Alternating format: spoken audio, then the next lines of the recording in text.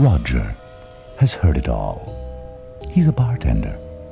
People like to talk to Roger, tell him what's on their mind. Memories pile up, minute by minute, one on top of the other, turning the mind into a trash heap, reducing the experience of now to just another memory.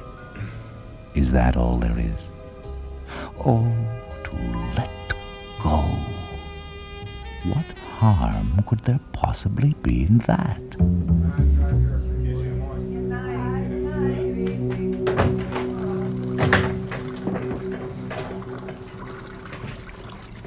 Guy never comes to meet you anymore. Who? The quiet one who used to come in just before closing time and order tomato juice. Nope. You lost interest, or did he? It was a little bit more complicated than that. And not my business. Right. You want me to check the doors? No, I'll do it. Oh, I'll rinse those glasses for you. Oh, thanks. Going out the back or the front?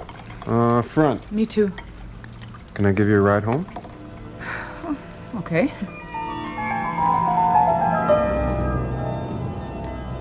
I've been wondering about you ever since I started working there. Wondering how? Well, I don't know exactly. You look at some people and you get interested in what's happening inside them. And besides that, you're pretty. It's just an effect of the light. I like the effect of the light. Do you? Yes. Do you want me to go? Yes, I guess so. Can I come back? Maybe. I don't know. This isn't really my kind of thing. Men and... You mean other women? No, that's not what I mean. I don't understand. Oh, maybe sometime I'll try to explain. Okay. You're sure you want me to go? Yes.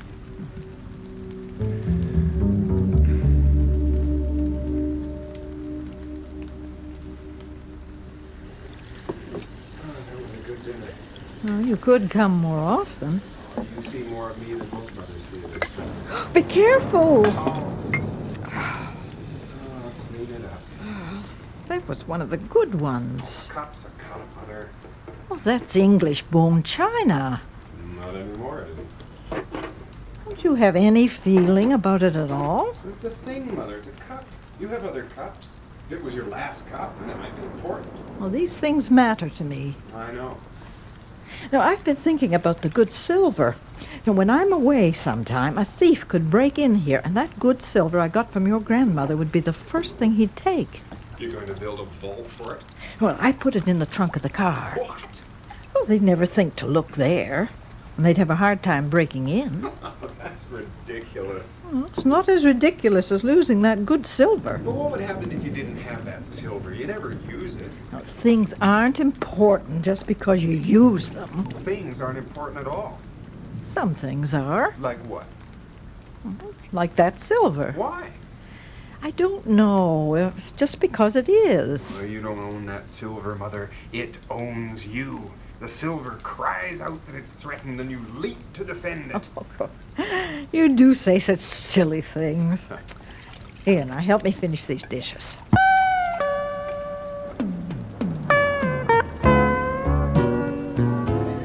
Can I get another of these? Please. I should probably go home, shouldn't I? It's really up to you. 3 draft, please, Roger. Okay. Vodka. I don't want to go home. Here's your 3 draft, Linda. Thanks. Why don't you want to go? Because I go home every night. And he's always waiting there. Or, I get home first and I'm waiting for him. Well, not that there's anything wrong with him. What's the trouble? Do you live with somebody? No, not right now. 2 Royal on ice and a scotch straight up. Okay, if you see Jerry, tell him we're short of ice. So you don't live with anybody. You don't have somebody waiting for you and expecting you. The same old face you see every day until you can't tell whether you're looking at his face or your own. Maybe you should leave. Yeah, that's what I keep thinking. But it doesn't seem to make much sense. I mean, he's a nice guy. So what's wrong? Yeah, that's what my friends say to me. And I say it's just like Mount Everest. I mean, he's always there. You know what I mean? Yeah, well, maybe.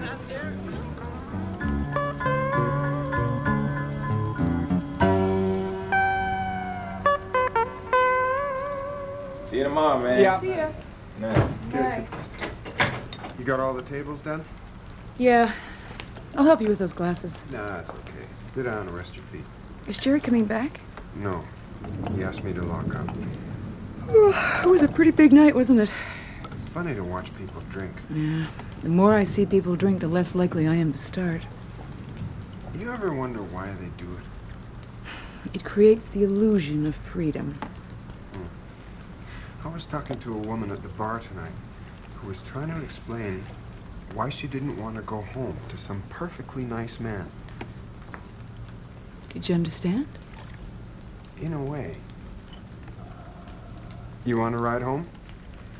I guess. Well, I'm done here. You ready? Yep.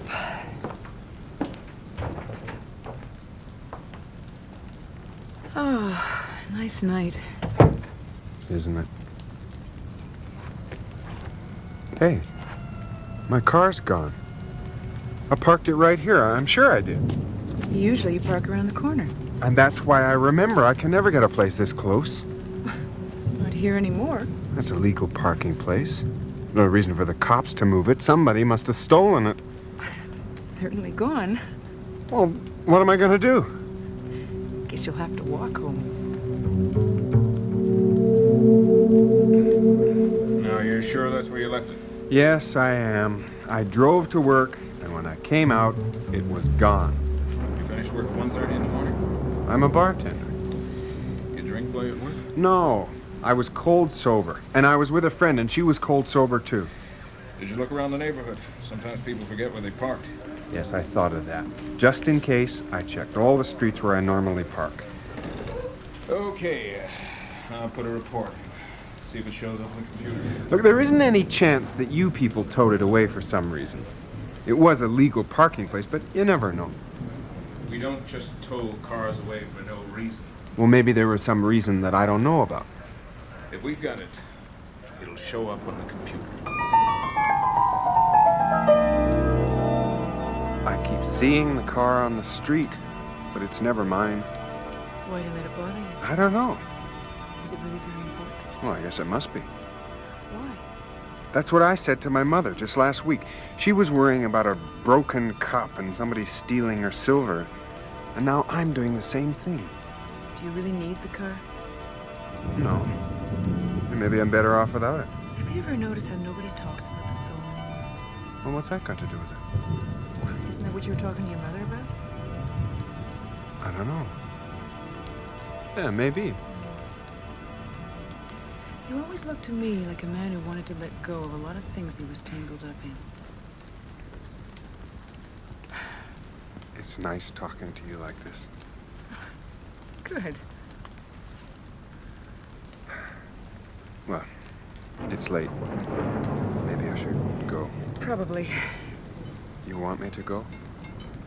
Yeah.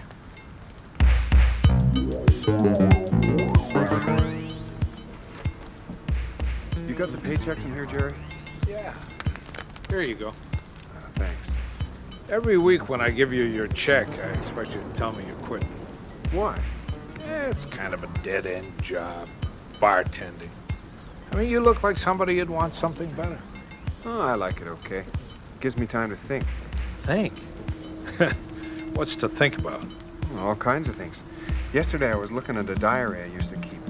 And I wrote about how I used to go to the zoo every week. And every time I'd see this one animal, how it walked back and forth in its cage. And I started to think how most people's lives are like that, except the cage is a bit bigger. So they go to work, they come home, they go to sleep, they get up. Look, it's simple, Roger. You try to do something with your life. Get out of the cage. No, that doesn't seem to be what I'm looking for. But that's all there is. I mean, you look around and you see what kind of chances there are, and you grab for them. If you don't, well, it's like you say, you're just a monkey in a zoo. But ambition makes you a monkey who keeps learning new tricks. That's all there is. Old tricks and new tricks. No, there's more than that. There's something inside the soul. Come on. I don't even know what the word means.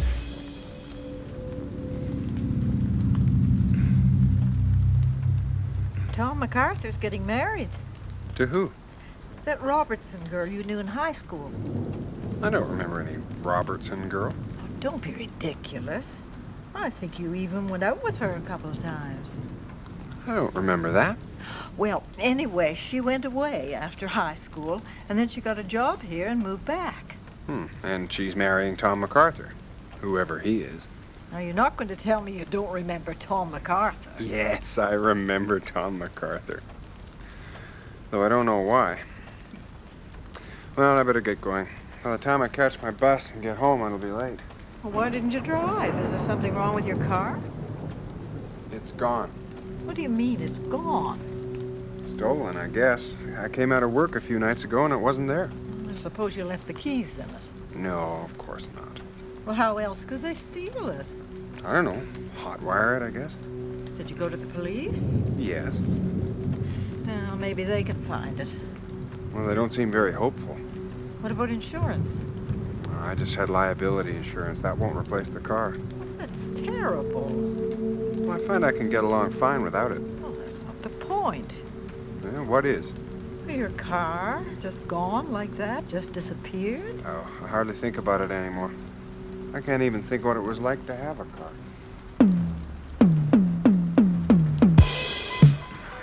Roger, you're late. The other guy had to go, so I had to run the bar and everything else, too. I mean, you've been finding your way to work for months. How come you get lost now? I don't know. Maybe because I was walking instead of driving. There's a bigger part where I always turn, but I couldn't find it.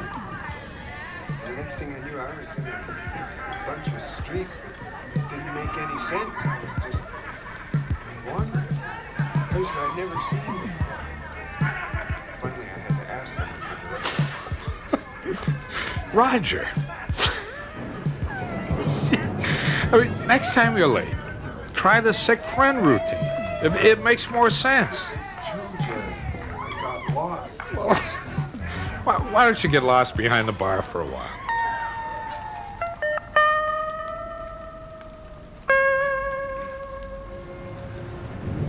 You want to walk across the park? Isn't it out of your way? Not much. I should be careful I don't get lost again. You can always ask directions. It's funny how that building seemed to disappear. Yes. Things are changing somehow. I seem to be forgetting a lot. Maybe you're only forgetting what you don't need. Do you think so? Sometimes I think that our minds get more and more full of the past until there's no room for things to happen. Then nothing does. So we have to forget things before anything new can happen. You have to have a kind of amnesia. Then you can be totally present in every moment. A saint. No memory, no plan. That's right. Where did you learn these things? They're just things I've worked out. Reading, thinking.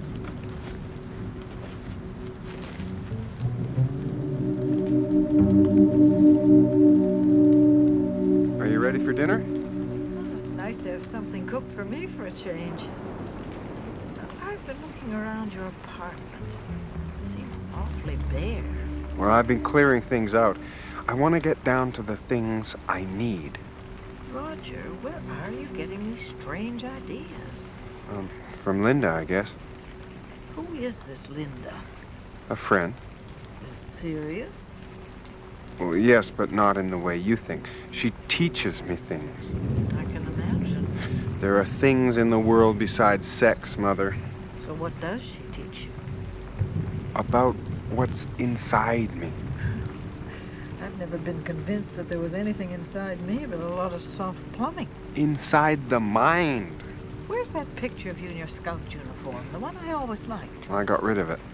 Why? There's no point in living in the past.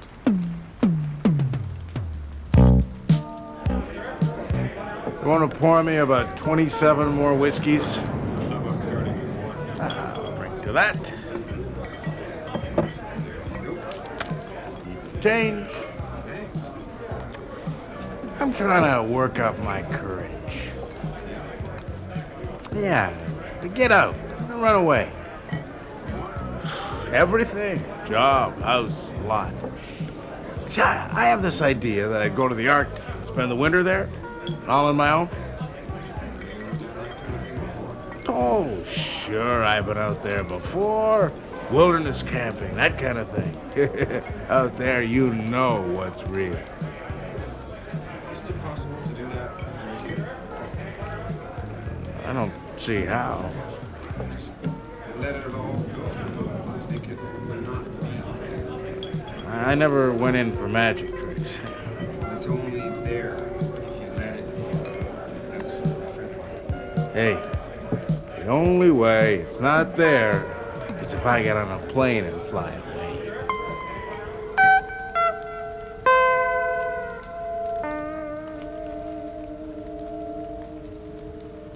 Excuse me.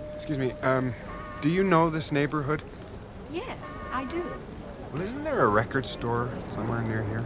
I don't think so.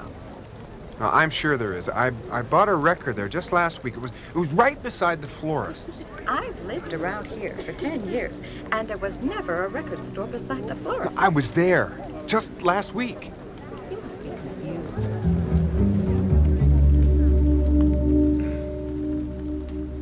Are you still keeping your silver in the trunk of your car? Oh, make fun of me all you like. I still think it's a good idea. Come and look at these photographs. That whole pile? No, just these. Where were they taken? I'm not the person to ask. We're there. Oh, there you are in the picture, making faces. Photographs are funny things, aren't they? Oh, what do you mean? Well, here are all these funny little gray and white things, and we assume that they show us something that really happened. Well, of course they do. Now, try and remember where this was. I won't remember. Forgetfulness is more my style these days. What do you mean? Things are disappearing. Like what? Yesterday I was looking for a record store. I was in it last week, right beside a florist shop. I talked to a woman who lived nearby, and she was so positive that I was wrong. It was quite funny. Roger, do you think you should talk to someone? Why should I do that? Well, this business of forgetting, things disappearing. Well, that's only happening because I want it to. I think you should stop talking to that girl, that Linda. Why? She's the one who's doing these things to you. Oh, but I feel good. Everything I see is brighter than it ever was before. Everything I hear is clearer. I'm frightened for you. Is it dangerous? You have to decide that. I can't tell you. My mother's terrified. But anyone who locks their silver in the trunk of the car must already be terrified. Yeah, I suppose. Are you frightened? Sometimes I wonder what's going to happen. Do you want to control it? Maybe. And then you end up back where you started. Well, can't you stop halfway? Guess you can try.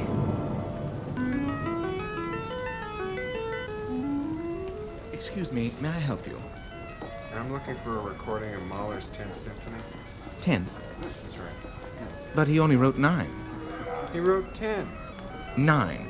Beethoven, Mahler, and Bruckner, they all wrote 9. I had a recording of Mahler's 10th. It got damaged. I had to throw it out. It must have been the 9th. There's no 10th symphony. I'm sure I had a record of it. A symphony can't just disappear, can it? Things happen. Have been what? Disappearing. Really? You got a minute, Jerry? Sure. I wondered if you could work the schedule so that I could get a couple of days off. Well, it won't be easy. What do you need time off for? I don't know if I can explain it. I'm not sick or anything. I just feel kind of shaky. Like how? I can't explain it. It's just something strange is happening to me. Maybe you should talk to somebody. Yeah, maybe. Is Linda coming in today? No, she's off. Has this got something to do with her? Sort of. Is she pregnant or something? No, it's nothing like that. But I think she'd be a good person to talk to. She seems to understand. This problem is it kind of personal? In a way. Look, Roger, is this... I mean, do you figure you're gay? Something like that? No, it's nothing like that, Jerry. It's not that kind of thing. Not like that. You don't sound very good, Roger. I'll be okay. Look, I'll fix the schedule for you. Take a couple of days. Find somebody. Maybe talk it out. Yeah. Oh, thanks.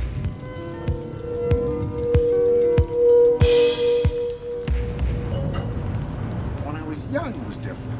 Huh? It just seemed easier. You weren't so tangled up in all the parts of your life. Yeah, maybe it was just the 60s. All that talk about revolution. We all assumed that the inside and the outside fitted together. Yeah. I've been going to an analyst, Jungian, and that's what I've been trying to do, is find the key and let me find what's really going on inside. Excuse me? What? I was listening to what you were saying. I know I shouldn't have been, but... Let's move to a different... Yeah. I just want you to know that what you're saying, what you're talking about, it's dangerous, you know.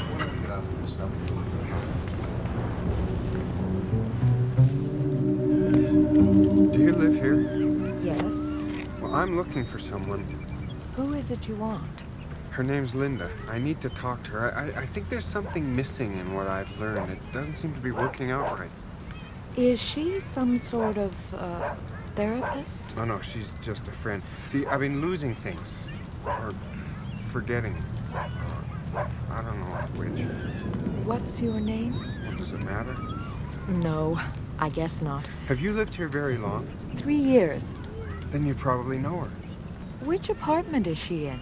The basement. There's no apartment in the basement. Just the furnace and a laundry room. I was there with her. I'm sure I was. It must have been a different house. There aren't any other big brick houses on this street, just apartment buildings. She didn't live in one of those? No. You remember being here? Yes. But there's nobody named Linda living here. There never has been, in the time that I lived in the house. Well, maybe I made a mistake. We work at the same place. I can see you're there.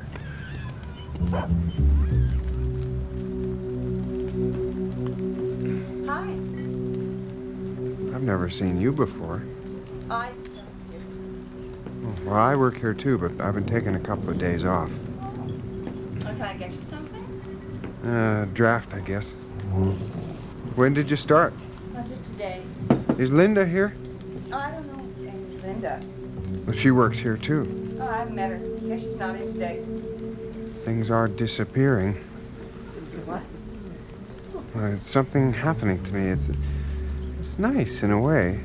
Like when I look at your face, it's as if there was a special light on it. It's as if I never saw a face before and I didn't know what it was, so I can really concentrate. Yeah? Linda taught me how to do it, how to let go. How? Well, I don't know, really. In a way, it just started to happen. I don't think I really follow what you're talking about. Oh, would you do me a favor? Would you go and check on the schedule and see when Linda's working? Sure. Is Jerry in? No.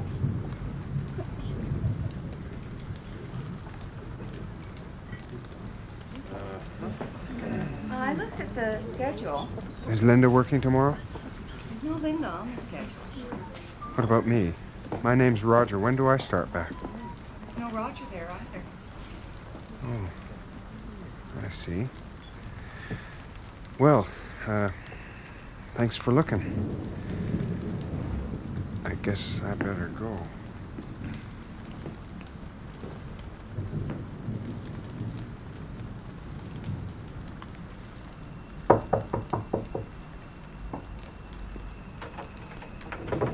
Yes?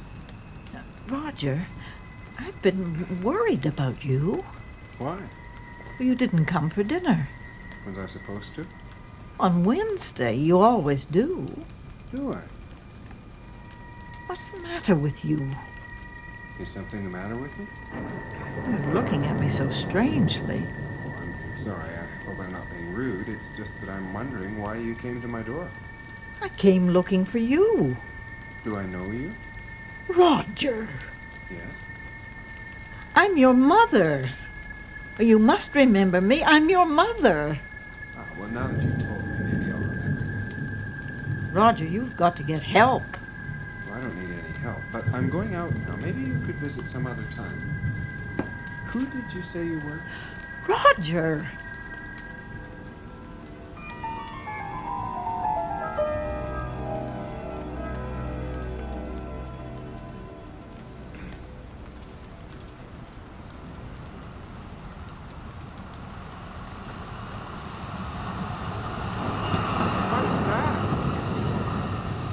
What do you mean? That. What is it? It's a streetcar. And what's that? What? What is it? Store. And that. What is it? Hey, is this a joke? You're from a radio station or something? No, but what is it? It's a bicycle. Hey, you're serious, aren't you? Like this isn't a joke. What's a joke? You're crazy. Oh, I'm not crazy. Yeah, what are you then? I am what I am. What? I'm kind of a saint. There's nothing in my mind pure being. Nothing else at all.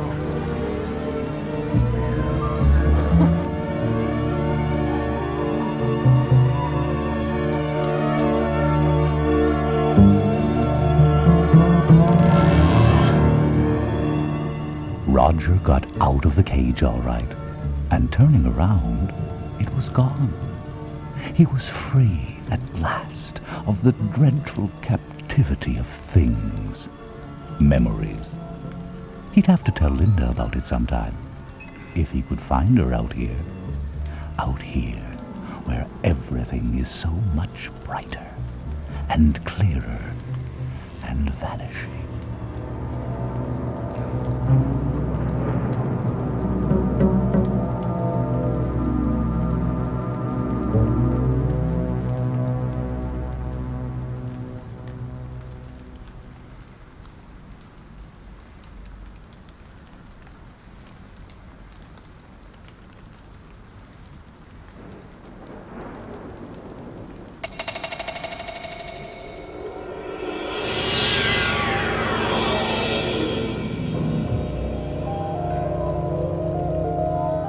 Buenos Aires, the city on the motionless river, a cosmopolitan city, a city of intrigue, and tonight of murder.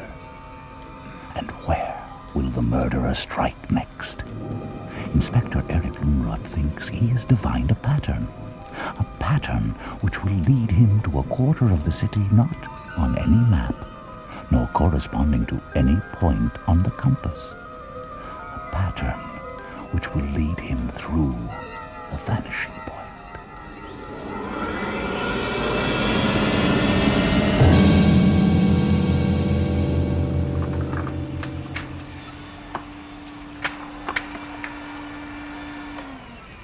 Room service. What's that? Room service, sorry.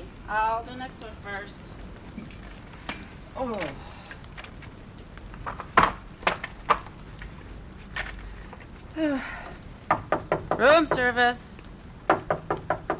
Room service.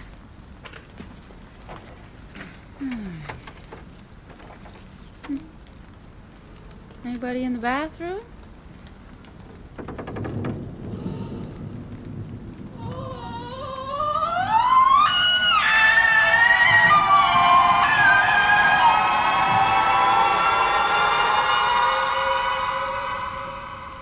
I think we're finished with the bathroom, Inspector. All right, do this room now. Inspector, Lundrod is here. Lundrod. Hello, Mary. Who's the gentleman with the knife? Okay, boys, cover him up. His name is Marcel Yarmolinsky, Rabbi Marcel Yarmolinsky. He was here for some kind of convention. For the Third Talmudic Congress. Who are you? I'm Schultz, Yazala Schultz. I'm with the Yiddish Zeitung. Rabbi Yarmolinsky was a delegate from Podolsk. I had an interview with him today. Well, he won't be doing much talking now, so you might as well leave. Who found him? The maid. When she came in to make up the room, he was stabbed through the heart. Ah, very classic. The silver blade did cleave my heart. The silver tongue cried out in pain. Did anyone hear anything? Well, the Tetrarch of Galilee has a suite on the other side of the corridor. His chauffeur is in the room next door, but he says he didn't hear a thing. The Tetrarch of Galilee? I didn't know such a thing existed. It does, and it is rich. It owns the finest sapphires in the world. Our man must have tried to steal them, broke into this room by mistake, woke Yarmolinsky, and had to kill him. Murder by mishap. Well, it's possible, but not very interesting. You'll say that reality is under no obligation to be interesting. Maybe reality can disregard that obligation. But in my modest opinion, theories may not. What is your theory, Lundroth? Well, Meyrink, here's a dead rabbi. I'd much prefer a rabbinical explanation. I'm not much interested in rabbinical explanations. I'm interested in getting the man who killed this unknown party. Not so unknown. All those books there on the table. Yarmolinsky's complete works. The Vindication of the Kabbalah. Biography of the Baal Shem Tov. Founder of the Hasidic movement. Take those books away and study them if you like, Lundroth. I can't waste time on a lot of Jewish superstitions. Inspector? What now? This sheet was in the rabbi's typewriter. Oh, you want to read it, Lundroth? Yes, let me see. The first letter of the name has been uttered.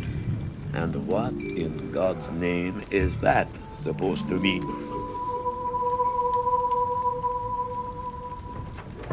Good evening, Beth. Dinner won't be a moment. Aha! Yes, sir. So, your sister's been to see you. My sister? Soup. I smell soup, my dear. Soup. Means you had no time to cook the roast you promised and decided to heat the soup instead. Now, why would you not have time? Today is not washing day. That was yesterday, I know, because the sheets were changed. So, what could make our splendid Beth change her plans? A visitor, of course. A visitor who talks quite a lot. And, aha, confirmation, an umbrella. A lady's umbrella. Obviously your sister's, and to forget it, equally obviously, she must have been here. Quod erat demonstrandum. I saved the roast till Sunday because you said Inspector Meyrink would be coming to dinner. I reheated the soup because there's no point in throwing good food away. That's not my sister's umbrella. It's my old one, and it's on its way to the church bazaar. Beth, you disappoint me. You always look at things in the simplest possible way. It's only a mask, the simple side of things. You should look behind the mask, Beth, behind the mask. You want a glass of milk with your soup? No, thanks. Beautiful soup, so rich and green, waiting on a hot tureen. Shall I put your parcel on the desk? Parcel? Oh, Yarmolinsky's books. No, I'll look at them here. More books? You'll get them covered in soup. Mens sana in corpore sano, Beth. Keep your mind active while you eat. Nourish the spirit while you feed the flesh. Beth, do you ever think about the true name of God? I didn't even know he had one. Well, for the Jews, God has a secret name, a terrible name that cannot be uttered. And some believe that if it were ever pronounced, it would bestow upon you infinite power and wisdom. Ah! Here. Listen. The ineffable, sacred, reverential, unknowable, and incommunicable name with which God is referred to some 6,000 times in the Old Testament is made up of 4 Hebrew letters. Yod, He, Vav, and He again. Aha. Would you like some more soup? These 4 letters, called the Tetragrammaton, have a secret pronunciation. Do you realize the importance of this, man? I thought you were working on a murder case. I am, Beth, I am. The solution lies in these 4 letters. I know it. All I need is God's help to find it. Nice, Watson, you found yourself, Sherlock. Hasidic ritual, yes. Ano Nafshoik Tovit, Yahovit. Wish I could understand Hebrew. That's it! Now where are you going? Out!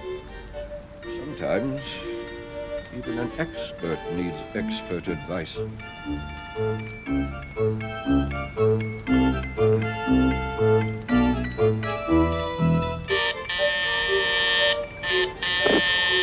Yes? Lunroth. Who? Chief Detective Eric Lunroth. Is that Schultz? Yes? Schultz, would you please let me in? There's something I want to ask you. Push the door when you hear the buzz. Then it's the second door on the right.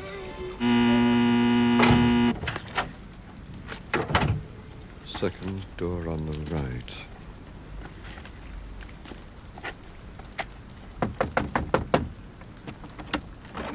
Lunroth? I see you're busy, but it's urgent. It's all right. Come in. It's always like this when Sarah's out. Maybe you wouldn't mind holding Sholem while I try to get the bottle warmed up. Sure. I came to ask you a few questions. There, baby. A question about the name of God. This heats up very quickly. Sholem hates it when his dinner's late. I want to know about the Hasidim and... I think it's all right now. Here, try it. No, I mean put it in his mouth. Oh. Good. Now we can sit down. Where shall I put him? Oh, just anywhere, on the floor. Once he's got his bottle, he's fine. Schultz, do you believe that uttering the name of God is the key to the powers of the universe? Mr. Lunroth, maybe you're asking the wrong person. I'm an atheist. I'm the opposite of most Jews. Most Jews believe in God, but are not interested in his theology. I'm interested, but I don't believe. Tell me what you know. Well, perhaps the most important book of Jewish mysticism is the Sefer Yetzirah. Ah, yes. Yarmolinsky translated it. I have his copy at home. The Sefer Yetzirah opens with this sentence. By means of 32 mysterious paths did the Eternal engrave and establish his name, and created his world. 32, eh? Exactly. The 32 paths are explained as the 22 letters of the Hebrew alphabet, together with the 10 Sephirot. I see. You do? Well, throughout the centuries, Jewish mystics have believed that because God made the world with 22 letters and 10 Sephirot, what you would call creative writing, certain combinations of letters have a secret meaning. And the Tetragrammaton, the combinations of letters in God's name, is the most powerful of all. And the Hasidim? The Hasidim, the name means pious. Oh, much of their fame to the great Baal Shem Tov, who founded the Hasidic movement in the 18th century. Yes? The Hasidim are dedicated mystics, perhaps the most earnest seekers of the name. The Goyim spread rumors about bloody rituals that are supposed to be part of the search. Exactly. But of course, very little is known of these extracurricular activities. Schultz, you've been most kind, most helpful. Not at all. You look after Sholem. I'll see myself out. Details of that story are to be confirmed today. A man was stabbed to death last night in the western suburbs. Early this morning, the body of Daniel Simon Azevedo was found lying on the doorstep of a hardware store, with a knife still protruding from the chest. There is no indication as to the motive for this murder. Chief Detective Eric Lunrod has kindly agreed to join us today in the studio. Good morning, Mr. Lunrod. Good morning. Mr. Lunrod, it was reported that a message, a peculiar message, was found next to the body. On the wall of the hardware store, to be precise. The wall was decorated with red and yellow diamond shapes, and someone, presumably the murderer, had written on them in chalk. Are you at liberty to disclose the nature of the message, Mr. Lunrod? As to the nature of the message, I'm not certain. The message itself I can repeat. The second letter of the name has been uttered. Aha, and does that message convey any special meaning to you, Mr. Lunrod? Everything conveys a special meaning. When we fail to grasp it, it is the eyes, not the object, that is to blame. Of course. Mr. Lunrod, would you say that this was a gang murder, you know, disposing of an informer? Journalists have a passion for the obvious. Look at the symmetry, at the pattern. Gangs are not renowned for their neatness, you know. Yes. Well, thank you, Chief Detective Lunrod. We will be back after these messages.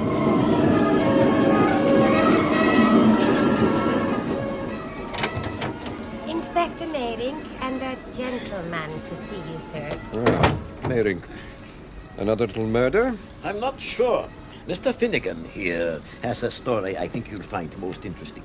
Black Finnegan. My pleasure, Mr. Lorna. Sit down. Akabit? Well... Well, I'll try anything once. I thank you kindly, sir. Indeed, I will. Thank you, Ben. Yesterday, February the 3rd, I got a call in the office. Oh, thanks. That's fine. Someone called Ginsberg. Ginsberg or Ginsberg? Ginsberg, with an S. Anyway, he said he had some information on the double sacrifice, as he called it, of Azevedo and Yarmolinsky. You traced the call? I thought it might be a practical joke, you know, with the carnival and all that. But yes, I had it traced. It came from a sailor's tavern, Liverpool House. My ex-missus was a jury from Liverpool, if you know what I mean. Yes. I asked Mr. Finnegan if he remembered who had made calls that day. There's only one phone in the house, and that's in Mr. Finnegan's office. Well, the only gentleman to use the phone yesterday was a Mr. Griffius, a foreign gentleman. Griffius, Ginsberg. Oh, he'd been in the house for, about a week. Paid the rent in advance. Oh, nice man. Quiet sort. What did he look like? He had a kind of misty grey beard, and he always wore black. Oh, he never went out. He had his meals in his room, like a real gentleman. I take it your story does not end with the phone call. Oh, right you are, sir. A horse-drawn carriage pulled up outside. The coachman was dressed like a bear, with a mask and everything. A bear? Well, two harlequins got out, you know, in those costumes with diamond shades, red, yellow, green. Yeah, they burst into the lobby, blowing silly red hot, and they wrapped their arms around Mr. Griffius.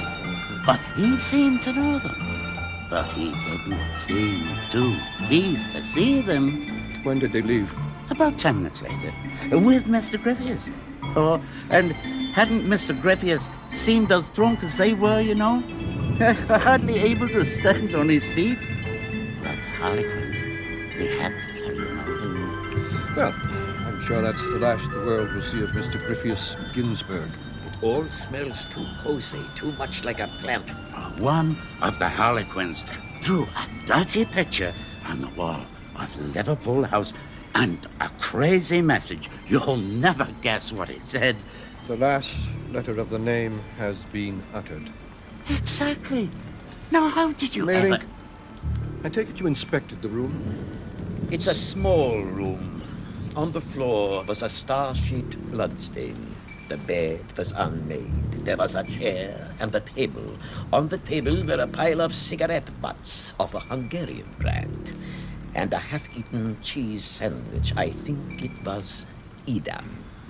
There was a suitcase with hardly any clothes in it, and a book. A book? I thought you'd like to see it. The Greek Hebrew dictionary. Here's an underlined passage. Deus Judaeorum incipit a solis. Would you mind translating that into Christian? The Jewish day begins at sundown and ends the following sundown. Very useful, Lonrod. I'll remember that for my next crossword puzzle. You should not disregard every valuable clue you come across, Meyrink. And is this the most valuable clue you've picked up in this case? No, Meyrink. Far more valuable is one of the words Ginsberg used over the phone.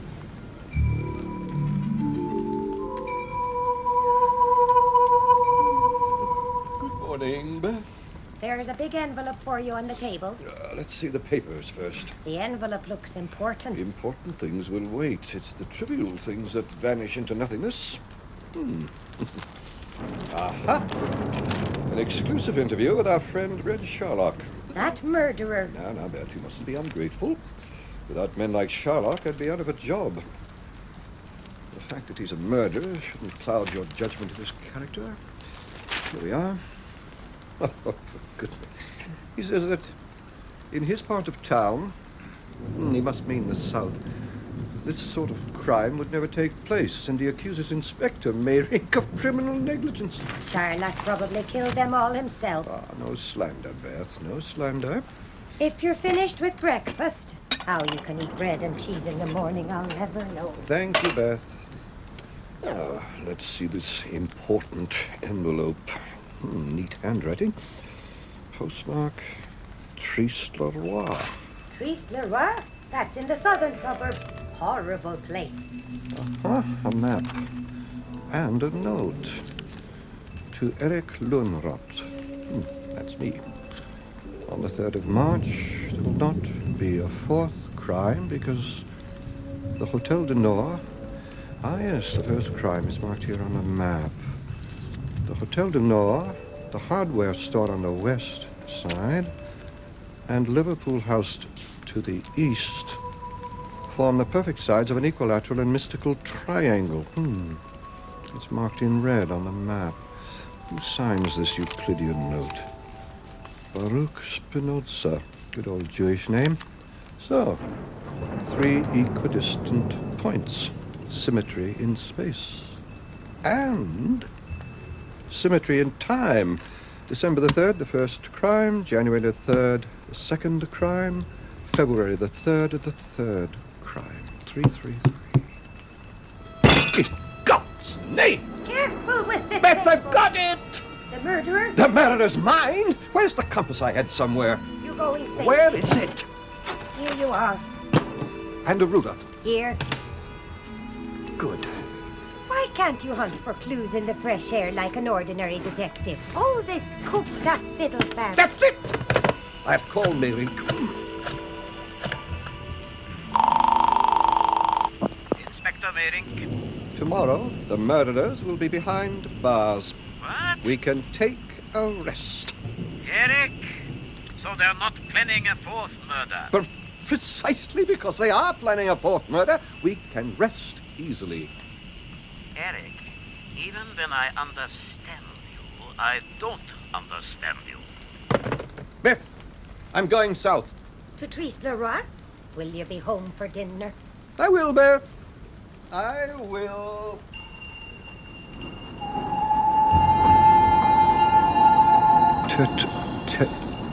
Tetragrammaton. So ingenious. 1, 2, 3. Triste-le-Roi. Wouldn't Red Sherlock love to know I'm coming down his way? Sherlock the dandy.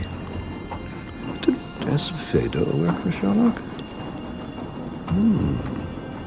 What if Sherlock himself were the intended fourth victim?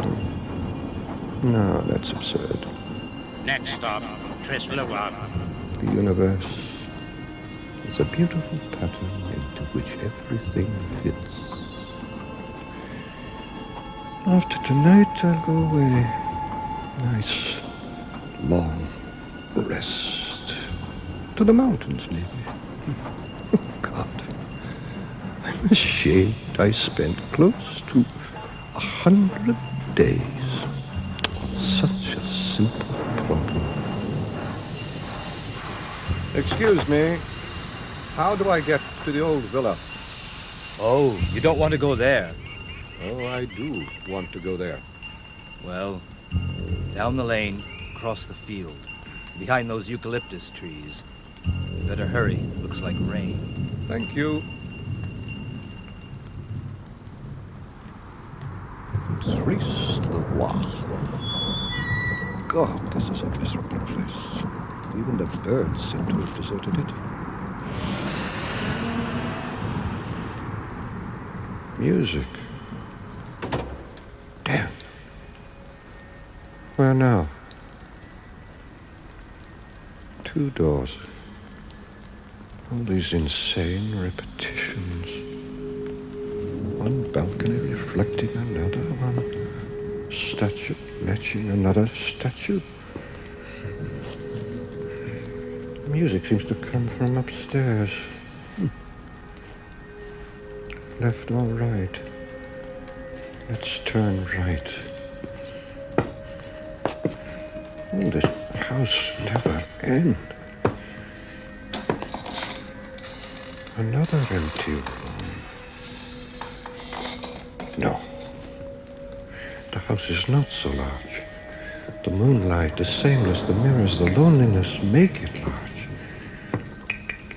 You're old, Eric Londrot. Look.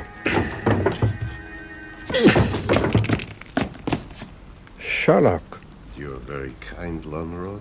You've saved me a night and a day. Sherlock. Take a seat, Mr. Detective. I'll switch on the light. Sherlock, are you in search of the name of God? Oh, no, Lonrod. I'm after something much more ephemeral, more frail. I'm after Eric Lonrod. But why, Sherlock, why? 3 years ago, in a gambling dive on the Rue de Toulon, you arrested my brother. My men managed to get me away, but I had a bullet inside me. I'm sorry to hear that. 9 days, 9 nights I went through hell, here in this rat-infested villa wrecked by fever. I had endless nightmares about a house where everything was double, symmetrical. The reflection of something else. I came to loathe my body. I came to feel that 2 eyes, 2 hands, 2 lungs are as monstrous as 2 faces. An Irishman, trying to convert me to the faith of Jesus, kept repeating to me the saying of the Goyim, all roads lead to Rome. At night, my fever fed on that image. I felt the world was a maze from which escape was impossible, because all roads which seemed to lead north or south, in fact, led to Rome, which was also the cell where my brother lay dying, and also this villa of Triste-le-Roi. Your brother was a killer.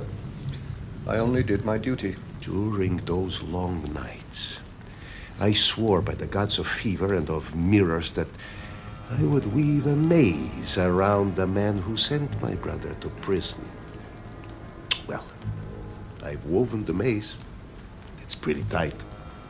It's made of a dead rabbi, a compass, a Jewish superstition, a dagger, and the diamond-shaped patterns of a hardware store. I admire your handicraft, but why kill a rabbi? Poor Lonrod. He discovered nothing, Edgar. The first victim, the rabbi, came to me by pure chance. Chance? With some colleagues of mine, among them Daniel Azevedo, I planned the greatest robbery of the century, the theft of the Tetrarch sapphires. Azevedo betrayed us, the pig. He got drunk on the money we advanced him and tried to pull the job a day earlier. But at the Hotel du Nord, he got mixed up. And around 2 in the morning, he blundered into Yarmolinsky's room. But what about the message? Yarmolinsky had been unable to sleep, so he decided to do some writing, notes or something about the true name of God. He had just typed out the words. The first letter of the name has been uttered. Azevedo warned him not to move, but the rabbi reached for the buzzer. And Azevedo killed him. Good. You catch on quickly, Mr. Leroy. And how did this mistake inspire Sherlock the dandy? The minute I realized you were guessing that the Hasidim had sacrificed the rabbi, I did my best to justify that guess. Go on. Yarmolinsky died the night of December 3rd. For the second sacrifice, I chose the night of January 3rd. The rabbi had died on the north side, so for the second sacrifice, yes, I chose a spot on the west side. Azevedo was the ideal victim. He deserved death. He was too impulsive. He was a traitor. To link his corpse with the previous one, I scribbled on the diamond shape of the hardware store the second message. The second letter of the name has been uttered. I hope I'm not boring you. Absolutely enthralled. Please continue. Many thanks. The third sacrifice was staged on the 3rd of February. I think our friend Myron guessed it was only a plant. Griffius Ginsburg... Ginsburg. All right, Ginsburg was me. I spent an impossible week in that flea hole in the Rue de Toulon, wearing that false beard. That was sheer torture. I'm sorry. Then, as planned, my friends came to kidnap me. One of them wrote on the wall the final message. The last letter of the name has been uttered. Weather seems to be on your side. A little atmosphere. It's been trying to rain all day. I think you met my expectations. You see, I knew it would strike you that a murder in the north, another in the east, and a third in the west demanded a fourth murder in the south. The name of God, the Tetragrammaton, is made up of 4 letters. The diamond shapes on the hardware store and the harlequins also suggested 4. 4 sides, 4 angles, right? Right. Then the underlined section in the dictionary. The passage makes it clear that the Jews reckoned the day from sunset to sunset, meaning that the murders had taken place on the 4th of each month. Again, the number 4. And then, of course, you sent me the map with the note. The last hint. I couldn't resist it. Was it too obvious? Not at all. I knew you'd realize that the triangle was really the upper part of a diamond shape.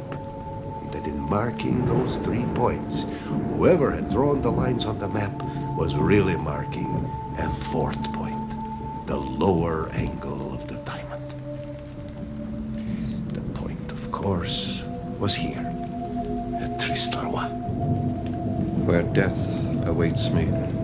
It took a lot of work and patience. Not to mention a few lives. But it was worth it. Am I really worth it, Sherlock? Most definitely, Lunrod. Most definitely. The rain. What are you thinking, Lunrod? In our maze, there are 3 lines too many. I know of a Greek maze that has a single straight line. Along this line, so many thinkers have lost their way that a mere detective is sure to lose his way as well. Listen, Sherlock. When in another incarnation you hunt me down, stage or commit a murder in point A, then a second murder in point B, 8 miles from A, then a third murder at point C, 4 miles from A and B, halfway between the two. Then wait for me at D, 2 miles from A and 2 miles from point C.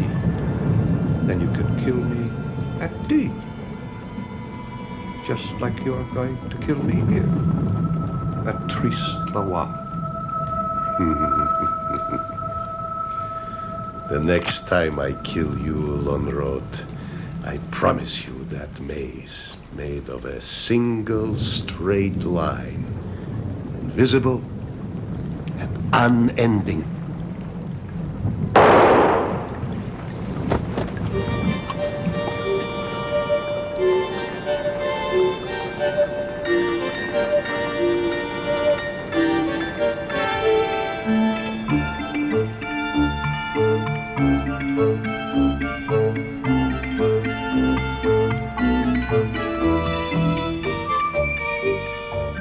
Is the investigation over, or has it just begun?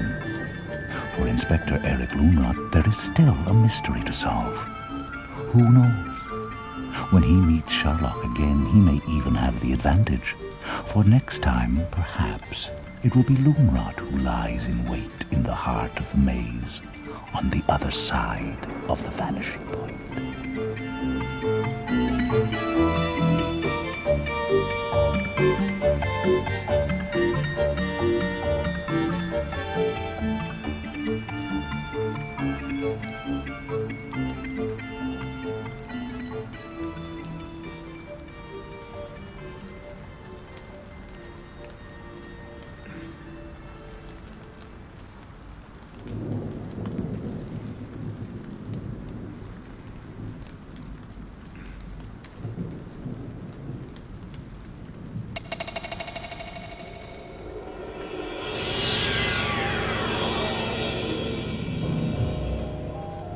Charles and Susan Underhill are doing a pretty good job raising little Jimmy. His childhood is a lot happier than his father's. But as someone once said, each childhood is a nightlight in the bedroom of memories. And sometimes that nightlight can flare up a little too brightly, not dispelling the shadows, but only revealing them all too clearly.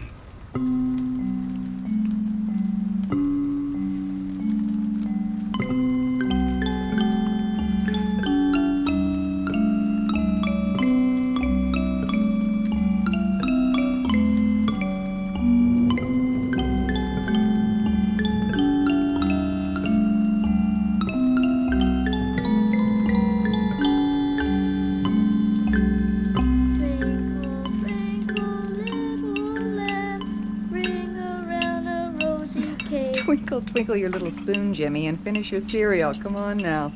Okay. Good boy. Attaboy. And it's Twinkle, Twinkle, Little Star. You don't fool around with Mozart. Oh, Charles. See you later, honey. Bye, Jimmy. Be a good boy. I'm a good boy. Kid's grammar stinks. Time we send him to school. Uh-huh.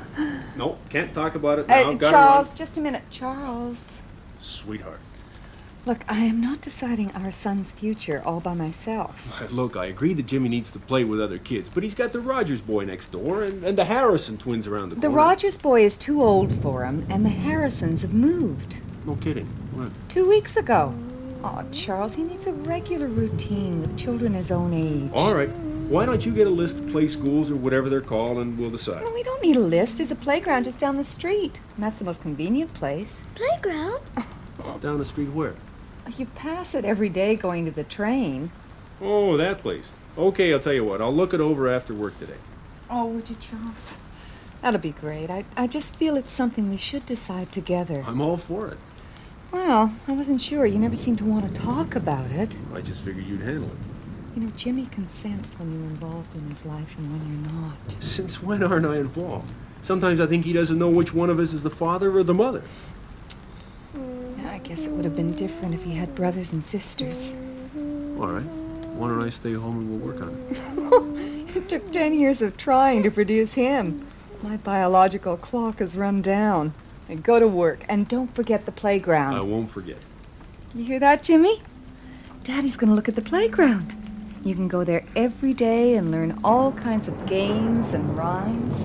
Go to playground? That's right. And you'll learn the real words to all the songs. Tell you the truth, I get a kick out of his versions. Cole Porter. Oh, spare me. We go round a mulberry bush. Pop goes the weasel.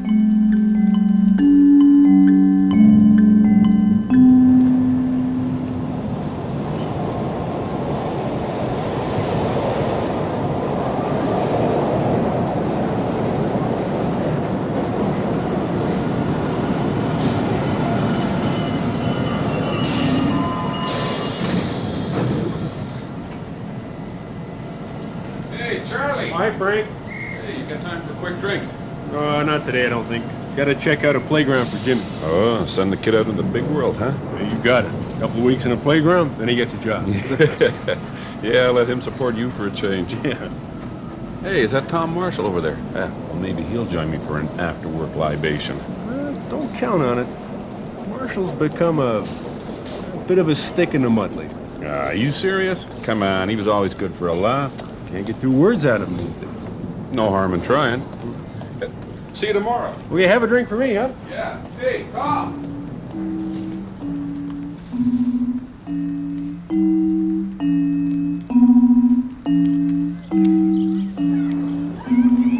Playgrounds. I don't remember learning anything at a playground, except how to steer clear of the big kids.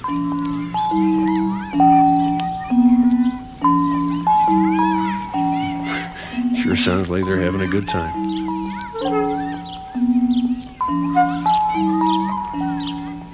Oh, that's a peculiar smell. Like iodine. Reminds me of when I was a kid. Cuts and scrapes, bruises, sores. Sure can make a hell of a racket. No wonder they don't go deaf. Can't see anybody supervising. What's happening? Oh, chest hurts. I have to get out.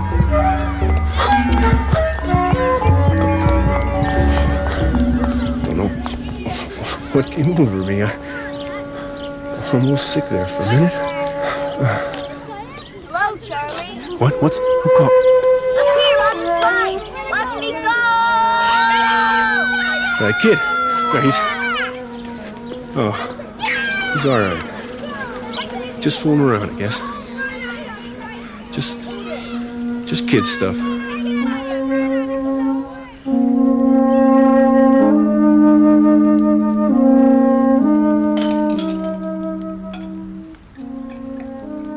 Here you go, honey. Good stiff scotch. Thanks. That's better.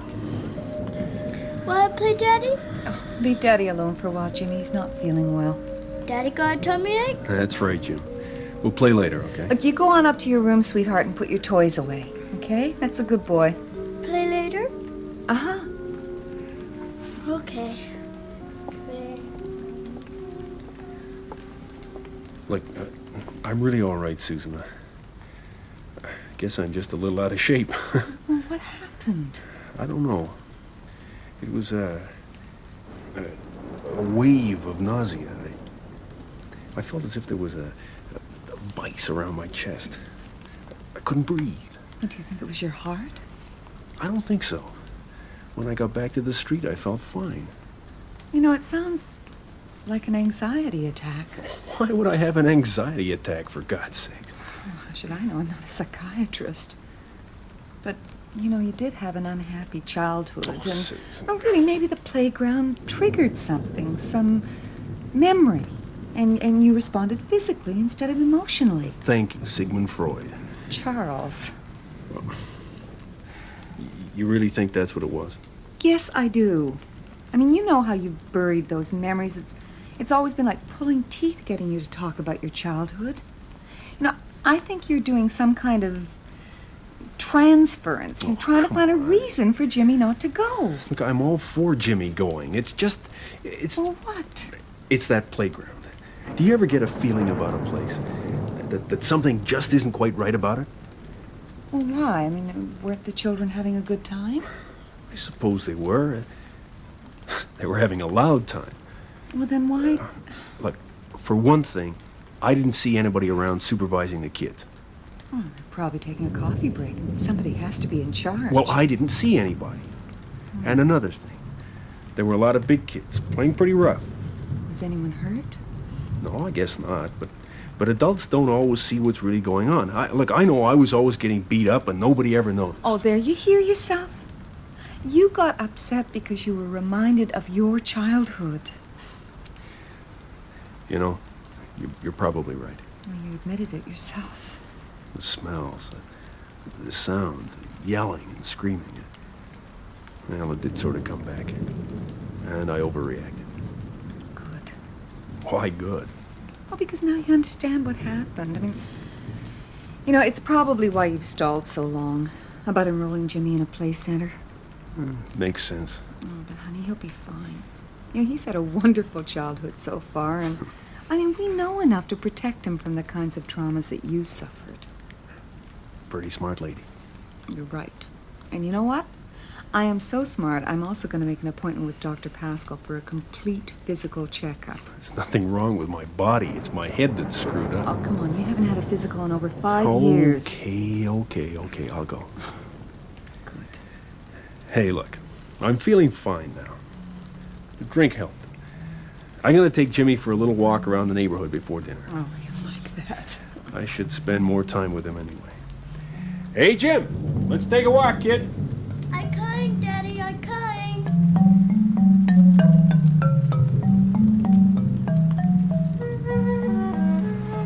Buy me a toy, Daddy, buy me a toy. We're not around any toy stores, Jimmy, and let's just enjoy the walk, okay? Okay, Daddy. I'll tell you one thing. You're a lot more agreeable than I was at your age. Daddy! Kids! That's the playground. You'll be going there soon. Wanna go playground! Wanna go playground! Not today, kiddo. Let's cross over now. Playground! Jimmy, no! Come back here, right now! Jimmy! Jimmy! Jimmy, don't you ever run away like that again. Wanna play in playground! No, Jimmy. I told you, not today. It's almost dinner time. Please, Daddy, please, Oh, playground! Look at that. Yeah, crybaby. Hey, kid, what you crying for? Don't cry, Jimmy. You don't want those boys to think you're a baby, huh? Hey, kid, you want to come in the playground and play with us? He can't. He's going home to dinner. Come on, Jimmy. Come on. Hello, Charlie. What? Daddy. Him again. See you later, Charlie. Play with boy, Daddy? No, we're going home, now.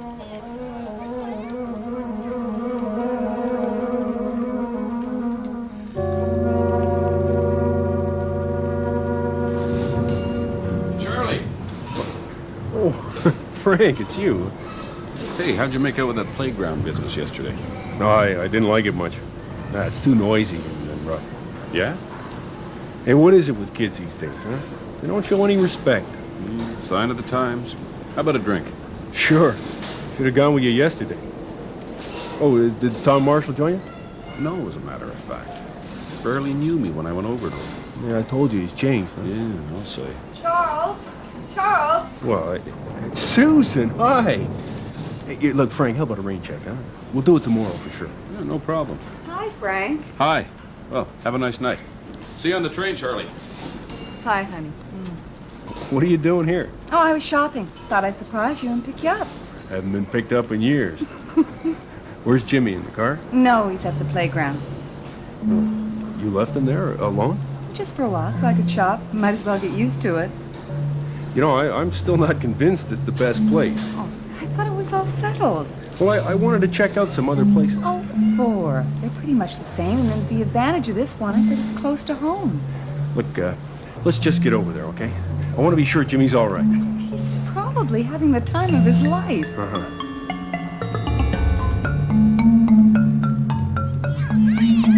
I don't see him anymore. Yeah, I just can't believe you leave a 4-year-old in there with all those screaming banshees. Listen to Charles, these are perfectly normal children. They're just playing. I don't call that playing. Look over there. That group of boys. What are they doing? They're throwing themselves against each other like it's some kind of demented football players. I'll bet Jim's right in the middle. Yeah, I see him. They're chasing him. That gang of boys. Jimmy, over here, run! Come on, Jim! Do you see that, Susan? They're after him. It's only a game of tag, for goodness sake. Jimmy, come on, run! Daddy, they were chasing me. It's all right, Jimmy. I've got you, son. You little bastards, get back in there! We didn't do nothing. We was just playing. Dawn, get back! Charles! Jimmy's just fine. Aren't you, sweetheart? The big boys, they chased me. There, you see? See what? An innocent game of tag, and you're turning them into man-eaters. nothing. Besides, Jim is the new boy in the crowd, and you know children always test each other. Yes, I know. I mean, how is he ever going to learn to stand on his own 2 feet if you keep trying to fight his battles for him? He's got to get in there and earn their respect. Respect from those monsters?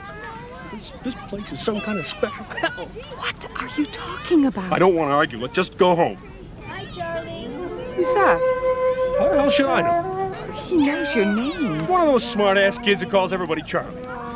God, I'd like to beat their puppy little brains out, the whole lot of them. Charles, you're doing it again. Let's get the hell out of here.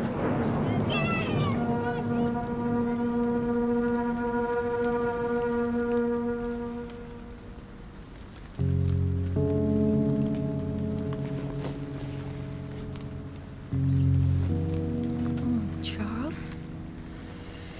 What are you doing? Getting dressed. I can't seem to fall asleep. Thought I'd go for a walk. What time is it? It's late. Go back to sleep.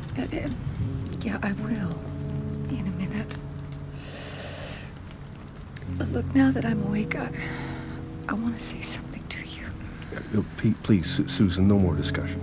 I can't handle it right now, okay? I just need a little time to myself to think. Look, Charles, please. I want to talk to you. Mm-hmm. Look, I don't mean to be unreasonable, okay?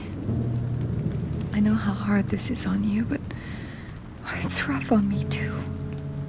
But I really feel that it's the best thing for Jim.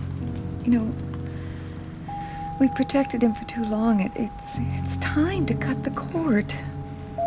Come on, you'll see. It'll work out fine. You really think I'm being irrational about this, don't you? Oh, honey, if you'd stop for a moment and listen to yourself, well, you'd realize it, too. Well, good night. Good night.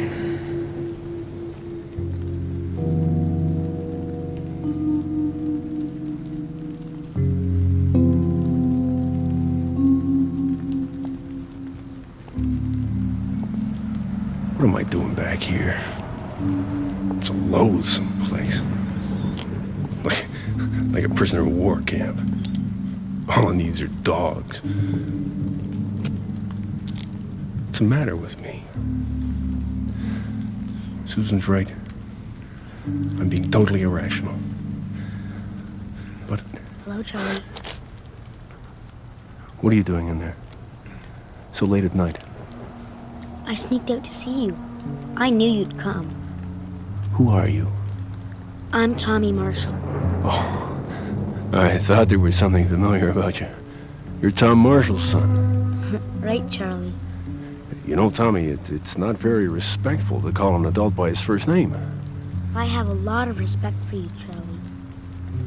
That's why I want to help you. Help me? Sure. How? My father felt the same way you do. He wanted to do something about it. He wanted to spare me the misery of this place. It's true, isn't it? I've seen the bullying around here. Why can't Susan see it? People see things differently, that's all. I guess it's got a lot to do with your own experiences. Yeah. Every time I come here, I remember something else about my boyhood. When I think about those days, I don't know why I'm talking to you like this. Except that you've got such a grown-up way of talking.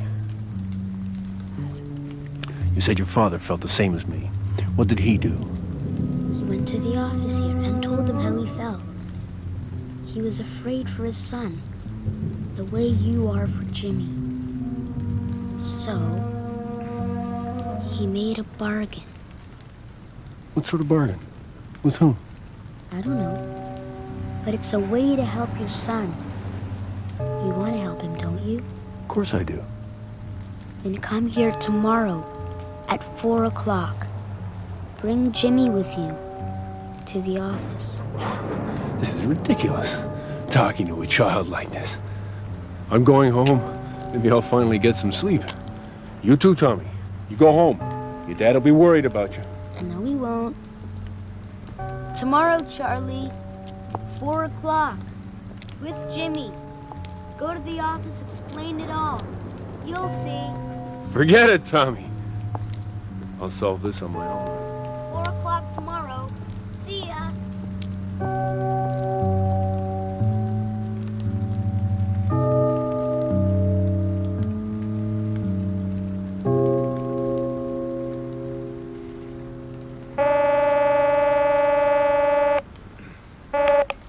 Hello?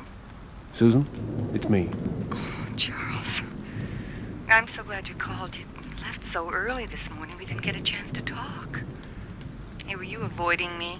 No, I just didn't want to go over it all again. You know it's the best thing for Jimmy, don't you? Charles? I heard you. I mean, you do understand, don't you?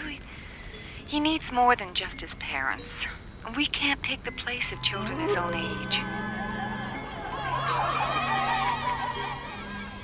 Yes. And he has to learn to give and take and, well, and fight, I suppose, if he has to. Yes. It'll be good for Jimmy. You'll see.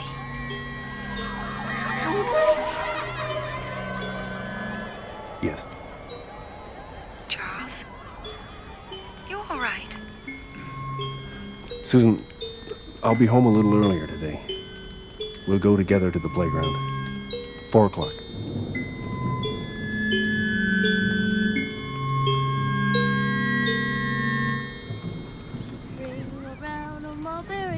The monkey chased the weasel. Pocket full of weasels. Well, it won't be long before you know all the right words, Jimmy. The other children will teach you. Won't they, Charles? Yes. They'll teach you everything. You all right, Charles? You sound, I don't know, peculiar. Oh, I'm fine. You know, I can't think of anything better for Jimmy than this. I hope so. It all depends on the office. Well, the rates for playgrounds must be fairly standard. You're not going to quibble about money, are you? No. But there will be a price. Well, of course there'll be a price. Did you bring a checkbook? Oh, it's all under control. Play game, Daddy. Play game. Yes, Jimmy. Very soon now. Susan, just remember this. I love you both. Oh, and I love you. Hello, Charlie. Hi. That little boy is very rude. Yeah, I'll speak to him about it. Why don't you wait here, Susan? I'll take Jimmy and get him registered. Okay, dear. Now you have a good time, Jimmy. Bye, Mommy. Bye, honey. I'll come for you at 6 o'clock. Are you ready, Jim? Yes, Daddy. Okay, now, hold on to Daddy's hand. Tight, Jimmy. Tight. Keep walking, Jim. Jim. Come on. Hurry.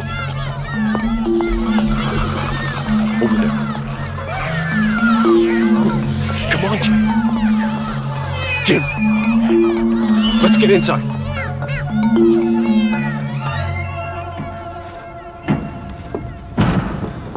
One here. It's 4 o'clock. Jimmy, come sit on Daddy's lap. Okay. Attaboy. Hello, Charlie. Oh, Tommy, where's the person in charge?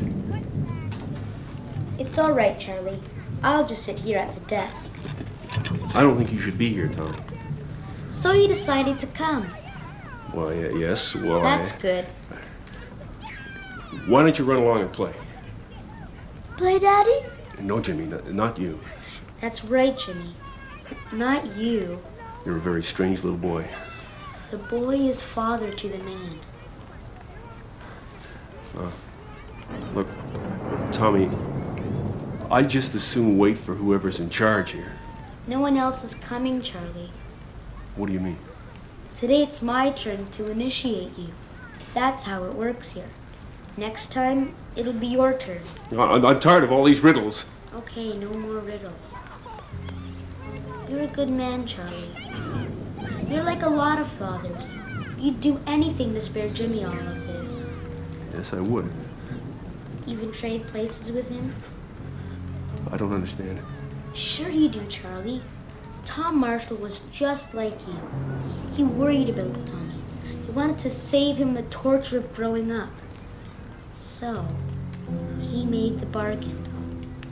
I made the bargain. You? I'm Tom Marshall, Charlie. I traded places with my son, just like you're going to do. I didn't know that was the bargain. It's not a bad bargain, Charlie. And,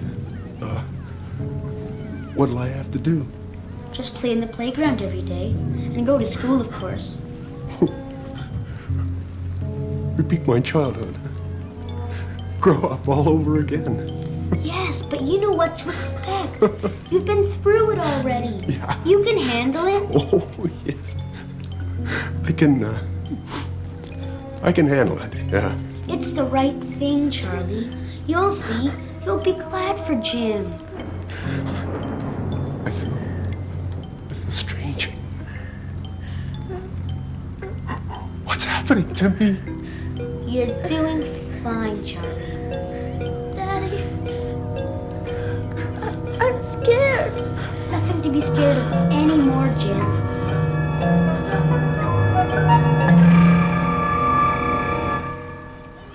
Hi, Jimmy. Want to play on the slide? No, it's too high. Go on, Jimmy. Slide. Slide all the way down. Yeah, go on. We're waiting. Everyone's waiting, Jimmy. Come on, I'll give you a push. Don't push me, Tommy, please. Slide, Jimmy, slide.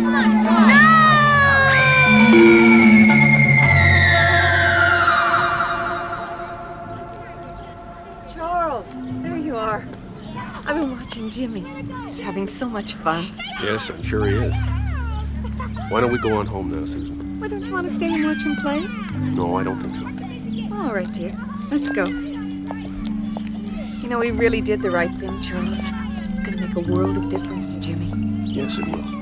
You're a good father, Charles Underhill. Boy is father to the man. What? Oh, nothing. Just an expression.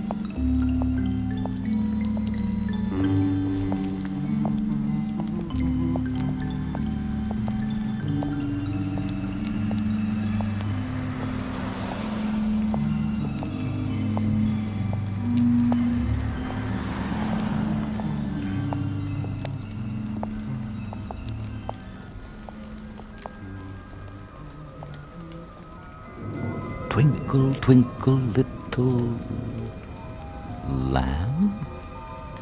What are the words? You're going to have to take hold of Daddy's hand tight, Jimmy. Tight. He's going to need all the help he can get over the next little while. After all, being a grown-up is a pretty frightening business. On this or any other side of the vanishing point.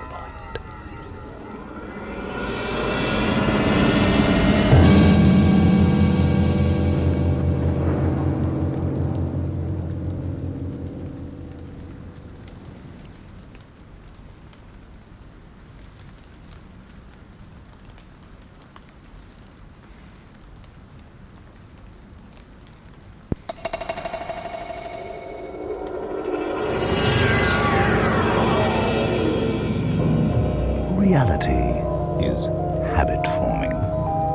You phone home, a familiar voice answers. The file is where you left it, on the desk. You drive the same route to work and back each day. You could do it blindfolded. That might even be safer. Because while your eyes are open, there is always the chance you might be distracted from the well-trodden path. Distracted by that doorway, which is not a doorway. The vanishing point. 4:23 on a Friday afternoon. We have another beautiful spring day on the coast. 17 degrees at Vancouver Airport. And more of this to come on the weekend. Sunny skies will prevail over most of BC, except for some broken cloud in the far north. Hey, come on, lady! Oh, it's not so nice everywhere, though. In Ontario, a late winter storm has buried Toronto under 60 centimeters of snow. Just think of those poor Easterners up to their you-know-whats in snow. So choose one lane or the other, will you? I'm sure glad I moved west of the Rockies. Turning to traffic. Oh, We have yeah, let's volume do that. delays Let's on most turn to major traffic. streets and a holdup reported on the Lionsgate Bridge. Now you tell me. I can't quite make this out. Due to a man threatening to jump from the bridge. Police are on the scene. Jumping? What time for it? Oh, yeah, there he is. Just a kid. What's he got to jump for? Oh, correct! Hey, what are you, a tourist? Gotta stop and watch? Hey, where'd he go, that kid? Did he jump? He must have. Gee. I hope they got a boat or something to pick him up. Oh, well. Drink. That's what I want. Nice big gin and tonic. Fresh lime. Sit out in the yard. Relax.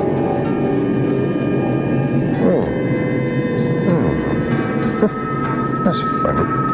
When did they put those lights in? Must have been just today. I don't remember them. Well, great way to start the weekend. Run a light and hit someone. Okay. Almost there.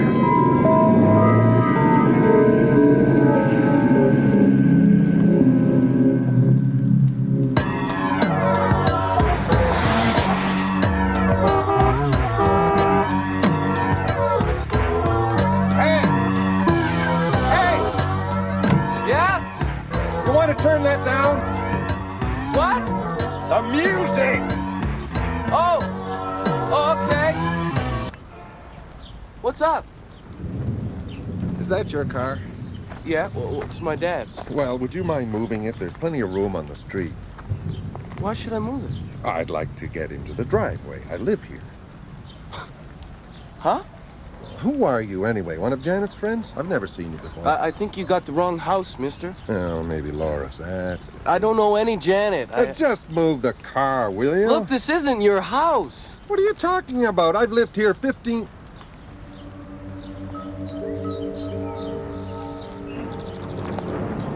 What, am I on the wrong street or something? Where's... Are you feeling all right?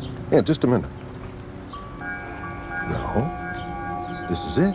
There's Jack's place, church. You look sort of funny. So where's my house? Where's my goddamn house?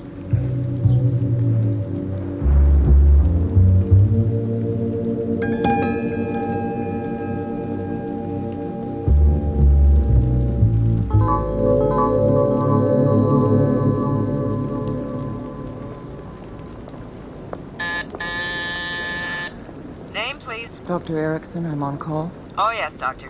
Come in.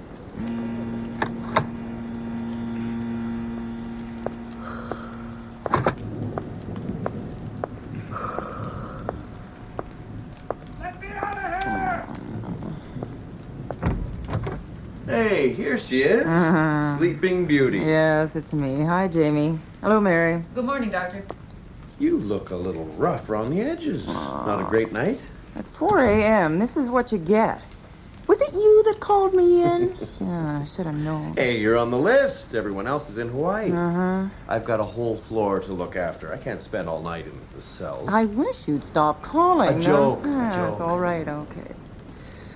So, what do you have for me, Dr. McRae? Who do you have? Well, it's a man. Mid-40s, I would guess. Was that him? You got it. Oh, wonderful. He was arrested for creating a disturbance. When he didn't sober up, the police brought him to us. We have him restrained now. Was he violent? He gave us some trouble.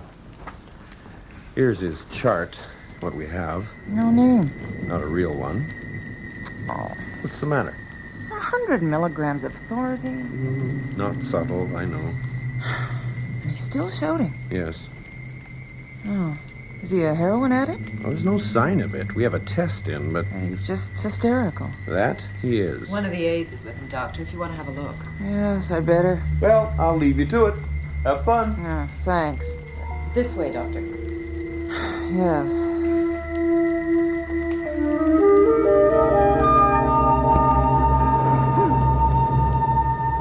Danny!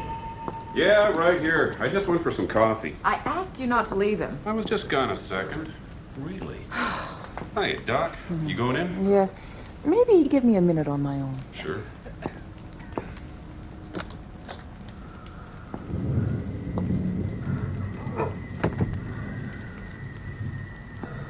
Hello.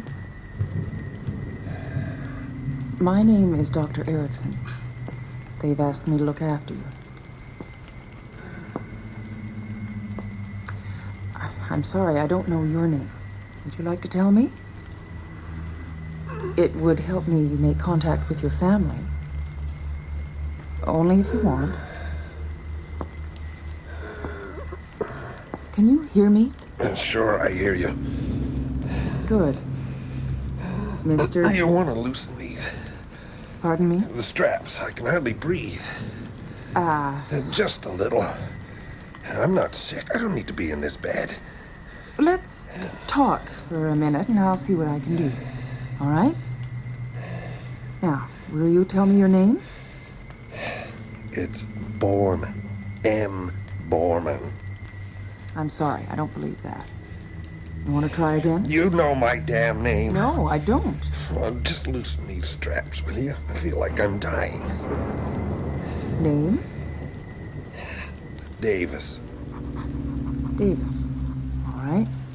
First name? Art. Arthur. 550 Mathers, 9225019. Very good. Hey, where are you going? Let me out of this thing. Just my arms. Hey, I just want to smoke a cigarette. Danny. Yeah. I think we can let Mr. Davis have an arm for you. Sure, if you want. Which arm, pal? Right. Oh. Is that better? Oh, yeah, thanks. Well, what are you doing? I'd like to take your pulse, if you don't mind. My pulse? What? Danny, will you ask Mary to bring in the... Get your hands off me, bastards! Let me out of this thing! Let me out! Let me out of this, you damn thug!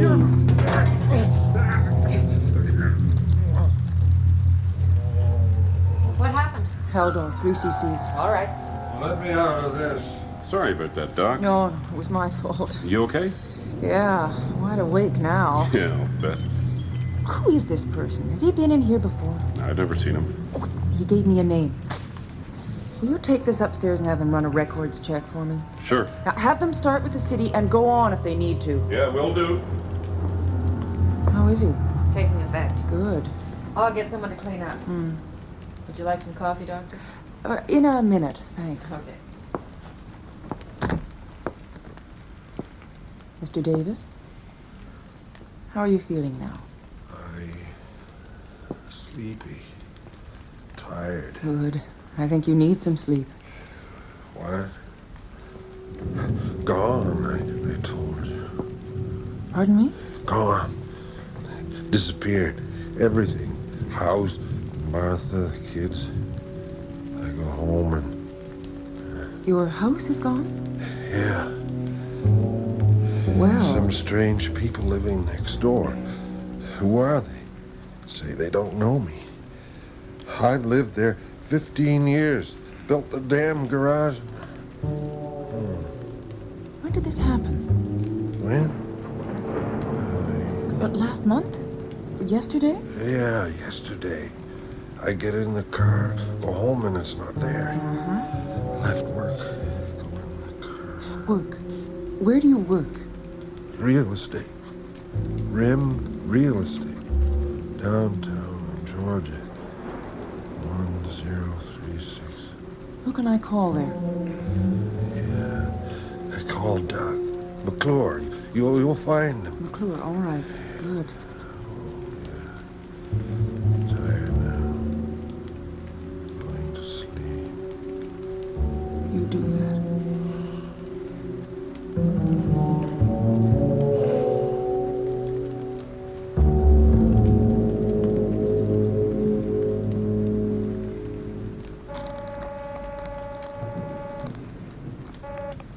Hello. Yes? Anyone there? Jamie? It's Liz. Sorry, I've got my mouth full. You called me? Yeah, where are you? I'm just at my office having some lunch. Oh, okay. Well, I've got some information for you with reference to last night's arrival. Oh, good. Maybe. First of all, from records, no Arthur Davis, no A. Davis matching the description was a psychiatric patient in a provincial hospital in the last 12 years. Really? We could go back further, but those records aren't on computer, and the staff won't be pleased. No, it's probably not necessary. Also, the police came around and gave me their end of the story. Oh, yes? They picked him up in West Van, apparently. He was trying to force his way into a house. No one in the house had ever seen him before. This was on Mathers Avenue? Yeah, that's right. He claims he lives there. Well, he doesn't. Not only that, but the car he drove up in was stolen from a parking lot yesterday afternoon. I see. So, quite the character you've got here. Any idea what's wrong with him? Not yet. Any instructions? How do you mean? Well, medication or... Jamie, I haven't even seen the man when he wasn't drugged to the eyeballs. Give me a chance. Give him a chance. Okay. See you later. I'll be in.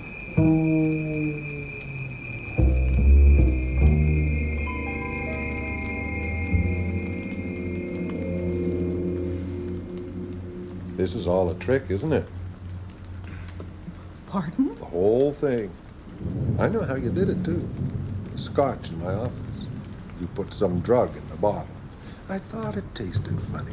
You hypnotized me, made me think I was driving I did home. all this? You and your comrades, sure. To what end? Because you're KGB or CIA. You're trying to brainwash me, turn me into your agent. What an idea. It's true, isn't it? I've read about these things. Mr. Davis, do you know where you are? The psychiatric ward at Vancouver General Hospital. Sure, that's where you do these things, just like in Russia. I see. And why did we pick you? How should I know? You've got your reasons. I assure you, none of this is true. Then what am I doing here? We assume you're suffering a psychotic attack. You were arrested for assault, and since you've been here, you've displayed bizarre and aggressive behavior and consistently lied as to your identity. Now, until we know who you are and what's wrong with you... You know damn well who I am. You know everything about me. Mr. Davis, none of what you told me checks out. You don't live at 550 Mathers. There is no Ring Realty, no Doug McClure who knows you. No medical records, no birth certificate, no driver's license, nothing. Either everything you've told me is a lie, or you don't exist. Which is it? Well?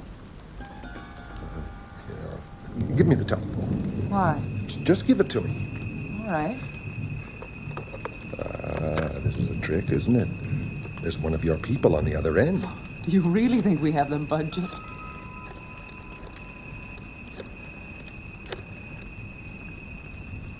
Yeah, who is this? Who are you? I want to talk to my wife, God damn it. Put her on. What? It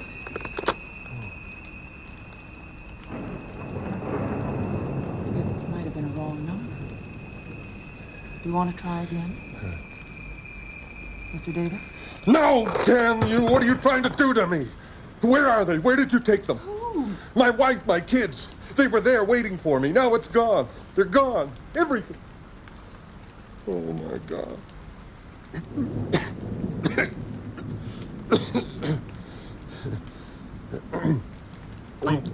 Get me a cigarette, will you? There in my jacket. All right. The other pocket. Yeah.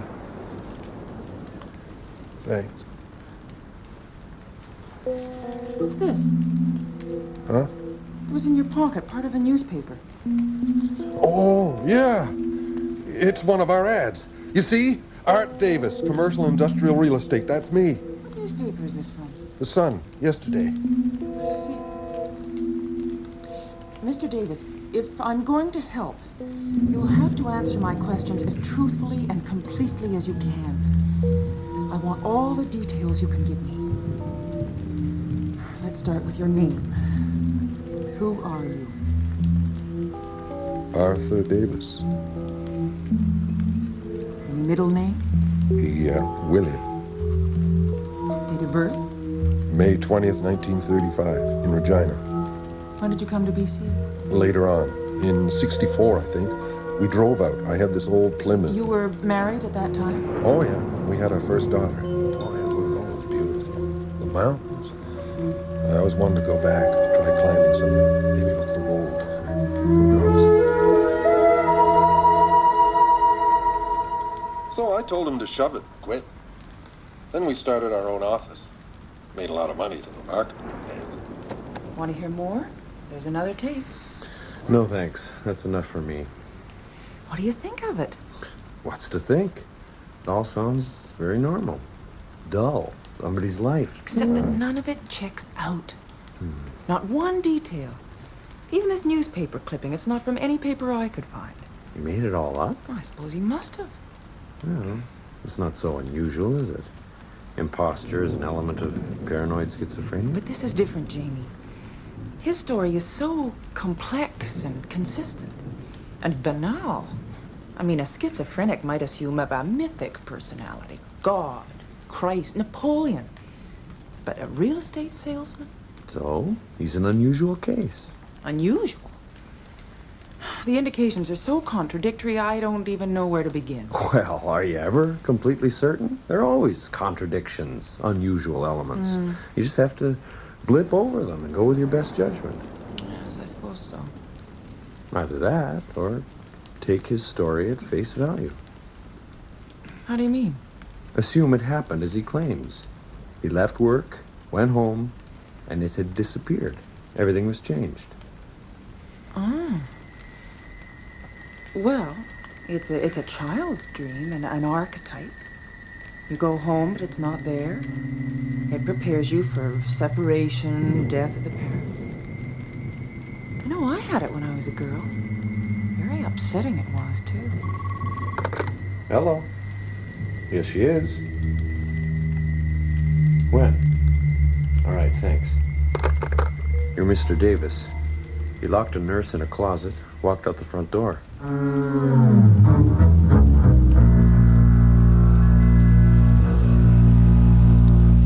So rain, why don't ya? Singing, just singing in the... What a glorious... Hey, watch it. You want to drown me? Idiot! Yeah, wet. Pretty wet.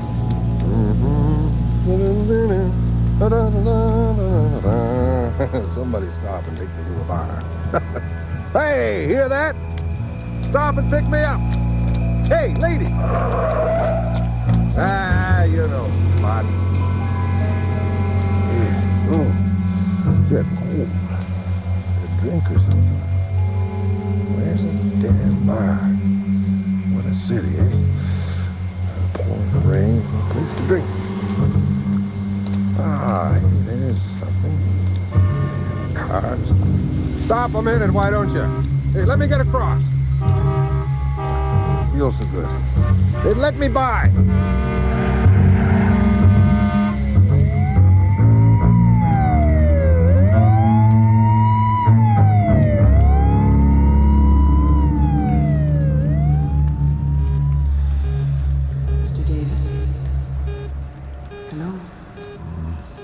Can you hear me? What? Martha? No, it's Dr. Erickson. Who? Oh. Do you remember me? Oh, sure. Where did you say? Where? You were back in the hospital. Oh, yeah. You're lucky to be anywhere alive. Am I? What happened? You were struck by a car. Apparently, you were walking down the middle of Georgia Street. You don't remember? Yeah, I guess so. The street, the cars. Yes. You know, Doc, it's funny. What is? I think I figured it out. That afternoon when everything happened. I remember now. I left the office, went out the door, and started to go to the elevator. Then I passed the stairs and I thought, I need the exercise, I'll walk down, so I did. Yes? That's it. The stairs were never there before. They're at the end of the hall by the washroom. But Friday, the stairs were right in front of me, so I went in. After that, everything was different. It was all changed. Really? Yeah. Well, I'm glad you figured it out. Yeah. Me too. Me too, Doc. I don't know what good it does me. I can't find the stairs again if the whole building's gone. Maybe it's a start. Could be. Could be.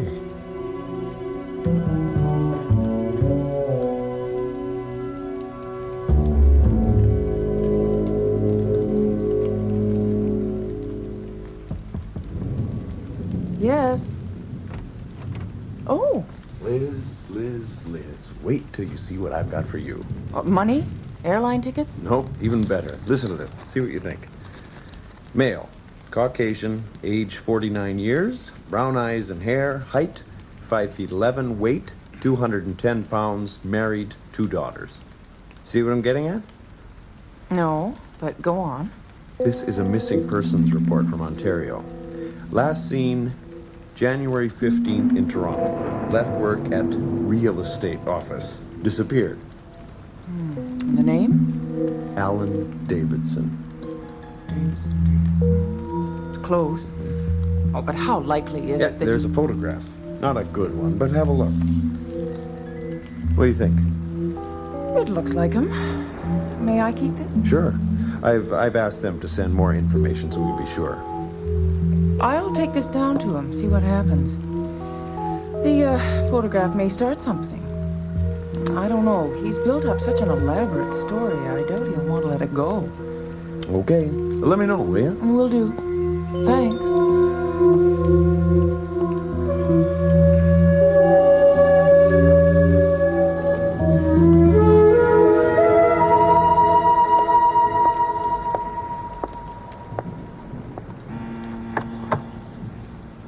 Hello?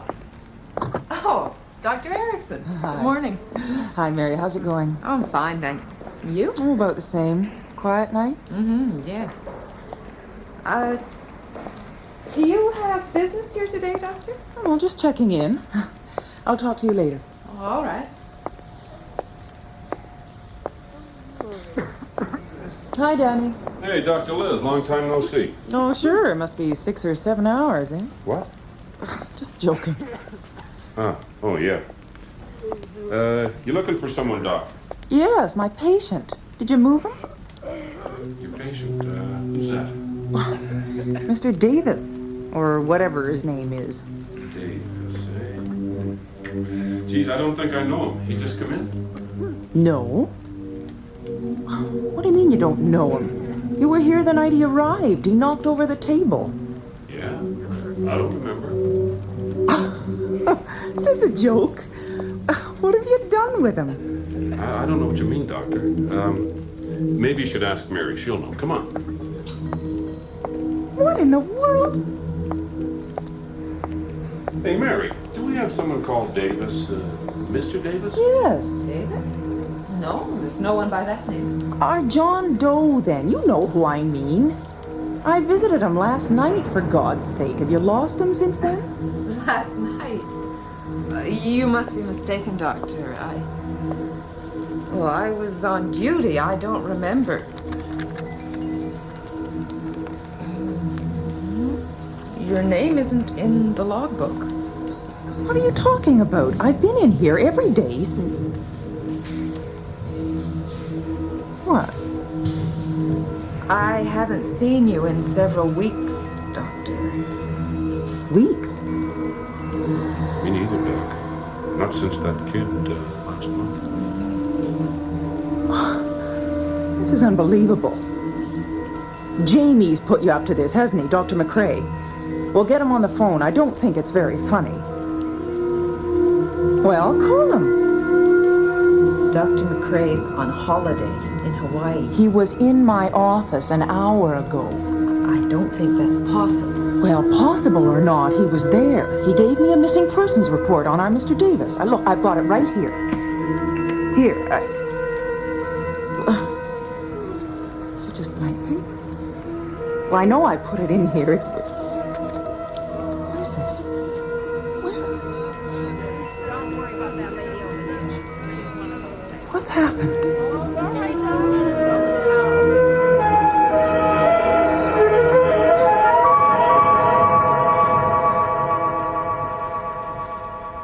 The door closes behind you and is no longer there. It is difficult to say if you are locked up or locked out.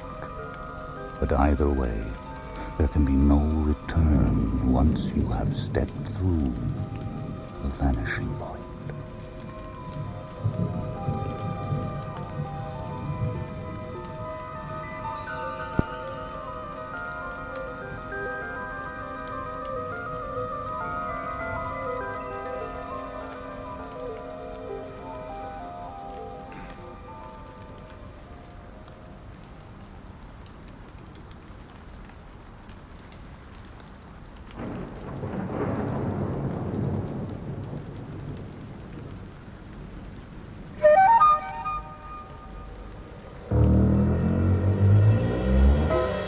What is the worth of a man?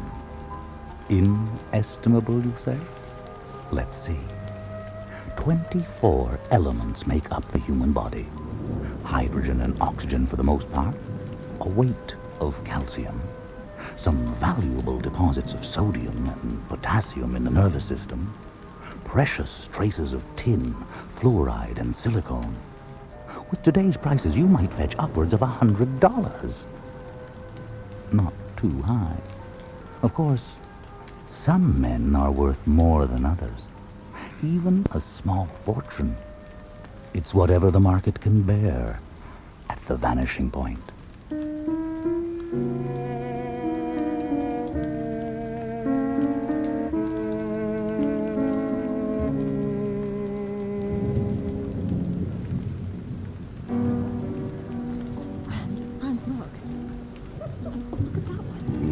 Impressive. I'd call it masterful. The man has such incredible control. Had, my dear. He is dead, you know. Don't be facetious, darling. Look at the brush strokes. They're bold. Almost arrogant, you'd think, but you know, I just... But with the glorious talent to back it up, wouldn't you agree? Jeremy, I'd like you to meet Franz. My pleasure.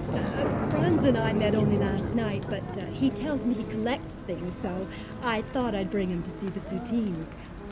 This Soutine especially. It's my favorite. Which is yours, Jeremy? Well, as owner of this gallery, I'd have to say everyone's soul will probably turn out to be one of my favorites. Frankly, Jeremy, I'm hoping Franz may take the hint and buy this one for me as a token of our new friendship. Well, I'm wondering whether Soutine is worth it. Oh, you're not serious. At these prices, I certainly am. I have no artistic pretensions, you see. As Sophie said, Jeremy, I collect things of value. But it's their investment value that interests me, not their artistic merit. Isn't that a little crass? Well, at least it's frank, Sophie. All right, sir, let me meet you on your own ground. I predict that within 5 years, the price of any genuine Soutine will quadruple. Then why are you selling these? Wouldn't you be better advised to hold on to them? No, it's a fair question, Sophie. I'd love to hold on to them. Unfortunately, my banker doesn't leave me much choice. Oh, bloody hell. What is it, Jeremy? Look for yourself. See what just walked in. Oh, the poor man. He looks so down and out, so lost. So, looking for a handout, I suppose. Well, I'll deal with him in a hurry. Excuse me. You there? What the devil do you think you're doing here? I saw Helmut's painting in the window, and I had to come in and see if he was here. Helmut? Yeah. You're mistaken, old man. This is a vernissage of Soutine's work. That means private, by invitation only. Out. Please, you don't understand. Helmut is what my wife and I used to call him just sort of a pet name. Oh, really? Are you telling me you knew Soutine? Yes. Of course, that was many years ago, but he lived with us. He was like family. In fact... All right, enough. Now, will you leave, or do you want me to go, please? Come on, out. No. Take your hands off me. I have a right to be here. More right than any of you. Why? Such passionate conviction. Please let me handle this. No, I'm really curious. Tell me, old fellow, what gives you this right, as you call it? Claims he knew Soutine. It's nonsense. Probably barged in, just looking for a free drink. Oh, that's a lie. He was like a son. I mean, he was only a boy, but even then, a genius. How long ago was this? I guess 25, perhaps 30 years ago. This is ridiculous. It is. I don't want to cause any trouble, but there was a certain still life my wife and I both loved. Could I just look around to see if it's here? No, you can't. I want you out of here now. Jeremy, can it do any harm to have him look? Sophie, please. If he knew anything about Soutine, he'd know that he destroyed all his early work before he destroyed himself. A year ago. Oh, no. No, I can't believe it. This collection is all that's left of Soutine. All done during his last 10 years. No other exists. Excuse me, Betsy. There is one other. Mine. What? Oh, now you're going to tell us you own a genuine Soutine, eh? I don't suppose you brought it with you by any chance. Yes. What was that you said? Yes. I did bring it with me. It's always with me. The man's obviously mad. Come on over. And I don't want to hurt you, but I think it's something else. Let go of me! Get your hand off me! All right. Then I'll show you. I'll show you all. Stop him, he's ripping his clothes off. Why? This could be amusing. Then you dare! Cheryl, it's not just painting. It's tattooed. Let me see that. It's not possible. Please, old fellow, could you hold still a minute? Well, what do you think? I don't know. I mean, the style is Soutine's, no question about it. But tattooed? How could it be possible? Maybe it was copied from the original. No, I don't think so. Please, old fella, will you hold still just another moment? I don't feel well. I'm copied. No, it's not a copy. I'm almost certain. The boldness, the immediacy of attack. It would have to be a Soutine, and yet... Look here, it's even signed. Is it Soutine's signature? Well, is it? Yes. Of course, it is signature. Who else would sign it? Please, give me back my cloth. Oh, yes, of course. Here, old fellow. I mean, Mr. I'm sorry, you haven't told us your name. But then you never asked it, did you? Seems to me you were too busy showing him the door. What is your name, sir? I feel weak. Could I please have a drink? Of course. Oscar, over here. He looks like he's starving. Here, drink this. There. That better? Yeah. Mr. Drioli, I hope you'll forgive our little misunderstanding before, but your story seemed so absurd. You thought I was a liar. You thought I was a bad. Well, I'm new. I've been down on my luck lately. That's all. Of course. Could I get you anything else? Huh? Some food, perhaps? No. Thank you. I'm all right. Then perhaps you'll tell us about this remarkable work of art you carry with you, Mr. Drioli. Is he still weak, Franz? No, I don't mind. You see, I was a tattooist by trade. In those days, I was one of the best. I'm talking 30 years ago in Paris. Josie and I had this little flat in the Montparnasse. Nothing fancy, but comfortable. Helmut came to board with us, but he never seemed to have 2 sous to rub together, let alone pay us board. He wasn't easy to live with. He was quite mad, you know. Anyway, on this certain day, I think it was in November, I'm not sure, but I remember it was cold and miserable outside. Still, I came home feeling really good. I had reason to be that day. Josie! Josie, my love! Where is everybody? Shh, Anton, you must be quiet. Helmut is working, and he's in the most dreadful mood. And when isn't he? Calmo! Anton, please. Calmo! God, there you are. My boy, come on. What in hell are you shouting about, you fool? Can't you see I'm working? I can see you've been working too hard, that's what. Look here, do you see what I brought home with me? Do you?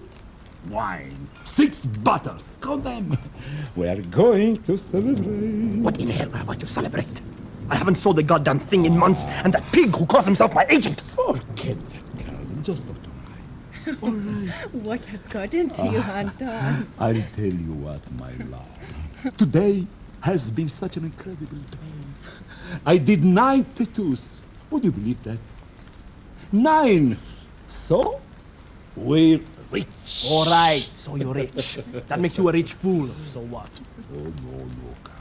Tonight you can insult me all you want, but it won't matter. Hi, my children. We 3 are going to get splendidly, no, gloriously drunk. And we did. Oh, we did. Even Helmut mellowed with it. We had never seen him laugh as he did that night. Excuse me, but why did you give him that name, Helmut? Oh, a little joke. He came from Western Russia, and he had the look of a Helmut, a Tartar. Interesting, I'm sure. But the painting? Well, as it turned out, the 6 bottles weren't enough. We went out for more. And all this time, drunk as I was, this idea had been stirring in my head. Then it is agreed. You divorce Josie and I marry. Oh, he's not on that again. Why not? He's a fool and I'm a genius and I adore you and... Anything your heart desires. But first, my little Helmut, I want you to do something for me. Boże moi, here it comes. Listen. Listen. I want to paint. Is that all? Go ahead, take your pick. No, a special painting. One I can have with me always, wherever I go, whatever happens. A painting of my love, of my Josie. Now you're talking. All right, I'll do it. A nude study of Josie. No, not nude. Absolutely not. Why not? I'll get a canvas right now. No! Helmut, will you listen to me? I want you to paint a picture on my back. But it would wash off the first time you bathed, Anton. Maybe he intends never to bathe again. Oh, then you leave him for sure, right, Josie? No, listen, damn it. I want you to do the painting on my back. My skin. Then I want you to tattoo over it. Anton. You're crazy. What do I know about tattooing? There's nothing to it. I'll teach you in 2 minutes. Look, I have my whole kit here. All the needles. Watch. I plug in the electric needle. Watch. See how easy it is.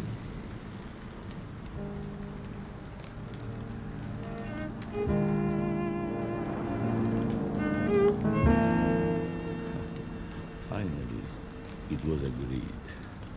It would be a portrait of justice. Drank as he was, Halmuk mastered the needles in no time. His hands were as steady, as masterful as always. And drank as I was filled with joy at the thought that both of the people I loved most in the world would be with me always. But to disfigure your own body like that? For life? Disfigure? To offer the skin of my back as a canvas to a genius? Madam, I mean no offense, but as beautiful as you are, I would not exchange my skin for yours. What would you exchange it for? What? I don't understand. Of course you do. You possess a certain important work of art which happens to be on your skin. Would you consider selling it? Franz, you can't be serious. But it's ridiculous to even... I mean, Let's how could just I possibly... suppose an acceptable way could be found, agreeable to both parties. Hold on now. I think that, as the owner of this gallery and of the Soutine collection, I have a certain prior right here. Oh, really? Considering the shabby treatment you gave this man, I should think you would be the last person he would consider selling the painting to. How dare you, sir? May I remind you that you're a guest here, and if it weren't for Sophie, you wouldn't be admitted here at all. The fact is, I am here. The fact is, what we have here is purely and simply a piece of valuable merchandise. Why shouldn't it go to the highest bidder? Franz, don't you think this has gone far enough? Last night I thought you were different. And last night, my dear, I thought you were enjoyable for a few hours at least. Today, I find you a bore. You're a bastard. Be quiet and stay out of this. Mr. Rioli, can we discuss this privately? I'm sure we can come to some arrangement. What are you going to do? Skin the bugger? That's not funny in the least. I'm sure there's a way. They're doing wonders with plastic surgery these days. Perhaps we could... Skin graft? Oh, come now, Jeremy. Surely you know that at Rioli's age and in his condition, such an operation would kill him. Or wouldn't it matter to you? Look here. I've had quite enough of you. I want you to leave this gallery right now. Do you hear? I intend to. And I intend to take Rioli with me if he'll come. But trust me, my friend, what I have to offer... Don't listen to him. He knows nothing about art. Nothing of the value of an early Soutine. I can make you rich, Rioli. Unbelievably rich. Oh, stop it! The painting is not for sale. I'm not for sale. What do you think I am? Something to be bid over? Like a piece of meat? Oh, leave me alone, both of you. Rioli, wait. Please. Listen to me. Just leave me alone!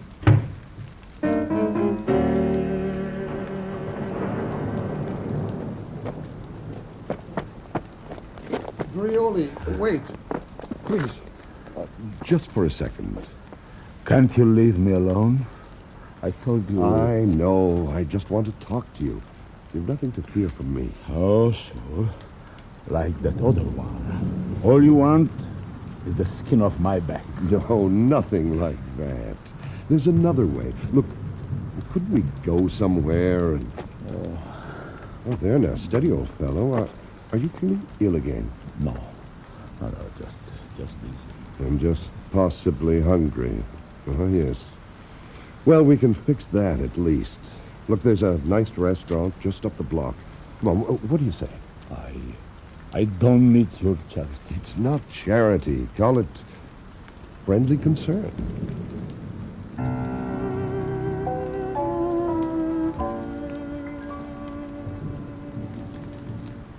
Admit it, Rioli. You weren't just hungry. You were starving. When was the last time you had a decent meal? I don't know. A while, I guess. Things haven't been going too well. My hands are critic. Nothing works anymore. Tell me, if you don't mind me asking, how old are you? Oh, 60. No, 61. You thought I was a lot older, didn't you? You're not that old. You're still capable of enjoying the good life, aren't you? Are you making fun of me? Not at all. I think you are capable of enjoying the finer things. I can already see you appreciated the marinated duck, Bordeaux. Here, have some more. Tell me, Drioli, do you like to swim, bask in the sun? Of course. I suppose everyone likes that. But not everyone can have the finest food, the very best wines from the Chateau of Bordeaux. Not everyone can have a cupboard full of the finest custom-made suits, silk shirts. No, but what... And what about the company of beautiful women? Your choice, no limit. Stop it! You are making fun of me. Sit down, Trio. Come on, relax. I was not making fun of you, far from it. You can have all of these things and more. In exchange for what? My skin? In a way, but not the way that idiot at the gallery was suggesting. Then... I don't understand. Patience. You will. It's really quite simple. You see, Drioli, I'm a man who likes to acquire things of value, unique things, things that other people would give anything to own. Not necessarily because they mean anything to me aesthetically, but because I love to outbid, or let's admit it, outfox others to acquire them. It's a kind of a game with me, and since I'm already a very rich man, I can afford it. Do you follow? I'm not sure. Never mind. Let's put it this way. You have a thing of great value, a painting as it happens, which happens to be on your back. I would like to acquire that painting. Huh? But since I can't very well separate you from it without doing you a lot of damage, I'm willing to take you with the painting. You want to buy me? No, not exactly. What I would like to do is put you on exhibition as a curiosity, if you like. Well, I don't like. You want to make a freak show out of me? A freak show? Not at all. A walking art exhibit, perhaps. But in such a way that you yourself would enjoy beyond measure. This I guarantee. But what? How? All right, listen. Among my most recent acquisitions is a small but very exclusive hotel in Cannes called the Bristol. Only the very rich can afford it, so I try to find, let's say, unusual diversions for them. You, Drioli, would fit the bill perfectly. You mean you'd want me to walk around naked just so these people could stare at me? No more naked than any of them. You'd be on the beach all day in a pair of swimming trunks. Does that sound unpleasant to you? I should think not. It's also beautifully simple, don't you see? You spend each day just sunning yourself, while my guests enjoy the rare privilege of seeing what is, in effect, a $1 million art exhibit on your back. I can't believe it. I mean, it's all so crazy. Perhaps, but very real. Think of it, Drioli. Think of the rewards, yours for the asking, just as soon as you like, for as long as you live. Just say the word. I don't know. It's all so... Well, look, there's no hurry. Why don't you think it over, Drioli? Take your time.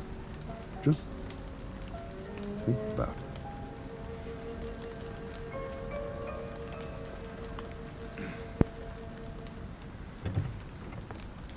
Yes? Mr. Drioli? I hope I'm not disturbing you, but I must speak to you. Please? I'm sorry, I don't... Oh, yes. Aren't you the young lady who was at the art gallery the night I... Yes. My name is Sophie LaSalle. How did you find me?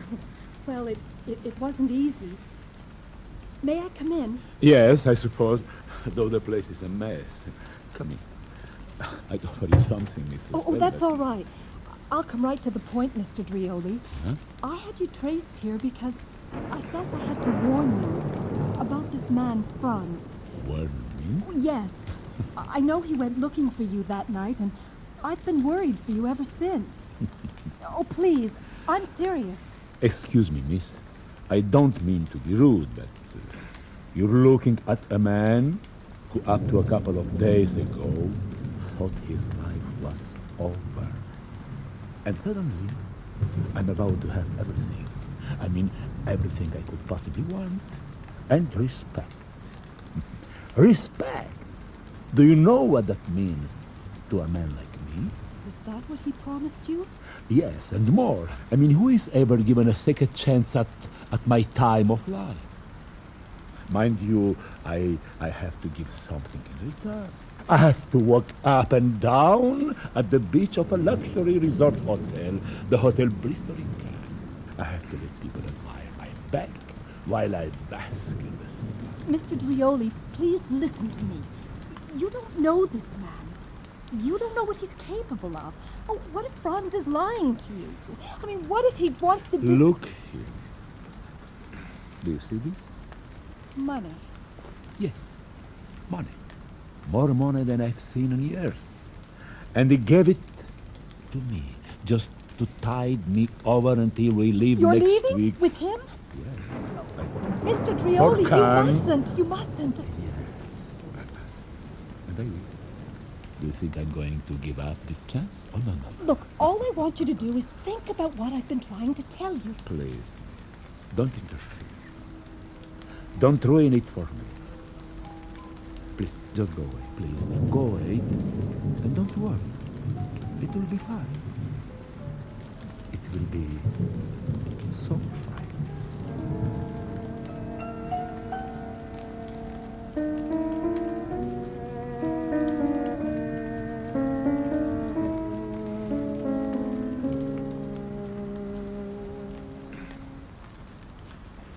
Please sit down, Miss Lassalle. As I told you on the phone, this will have to be brief. I have a pretty heavy case this morning. The department I doesn't- intend to be brief, Inspector. And I can assure you that what I tried to tell you on the phone will be of immediate concern to the department. Well, frankly, that wasn't my impression. I'm sure you can appreciate that in my job, I can't afford to deal in conjecture. I deal with facts, or at least with probabilities. All you've given me so far are vague suspicions about a man you admit you've known only briefly, and against whom you seem to harbor some kind of grudge. I know. That's all I had to go on until an hour ago when I called you again. You mean you've got some new information? More than that. Oh, I'm sick with the thought that I waited almost a month before I contacted you the first time. Now it may be too late. Oh, please, Miss Lassalle. Exactly what is this new information you claim All to right. have? You remember I told you how Franz had promised Drioli to set him up at his resort hotel in Cannes? Yes, I have my notes here. The Hotel Bristol. Yes. Well, I know Cannes pretty well, and I don't know why it never occurred to me earlier to check it out. Check what out? Well, finally it did occur to me the other day, and I contacted a friend who lives in Cannes. And this is what I received from him an hour ago. A cable. And what it says in essence is this. First, among all the people in Cannes who are in a position to know these things, not one has even heard of this man Franz, let alone seen him. Really? Perhaps they Secondly, Inspector, and this is not conjecture, it is fact, there is no Hotel Bristol in Cannes. And one more fact. Not more than a few weeks later, a very original picture by Soutine turned up for sale in Buenos Aires.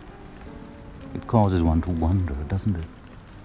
To pray for the old man's health, and to hope fervently that wherever he may be at this moment, he is on a beach, basking in the sun, that he is being paid the respect he desired and so richly deserved, that he has collected an admiring audience beyond the vanishing point.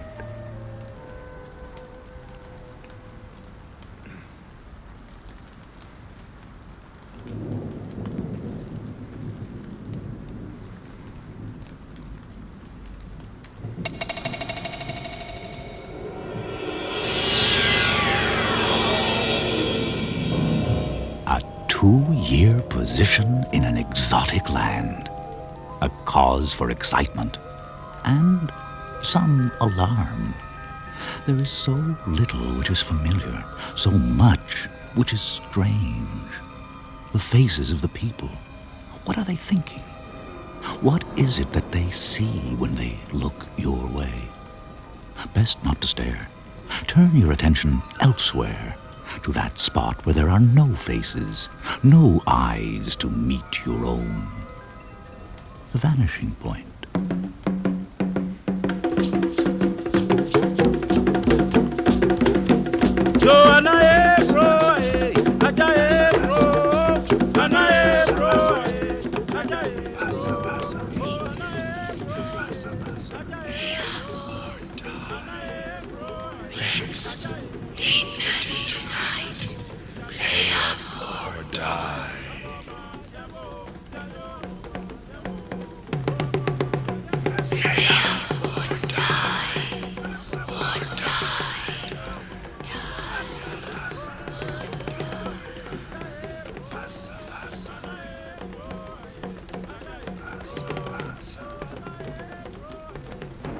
I remember a saying they have in that country, although I can no longer speak it in their dialect.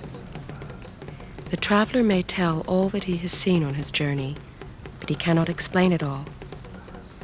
That is the way I feel about the story of Joseph's brother. I heard it from Joseph. I went to see the brother, and afterwards I saw... What did I see? I thought about it, and think about it still. But I do not understand. And I tell it to a lot of people. A bit like the Ancient Mariner, although not because I was directly involved, not because I have a pettiness to expiate. Perhaps by the telling of it, I hope to make sense of it, to make it real. Or perhaps I simply offer it the way returned travelers in the old days might hand round something exotic after dinner. The vertebra of a white whale, for instance. Rhinoceros horn. An ostrich egg. The left hind foot of an elephant. I feel something knocking against my eyes. Somebody kicked my head. I have written Tamale, Akra, Takuradi.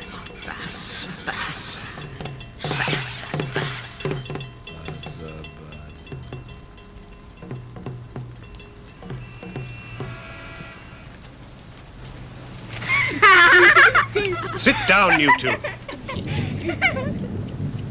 Is this Africa? This is it, or one little part of it. But you must sit down. The road is too bumpy. We want to see. I know, but you must sit down. Will we turn black in Africa? No. Why? Why won't we turn black in Africa? Joseph was our cook steward. A kind of legacy to us from our friends Tom and Sheila, who had been out there for 2 years and had left a few weeks before our arrival. As we bumped up the road from the port to the university where we were to live, I took his picture out of my passport case and looked at him. My cook steward. A handsome, smiling, gap-toothed man.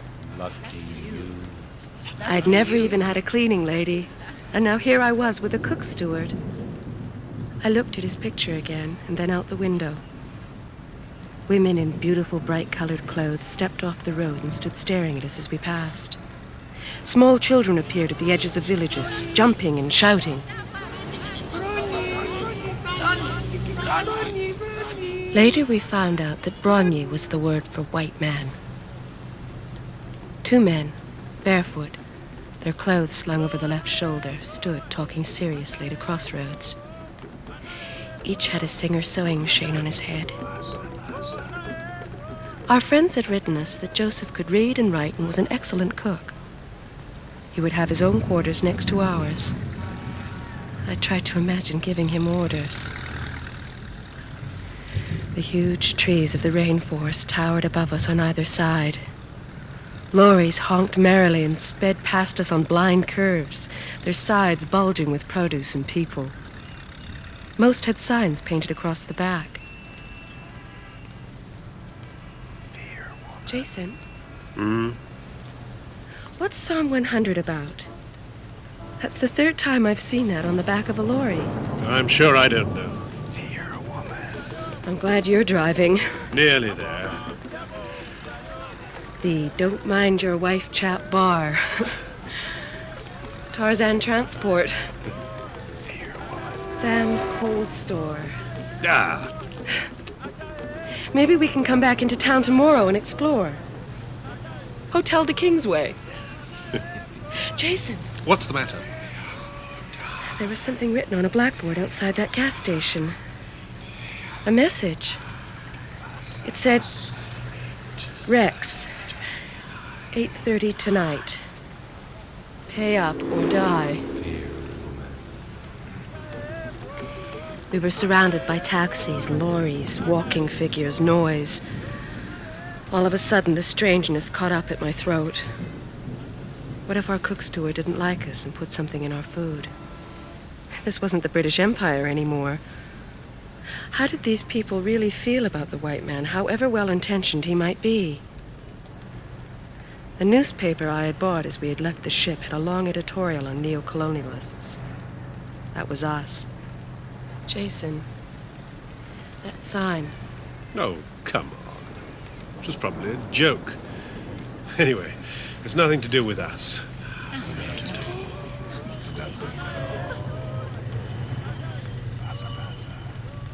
We're here.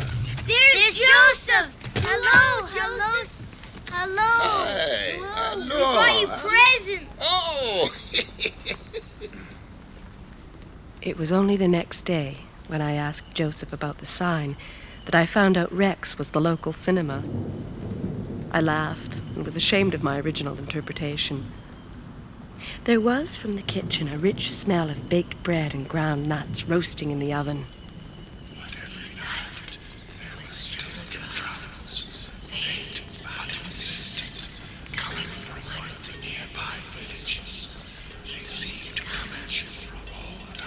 Every night, the drums.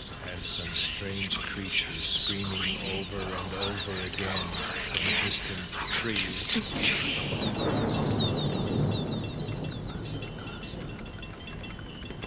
Did a cook steward protect you from the darkness and the drums? Rex, pay up at 8:30. Jason! Jason! Was asleep. Monkey, banana, cocoyam driver. Monkey, banana, cocoyam driver. Goodbye. Monkey, banana, cocoyam Goodbye. driver. Bye, bye, bye. Bye.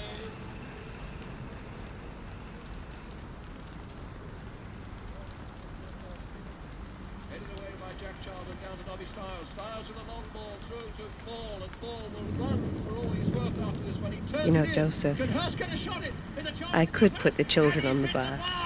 It's just that they seem to like you doing it. Yes, madame. I think you spoil them. Have you ever been married, Joseph? Had children? Yes, madame. But my wife a bad woman, madame. She no good at all. At all. And the child as well. I'm sorry. Where are your wife and child? In her village. Not far away from here. But she not be my wife any longer, madame. She find a new husband. When I went to her, she put something in my soup to poison it. I be sick for a long time. Sick proper. She tried to kill you?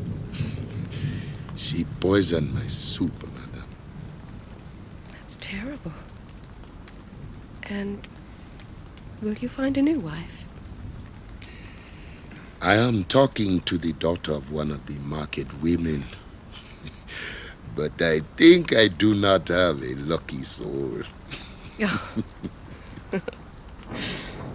Well, good luck to you, Joseph.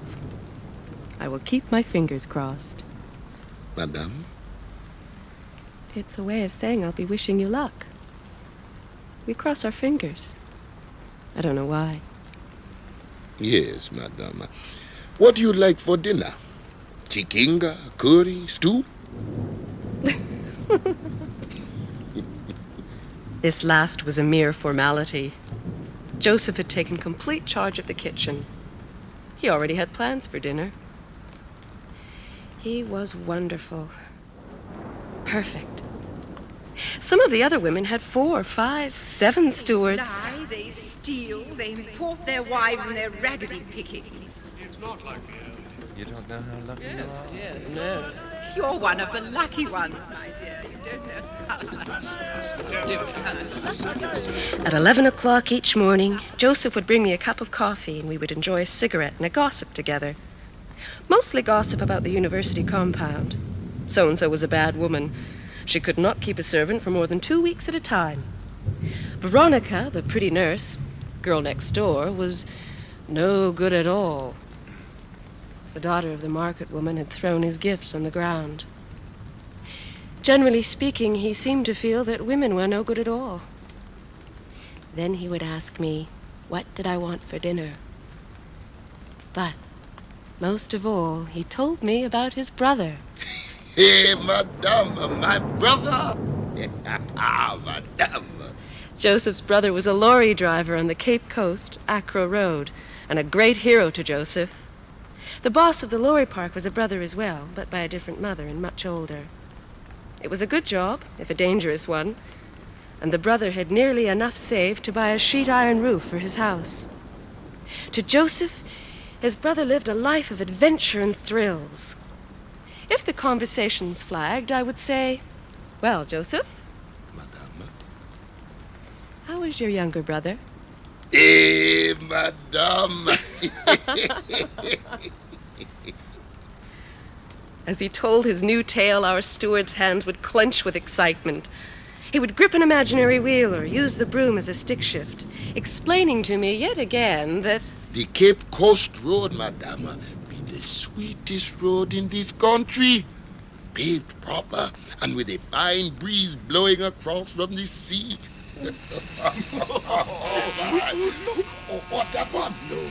Is that the one? Joseph imagined himself up front in the driver's seat, laughing with the mate, honking the horn, scattering women and children, goats, chickens, all manner of lesser creatures, passing inferior lorries on dangerous curves, and at equally dangerous speeds. Watch out, man! Watch out! Oh, no, I got it.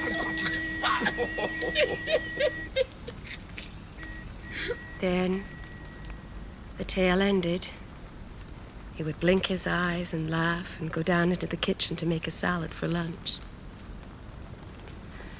How very unadventurous his life must have seemed compared to that of his younger brother.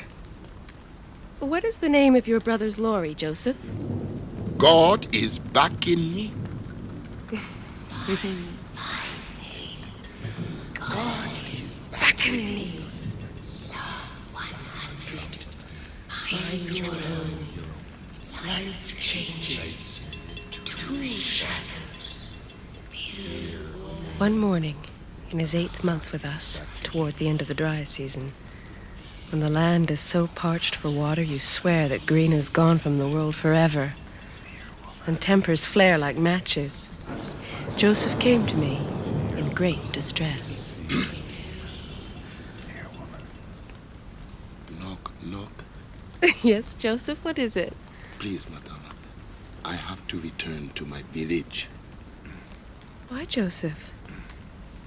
What's the matter? My brother, madame. Your younger brother? Yes, madame. They say he be sick proper. Fever? Yes, madame. Well, what can you do? Please, I beg you. I must go. You don't have to beg me, Joseph. Of course you can go. Come back as soon as you can. Don't say we didn't warn you.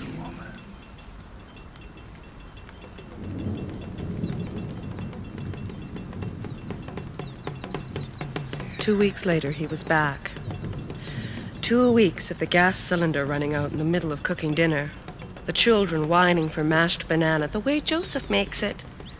Of stumbling around a kitchen as hot as an inferno, of washing up. How quickly I had managed to forget the tyranny of housework. Mommy, read us a story. Not just now, lovey. Mommy! Mommy! Jason! Joseph's back. Well, Joseph, welcome back. He went to put his things away, and to my surprise did not return for his cigarette or gossip. Neither that day, or the next, or the next. He did his work, but he was not the happy Joseph we had known. What's the matter with Joseph? Why doesn't he laugh? Do you suppose the brother died?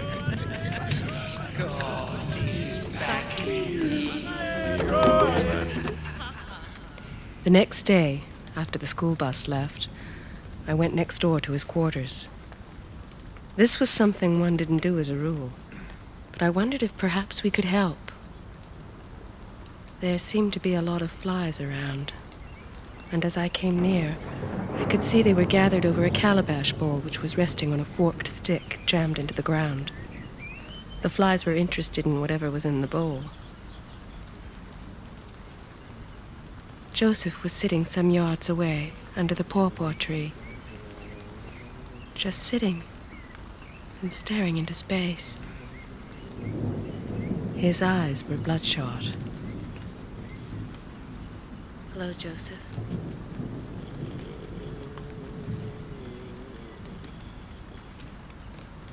Hello, Joseph. Would you like a cigarette? Absently, he took two, and lighting one, he stuck the other behind his ear. Joseph, is your brother dead? Is your brother dead? Dead? No, madam. My brother be not dead. What is it then? What has happened? Eh, madam. No one knows the story of tomorrow's dawn.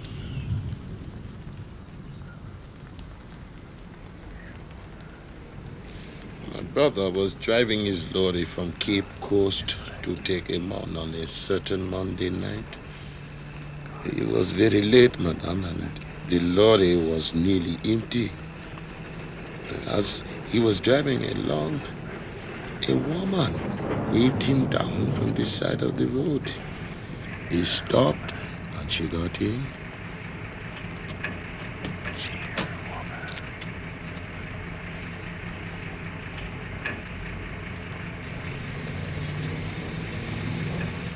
She was a fine-looking woman, but dressed very strange in black velvet.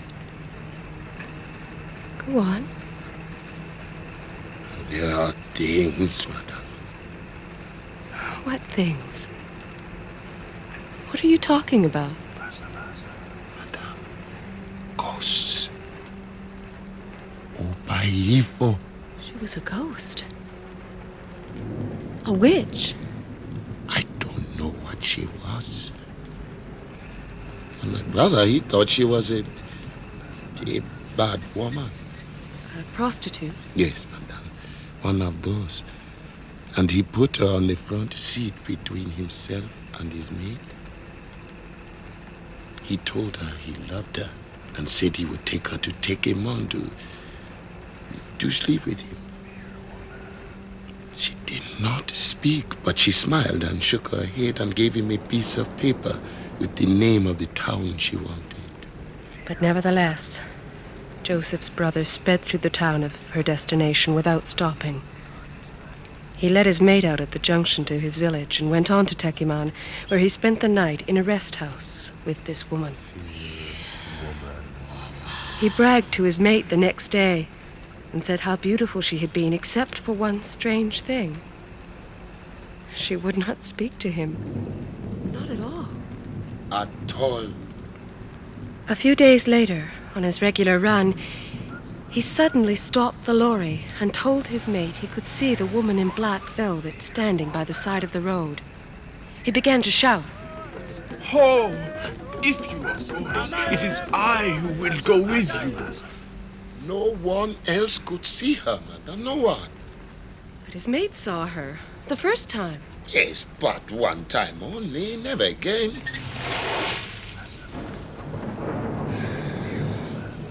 It happened again the following Sunday. Oh, if you are going, it is I who will go with you. When an elder of the village was consulted, he said the woman must have been a witch, and he made some medicine for the young man to bathe in. The next morning, he appeared quite well and set off on his regular run between Cape Coast and the capital. Yet, just beyond the town, he again saw the woman in black velvet. He shouted. He stopped the lorry and began to weep.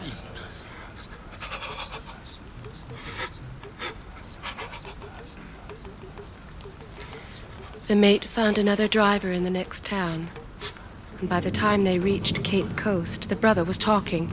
Passa, madam. Crazy talk. It makes no sense.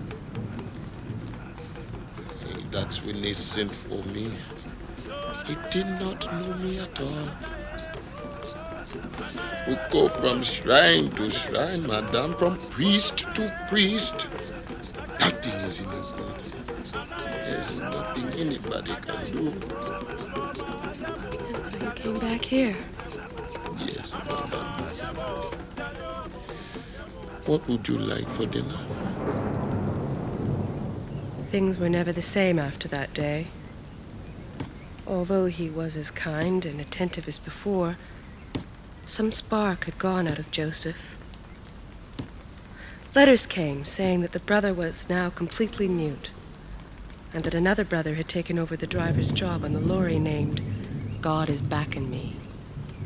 Within 2 months, Joseph's brother had reverted to childhood and had to be led around by the hand. Joseph, sweeping up or cooking or listening to the chatter of the children, brooded on the cruel fate of his brother. He stopped his search for a wife, and we did not dare to tease him. Joseph is sad. We love you, Joseph. When the Easter holidays came, and I could leave the children with my husband, I offered to drive Joseph down to his village so he could see his brother for himself. Down we went towards the coast road, reversing that journey of so many months before. Joseph rolled up his window as we went through the rainforest. Don't you want to roll down your window, Joseph? It's awfully hot. No, madam. Please roll up your window. Why? What are you afraid of? There are things. In the forest? Please, madam. All right.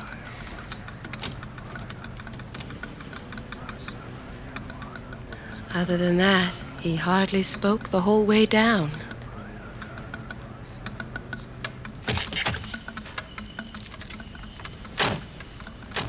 It was noon when we got there, and the sun was almost vertically overhead, beating down fiercely from a cloudless blue sky. It created intense colors and hard shadows, and I had to squint at first to see anything at all. Brother was sitting quietly in the yard, and I didn't notice until I went to shake hands that he was in handcuffs and chained to a tree. He had tried to hurt himself. It's better this way. Joseph, to bring some medicine. Bring some medicine. Did the brony woman bring some medicine? I hear you've been ill. How do you feel now?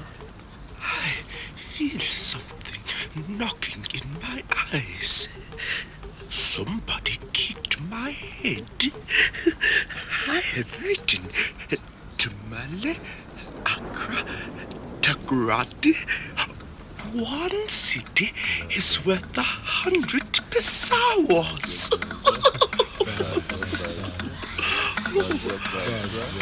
As for the woman in black velvet, he said that he did not recall her.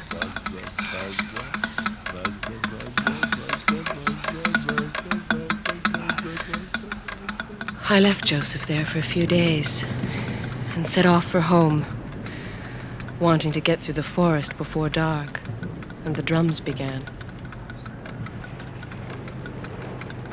It was a relief to drive with the windows rolled down, and to think that the rains would soon begin again. We had been here nearly a year. Only one more year to go. There were too many things here to make me nervous. Too many things I didn't understand. And then, from the deep gloom at the edge of the road, a figure detached itself, held up its hand, smiled at me. I did not stop. Would you? Would you? I pressed my foot to the accelerator. I told myself that what I had seen was only an accident of light and shade and my own overactive imagination. But oh, she was beautiful.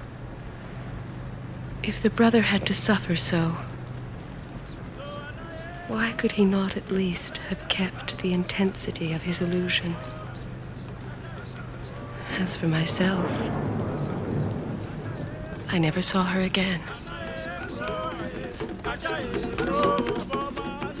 It is the path you do not fear that the wild beast catches you on.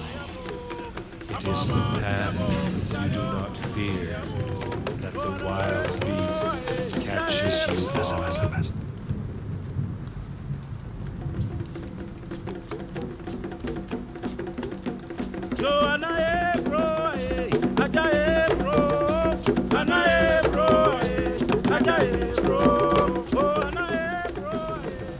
Psalm 100. Mind your own.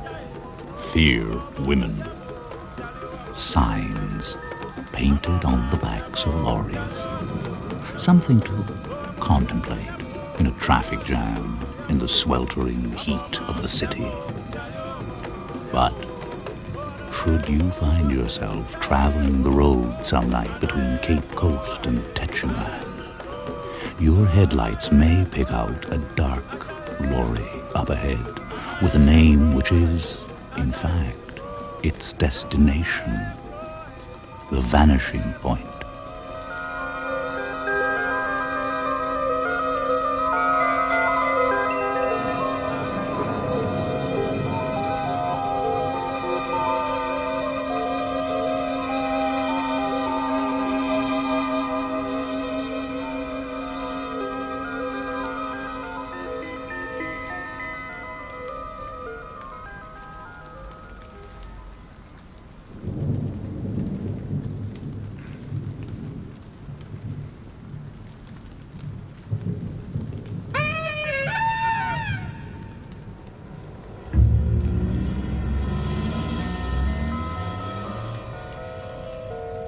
Margaret hasn't been feeling herself lately.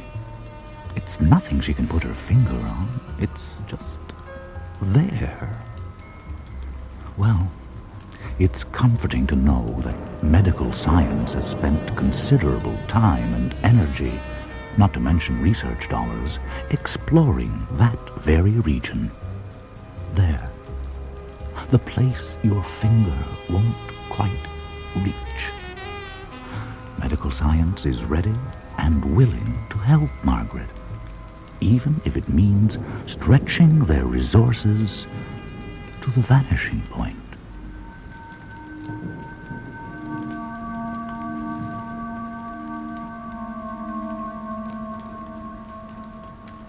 I thought he was God. No, he thought he was God. He'd say, "We're going to make you well, lassie." Remember that? We believed him. I remember coming out of insulin shock. No, It was ECT, and I heard his beeper. Saw him standing by the bed. Saw him pick up the phone. He said, "Cameron." He nodded. He was on his way out of the room, and I said, "There, but for the grace of God, goes God." I said it to one of the nurses, but Cameron heard me. What did he say? Nothing. He gave me more Thorazine. Or was it Stelazine? I can't remember. Carolyn, why can't I remember? It was a long time ago. It was almost 30 years ago. There are still parts of it I can't remember.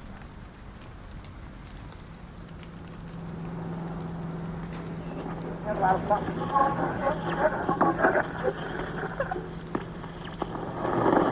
for the new European Common Market announced today.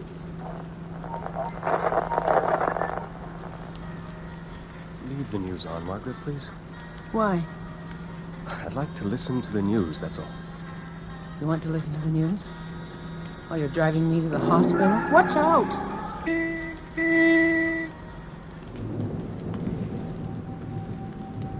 I'm going to a large Gothic mansion. There's a tower with high, narrow windows. It's uninviting, dark, soot-blackened stone in the middle of the city. That woman in the street, what's wrong with her? There's a woman on the street, in front of the mansion. She's kicked through the snow in the street so she can stand like a bird on the white line dividing traffic. She's wearing a quilted white bathrobe and pink satin slippers. She's out here on the street. It's still snowing gently. She has tears on her cheeks.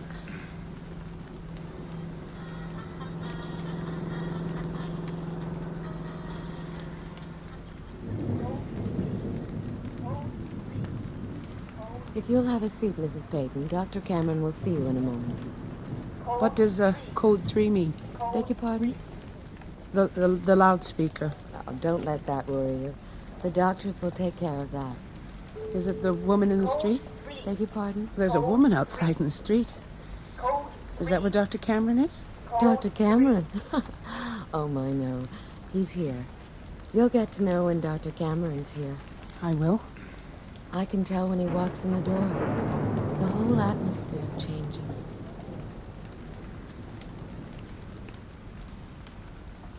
Dr. Cameron sits in his office. He has walls full of books, a mahogany desk, and a grandfather clock. You have trouble sleeping, Lassie?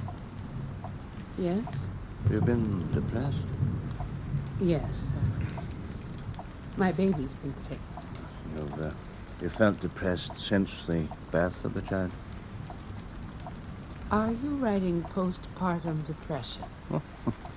I see you have Latin, Lassie. And Greek. And a degree in classical studies. And someone's told you that's what's wrong with you? The postpartum depression? And I've been diagnosed. Oh, Lassie. Please. Please don't patronize me. I'm afraid I don't believe in analysis.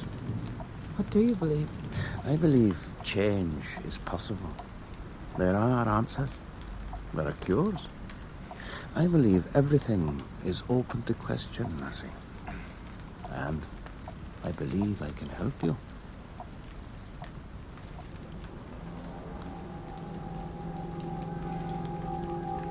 He's magic, of course. His secretary thinks so. So do I, while I'm with him. But this is a day hospital. I go home every night and feel the magic fade. Every morning I reread the motto carved in stone above the entrance. It reads, Spero. I have Latin, of course, so I can translate this. It means I hope. But all I hope is that someone oils the hinges on the front door. I hope they'll find a way to straighten out the narrow, twisting halls. To help you, I have to get to know you, lassie. To find out what you think is important. Lanolin, I suppose. Huh? People keep telling me about lanolin. You have a sense of humor, don't you? I like that. Oh, look, lanolin is purified wool fat with water, beaten up in an emulsion. It's no mystery. Lanolin is not world peace, eternal youth, being popular at parties, knowing how to keep a house running as well as my mother-in-law. Is that important? Lanolin is not the answer. What is the answer, do you think? I feel guilty. About my family. They want me to get better, but I don't get any better. What's the answer, do you think? I don't know what to think. I want to try a new technique with you. Do you see this, lassie? It's a tape recorder. It's a tape recording of our conversation. Why? Well, you question everything. That's good. Why tape record our conversation? Where in the brain is memory recorded, stored? Have you never wondered that, lassie? Plato imagined a wax block, as if the mind were imprinted somehow by its experience. You remember your Plato, I'm sure, from your classical studies. Was he right? How does memory work? How do we remember precisely when we need to? How do we censor when we need to censor? Perhaps that's even more important. How do we modify the memory traces we find unacceptable? Unacceptable? Well, how do you forget about that wicked mother-in-law, lassie? Can you tell me that? I was joking. We've talked before, lassie. My mother-in-law is an old woman with much too little on her mind. I don't care about her. I mean, she doesn't bother me. We've been talking all week. His mother finds fault with me. I can't please her. She makes me feel guilty. His mother finds fault with me. I can't please her. She makes me feel guilty. Please turn that thing off. It's part of your treatment, lassie. It'll help make you well.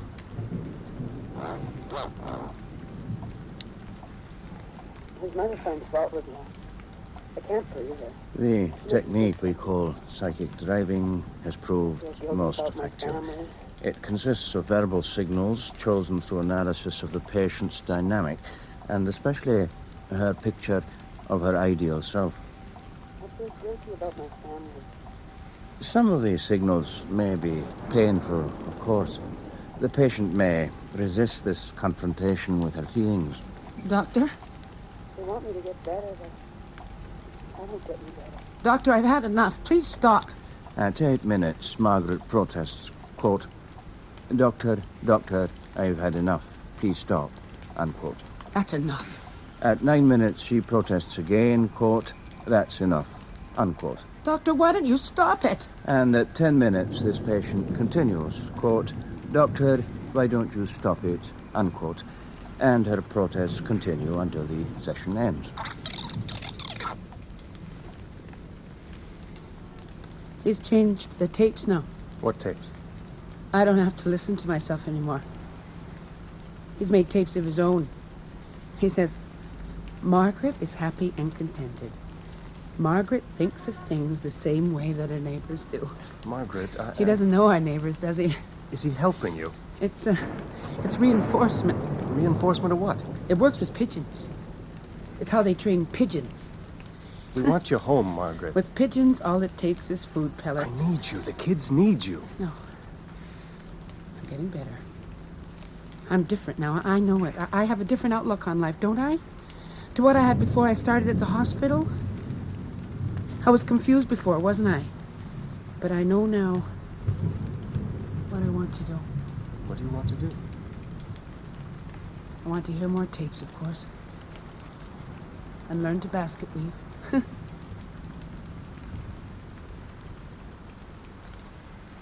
All right, ladies. All right, ladies. Be quiet, she'll hear you. Today we'll learn to make totally useless objects from ludicrous materials. Today we'll learn to make paper flowers out of Kleenex. My name is Carolyn Beatty. What's yours? Margaret Beatty. What are you in for? You look fairly normal. Do you ladies at the back have something you'd like to share with us? Do you ladies at the back have something that you'd like to share with us? You know what I'd like to share with her? She could have my steamed broccoli. She can have your broccoli. She can have my psilocybin. Your what? You see that guy over there? The one with Dr. Cameron? They say the guy's a hypnotist. A trained hypnotist. Have you looked at his eyes? What's psilocybin? They say he was the first man ever to kill an elephant with LSD.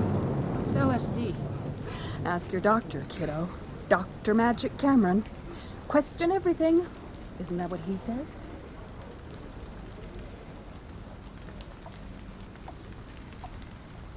You wanted to talk to me, lassie. What's LSD, Doctor? It's an hallucinogen, like psilocybin. What's psilocybin? Hallucinogens reduce the capacity of the individual to block the effects of repetition. Oh, you mean the tapes, don't you? That's repetition. Listening to the tapes. You're feeling better, aren't you, lassie, because of the tapes? But you're blocking the tapes. The tapes say Margaret is happy and contented. Margaret thinks the same way that her neighbors do. In many ways, lassie, you're lucky to be intelligent.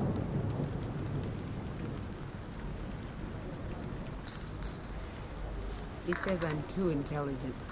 He's just trying to confuse you, like he did with the nurses. What nurses? That's what everyone says, even the nurses. What nurses? The experiment, the sensory deprivation thing, when that guy with the eyes first came up here. What sensory What thing? With the LSD guy, the hypnotist. And now he's back. Hypnotist. And now he's back. And he's talking to Cameron. What have they got to talk about so much? The laboratory will include a special chamber in which all significant aspects of the environment can be controlled. The chamber will include, among other things, a broad-spectrum polygraph for simultaneous recordings of individuals being studied. He put the nurses in a soundproof room. Each one separate, alone, no lights, and he wired them up to a lie detector. That's crazy, Margaret. One of them went crazy after only half an hour. She thought there were snakes coming out from under her chair. Do you know who this man is? Ewan Cameron. Dr. Ewan Cameron, who has been chairman of the North American Psychiatric Association. The World Psychiatric Association. And he was at Nuremberg on the tribunal. That's right. And he helped develop the Nuremberg Code. Is that what you call it? I mean, the standards of conduct for experiments. Because the people in the experiments, they're supposed to know what's going on. Margaret. One of those nurses was diagnosed as schizophrenic 6 months later. Look, Margaret. So, she's one of us now. You know why Cameron thinks I'm crazy? You aren't crazy. Because I have a sense of humor. Men hate it when you laugh at them. You ever notice? You don't belong here. Try telling that to Dr. C. I don't know what you're doing here. I started to cry. In the chair at the home and school meeting. And since I was running for the school board at the time, and since I want to run for city council, I felt somewhat foolish and I sought out help. Cameron wasn't much help. He says it's depression. I said, I'm not depressed. I said, the only reason I'm depressed is that he keeps pumping drugs into me until I pass out. We found that prolonged coma occurred relatively frequently as accident in insulin therapy. We've taken advantage of these accidents to obtain data. What's in that needle?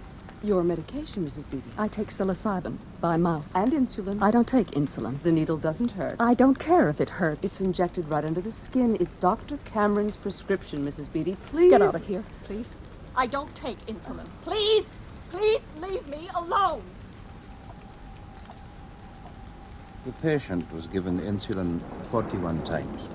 She spent 16 hours in coma. We all love you, Dr. Cameron. All your patients love you. Why is that, do you think? You're husband's coming, Lassie. We love you. The nurses love you. Your secretary loves you. And the most personal thing you've ever said to her is that her slip was showing. Don't you want to get ready for your husband? Your secretary loves you. The nurses. All the nurses. Even the nurses in the experiment. For several days, the patient appeared dazed. She required help in walking. She sat in a chair and fell asleep very readily. She exhibited no spontaneous behavior, no interest in her appearance, and would not socialize. She fell asleep when her husband visited.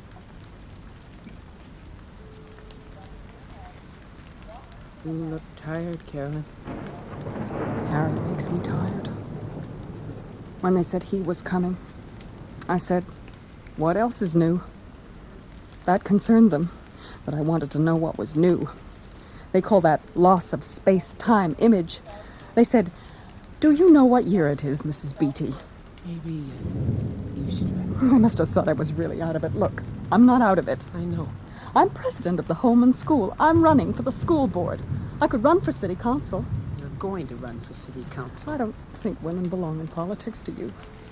Carolyn. You know what men are like when they're together. Would you want to be there? In the council chamber? Locker room? They tell dirty jokes. Now, what would you do in a room full of men telling dirty jokes? Calm down, all right? I think a woman's place is in the home, that's all. I'm old-fashioned, I guess, but there's nothing wrong with being old-fashioned. Ask Dr. Anson. He has tapes of all of this, and he plays them over and over. There's nothing wrong with you, Carolyn, except your sense of humor. That's what the tapes say. Carolyn is happy and contented. She makes her family happy. Carolyn is a good mother. You can be what you want. You don't understand. Ask Harry. You can do what you want. Whatever you want. I don't want to blame Harry, but he uses contraception. I beg your pardon? What's wrong with contraception, Carolyn? We don't have the right. Who has the right to deny the experience of life to a child? What child? A child who would have come into the world if we hadn't used contraception. There isn't any child. That's right. Because we murdered it. No, Carolyn. Ask Dr. Anson. He has all this on tape. You want a cigarette? I don't smoke. Look, you know I don't smoke. Light mine then. They took away my matches. I can't. Go ahead. I'm allowed to smoke. Why shouldn't I smoke? You can give me a light. Look, Carolyn, you don't have any cigarette. There's a cigarette here. I'm holding it. Look at it. Look, don't do this. Please don't do this. Look at it, Margaret. It's filter tip. Menthol. Look, you're stronger than I am. You're trying to confuse me. You're supposed to be my friend. But you're trying to confuse me. Of course I'm angry. Because your friend is facing memories which she finds painful. But she has to face these memories. It's part of her treatment. My friend thinks she's smoking when she isn't smoking. This is transitional behavior. My friend combs her hair with an imaginary comb. We see this in many of our patients. When they're establishing their space-time image, they become excited or depressed or delusional. Why? Why do you want that? Why do you let it happen? Why? You question everything. Why not? It's simply that your friend isn't totally depatterned. Depatterned? What does that mean? Brainwashed? We want to wipe the mind clean, don't we, lassie? We want a blank slate. We want to get rid of all those neurotic thinking patterns that have made you lassies so unhappy. What good is a mind like a blank slate? Neurotic thinking isn't normal thinking, is it, lassie? Neurotic thinking is incongruous with normal thinking, isn't it? It's unnatural. So it won't come back in the natural course of events. Your normal thinking will return in the natural course of events, and your neurotic thinking will have disappeared. That's how we change your behavior, lassie. That's how we get you home with your family. How am I supposed to change my behavior if I can't remember my behavior? You don't believe me, lassie? No. We'll have to prove it to you, won't we? We'll have to show you how it works. trying to confuse me? They're doctors, Margaret. I don't know anymore what I'm doing, what they're doing. Why would they want to confuse you? It's research. I figured it out. You know, why you're here. There are people who need to know things like this. How to produce amnesia. You know what doctors call it? Paranoia. Code 7. Code 7. Where's my wife? Your wife is fine, Mr. Peyton. Please don't worry about your wife. She's under Dr. Cameron's care. That's my wife. My wife is in there. LSD, Lassie. Whatever it was, I won't take it again. LSD is only one possibility, Lassie. I sat on the edge of the bed. I couldn't understand how I could get off the bed. I saw the floor dissolving. There are other drugs, a whole arsenal of drugs. We've experimented with LSD, curare, ribonucleic acid. It was frightening, but beautiful. Everything was beautiful. Everything was shining with a kind of inner light. You were, Dr. Cameron. I watched you by my bed as you picked up the phone. And words like grace came to my mind. Being. Transfiguration. But it's crazy, isn't it? To think that you're God. You're not Dr. Cameron. Dr. Cameron. Code 9. Wake up, Mrs. Peyton. Mrs. Peyton? Do you know where you are? Where are you, Mrs. Peyton? In hospital. Do you know why you're in hospital? We've done studies with electroconvulsive therapy, with prolonged sleep induced by chlorpromazine and a combination of barbiturates. I have troubles. The patient sleeps 20 to 22 hours a day and is wakened 3 times a day for meals and toilet. There are 3 stages to depatterning. In the first stage, the patient shows serious memory defects, but she knows she's in hospital. She knows she's there because she's sick. You know who I am? She can recognize some of her doctors and nurses. She can recognize her family when they visit. Who are you? In the second stage, the patient has lost her spatial and temporal image. She has no sense of where she is or why, but she knows she's disoriented. She tries to reorient. Keep these numbers after me. In the third stage of depatterning, the patient loses the feeling she should have a space-time image. She's typically smiling, unconcerned. She can answer simple questions, but she does not recognize anyone. She has no idea where she is, but she's not troubled by the fact.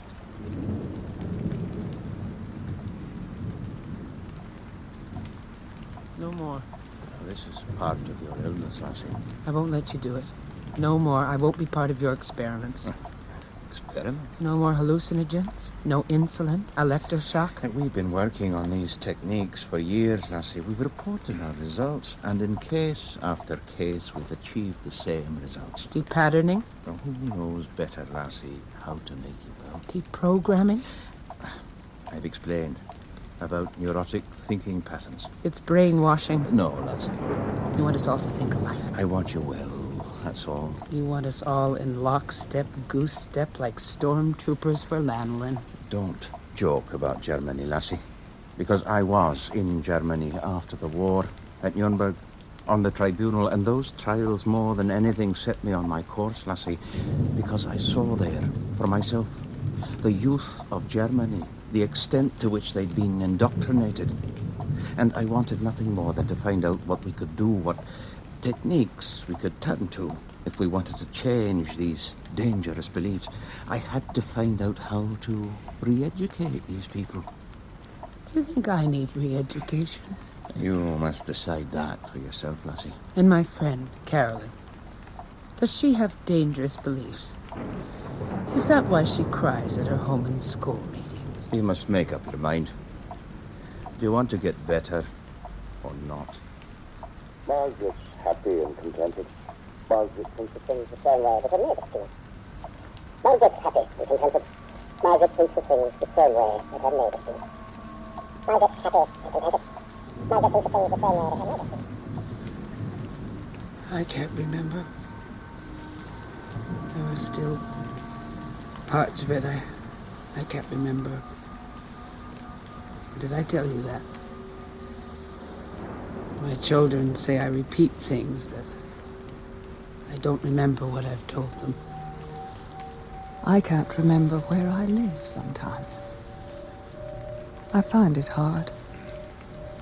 Sometimes I keep a list of things that I should do. Things I might forget. You know, get up, get dressed. I was in coma for 60 days. I had electroshock at least 50 times. Electroshock. Did I tell you about that?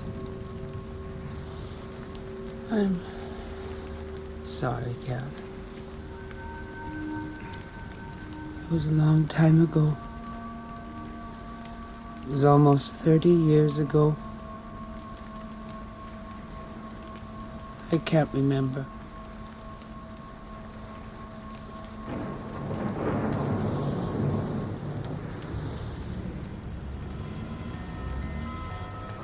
Oh, what an arsenal modern medical science has at its disposal. Doctors are the new alchemists, turning all that is base into gold. And yet, what a waste to use all those resources on the sick. Think what one could do for someone who was more or less healthy. Ill, not ill. It's all a matter of interpretation, isn't it? Especially when you're working on the fringe. Disease takes on new meaning when viewed from the vanishing point.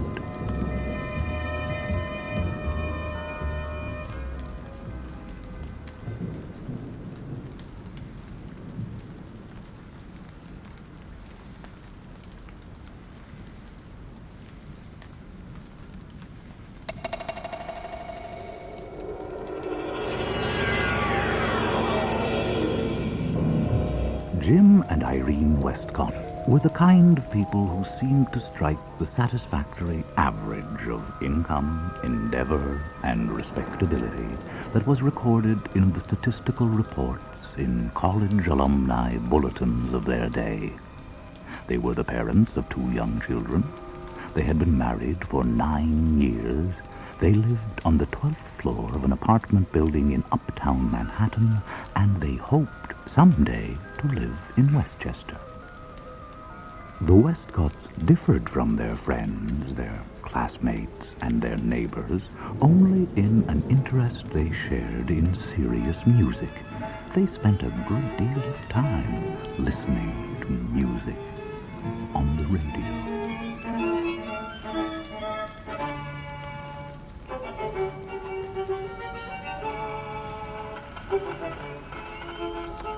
There it is again.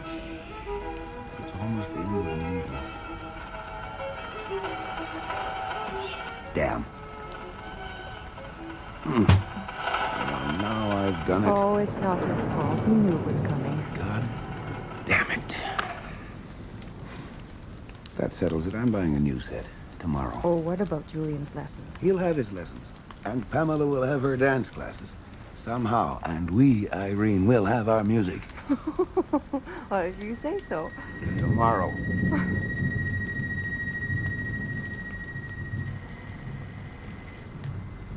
I'll get it, Emma. Hello? Is this Westcott residence? Yes? Is big surprise in store for Madame Westcott?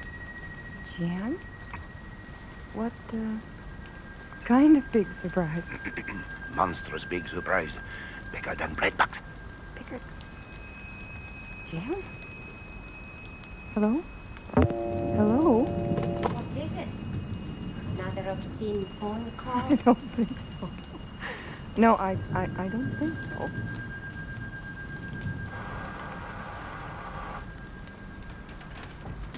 Yeah, Westcott? Uh-huh. Lordy Lord. Mrs. Westcott. Big mud, ain't it? God. You think maybe there's been some mistake? Well, he did say, A monstrous surprise. Hey, somebody want to sign for it? I guess I don't have much choice. Yeah, right here. There you go. Great. Gumwood. What's that? The cabinet. It's gumwood. I'll wheel it in, huh? I didn't think they made cabinets like that anymore. Over here. Oh, yes, well, this will have to do. Yeah, you should be able to get Pluto on this thing. Thanks. Oh, here. Oh, thank you, ma'am. Well, so long. Happy listening, huh?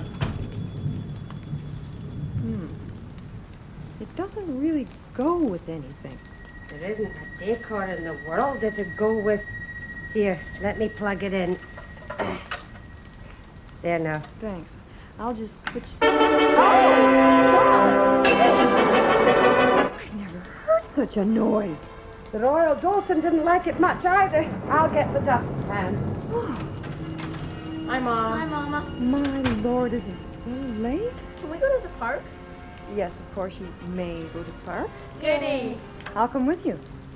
What's that? It's our new radio, dear. Daddy bought it. I don't want to. I'm playing. Oh, you are you? Emma, stop it. Emma, stop it. Julian! Pam, it's time for your bath. Mom, come on. Why does it do that? What's that? Now, which dial? There. Oh, no. Let's see. What does this do? I've lost it. Oh, hell. Wait a minute.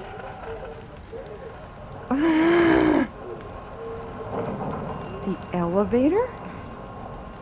What is going on? Subway murder case. Chief Inspector Murbank of the City Police has issued a composite drawing of the man believed to be... Julia, no, I don't. Coming, children. Home. Be right with you. Sorry I'm so late. Hi, love.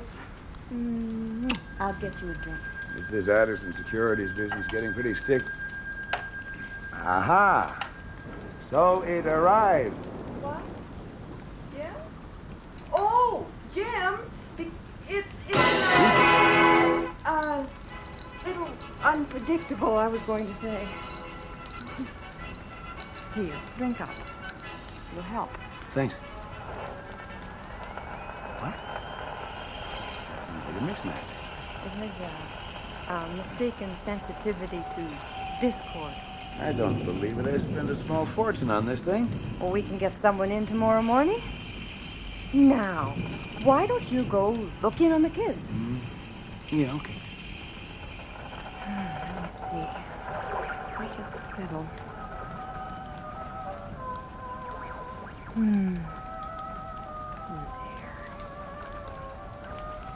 They were both asleep.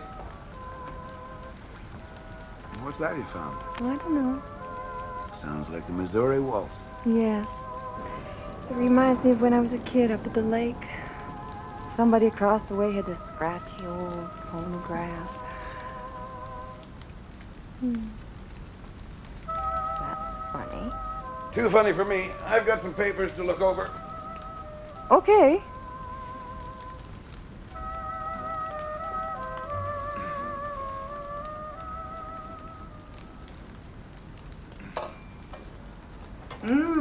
Smells wonderful, Emma.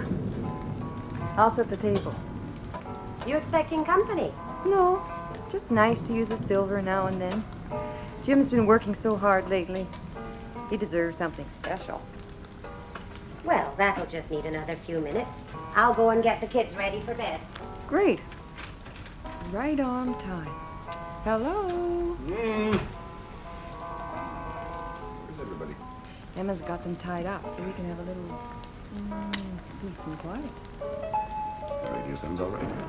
Well, Chopin's a little choppy. The man was here from the store around 10. He couldn't find anything wrong with it. We should eat this now. There we go. On your plate. There's supposed to be a live broadcast from the Met later. It smells great. I'm famished. For Christ's sake, Cassie, you always have to be playing the piano when I get home. Well, it's the only chance I have. I'm at the office all day. Yeah, well, so am I. And when I get home, I like just half the attention you give the upright. Did you hear that? Must be a play or something. I don't think it is a play. Change the station, honey. Foxy, have you seen my garden? Good grief. Let me up. What in the name of... I said, have you seen my garter? Button me up. I'll fight your garter. Well, I can soon fix this. Now, I wish you wouldn't leave apple cores in the ashtrays. I hate the smell. This is fantastic. What else have we got? On the coast of Coromandel, where the early pumpkins blow, in the middle of the woods lives the Yongy Bongy bird. Oh my God, that's the Sweeney's nurse. What? A candle. Miss Armstrong, Sweeney's nurse. These were all the She must be reading to the children. of the Yongy Bongy bird. They live in 17B. We must be getting other people's apartments. That's impossible.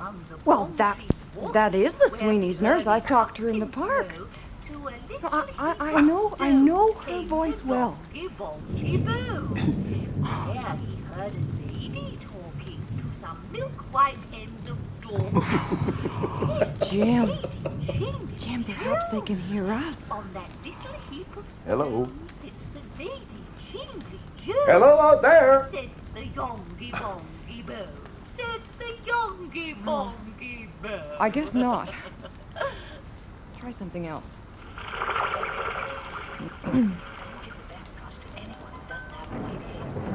That's Nancy Fuller. I saw her at the liquor store today.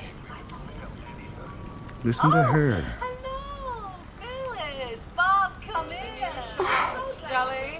Oh, it's really something. It's like it's like entering, or it's like discovering a place where time is both contour and reflection. Can you believe this bullshit? Oh, no, you put it. Sure. Come on, don't technically flawless. How about I get another technically flawless martini? If they could just You ought to have it to love affair. That's what flawless is. For Christ's sake, Robert, talk to somebody. If she catches you standing here not talking to anybody, she'll take us off her invitation list. It's amazing what people won't do to themselves. Oh, I think it's terribly divine. Thank you. Let's try something else. No. Yeah. Listen to those two. Oh, cow, what do you think of I love it. It's real. I say what it is. You see that woman by the window? The big one in red? I think it came from her bracelet. Isn't that amazing? That isn't quite the word I'd have used. See, it's amazing, Charles. Suction. Does the living room patio work? It really drives me crazy. You know, people just think that they can put cigarettes in his hands.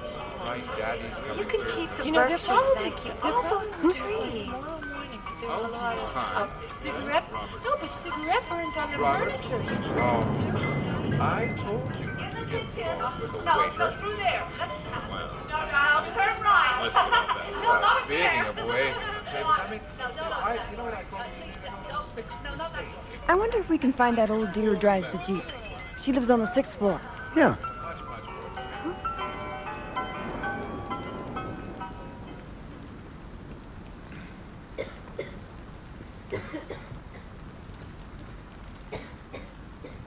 Come in, Julian. There. Sit up, darling. Here, just some water. Thanks, Mommy. And there we go. There she came.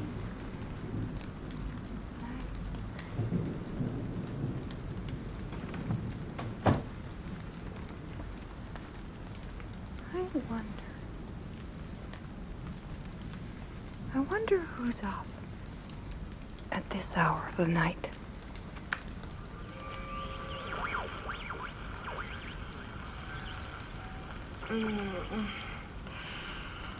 Oh. Are you all right, honey? Yes, I'm all right. You know something, Charlie? I don't feel like myself anymore. Sometimes there's about 15 or 20 minutes in the week when I feel like myself. I don't like to go to another doctor. Bills are so awful, but I just don't feel like myself, Charlie.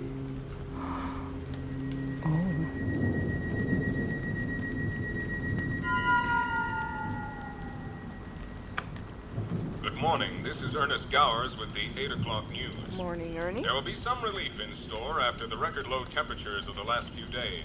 City police say the chill has claimed at least 3 lives, not counting the many car accidents. That's enough due to weather, hazardous thank road you. conditions.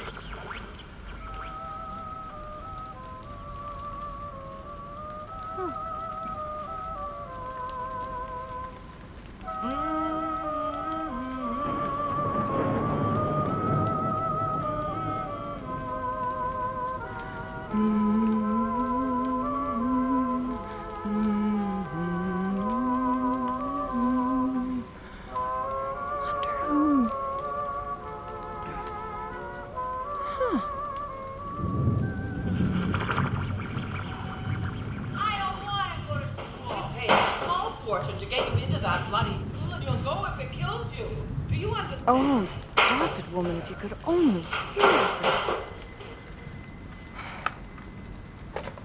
Hello. Irene, you okay? Oh, Millie. Hi. Yes, I'm all right. Well, are we still on for lunch? Yes. That'd be nice. I should get out. Okay, Benito's then. At 1? I'll be there. Sounds like we better make it a 2-martini lunch. Oh, good idea. Well, I gotta run. Oh, bye now. Bye-bye. Excuse me. Sure, honey. Thank you.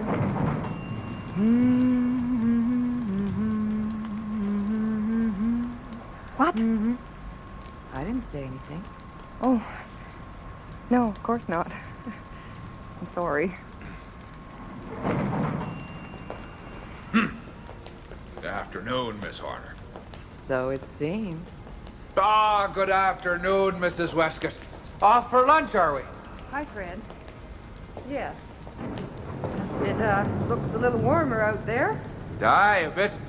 But according to the forecast, the worst is still to come. Oh, all right, here, I'll open the door for you. Come on, David. Caroline? Oh, hello, Mrs. Westcott. Hello, Miss Armstrong. Yes. Hello, Miss Armstrong, the yonky bonky bone. I know a lot about you. I know a lot about everybody. More than I ever want. Jim. Come on, right in. Have you seen my garden? Oh, I wish you wouldn't leave that. Jim. Perhaps they can hear us. Hello. Listen to her. Don't feel like No, not up there.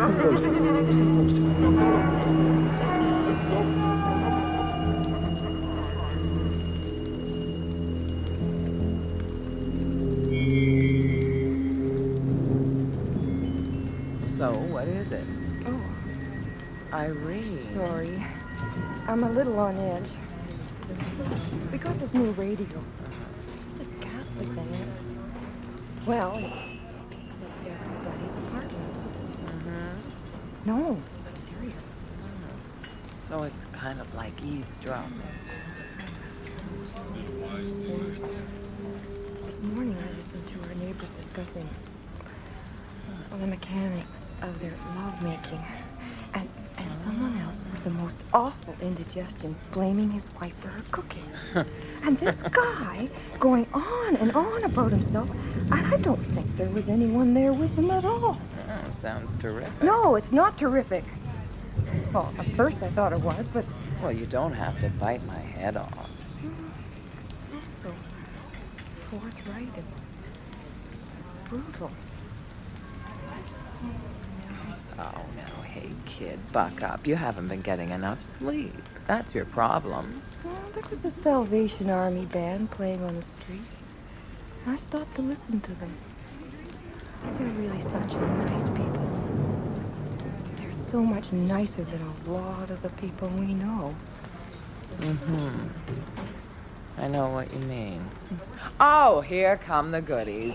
No, the Caesar's for me, and the minestrone's for you. That's right. Mm-hmm. Now you tell me all about this wonderful new radio show you've been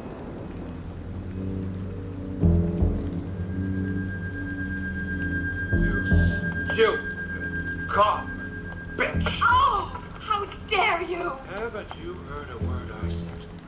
I'm talking to you! I'm talking to you, and God damn it, you're going to listen if it's the last thing you do! All right. Oh, stop it!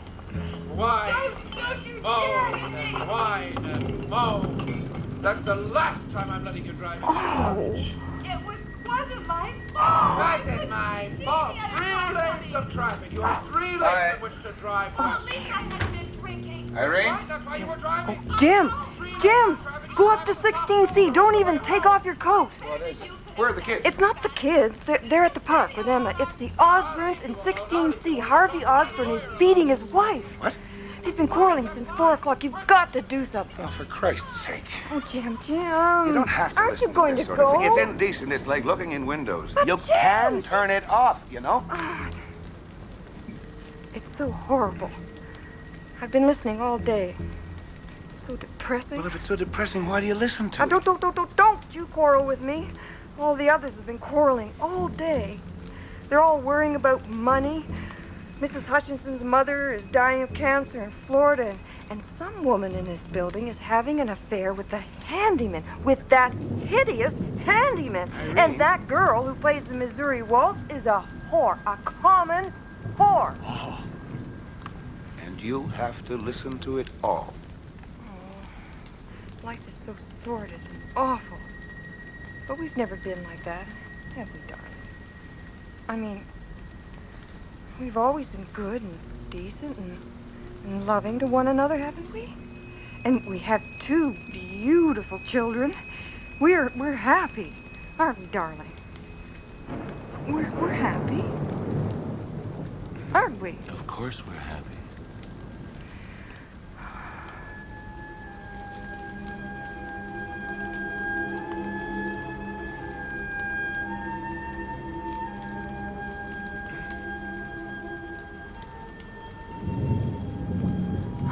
At last.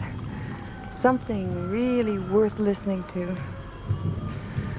Thank God it's finally fixed. Thanks. Yes. It's got all the swell of the old Anson recording. Remember, honey? Huh? La Mer. On the radio. Oh. I'm sorry, my mind's elsewhere.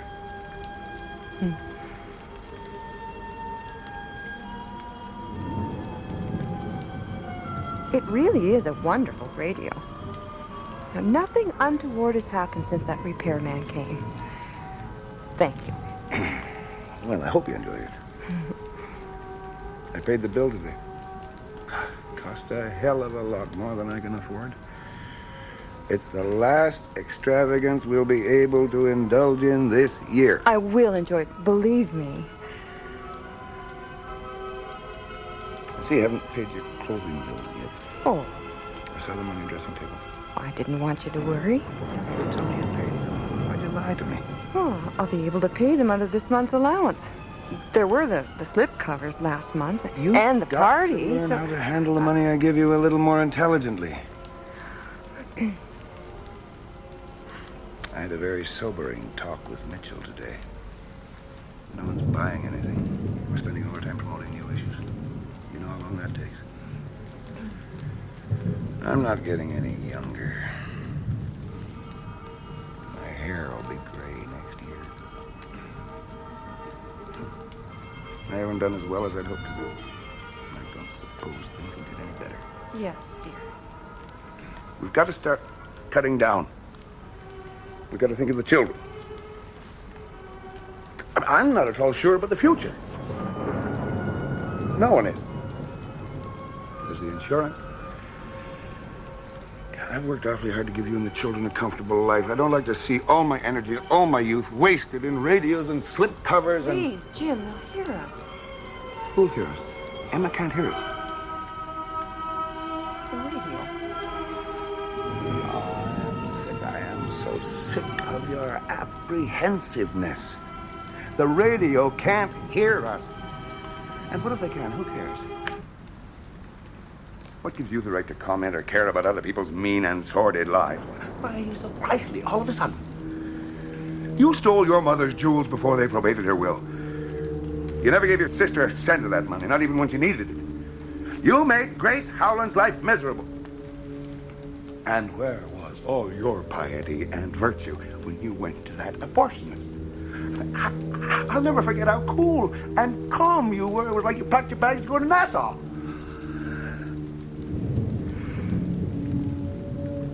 I'm going out to do some thinking, get some fresh air. Maybe I'll even come up with some brilliant scheme to keep us afloat for another miserable year.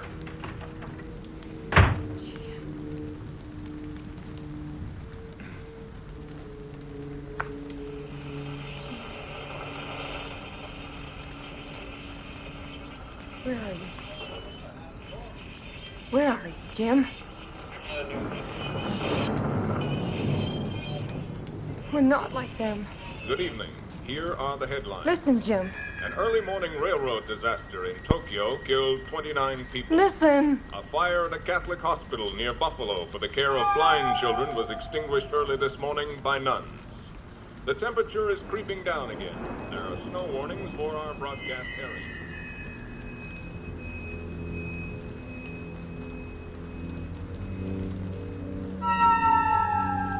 Music and news, music and news. Radio, how do you do what you do? He's out there, Irene, with them. Out there where the news is nearly always bad. Don't touch that dial. You might lose him forever, stranded between bands on the Vanishing Point.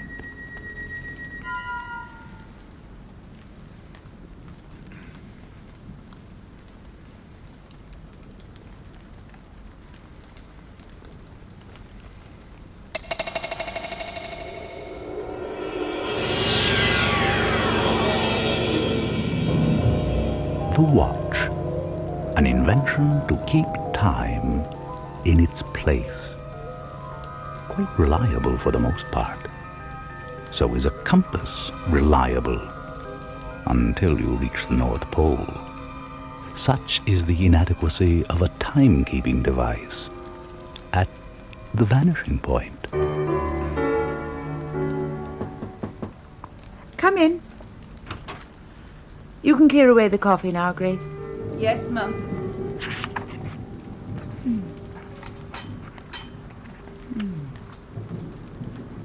What do you think of this for Susan? Maybe in green. Oh, yes, that's pretty, Mum. Well, I'm going for my walk now. Doesn't look very nice out, but I think the exercise will do me good. Yes, Mum. I shan't be long.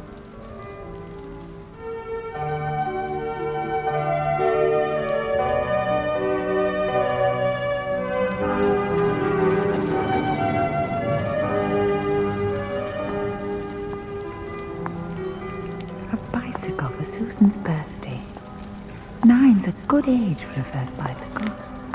A red one, perhaps. Or a good blue.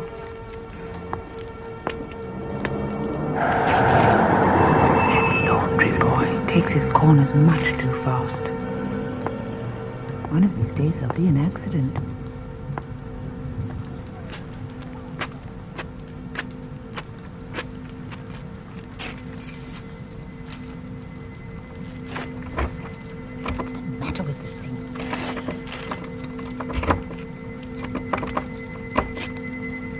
Grace! It's only me. My key's jammed in the door. Could you come up and let me in? Grace? Grace! She must have gone out. What are you bawling your head off about then? Who's this? Has Grace got a man in the house? Perhaps you have the goodness to ask Grace to come upstairs and let me in. Grace? I see what's happened. Grace has slipped out to the public house down the road to buy this man beer, and he's been left to loll in the kitchen.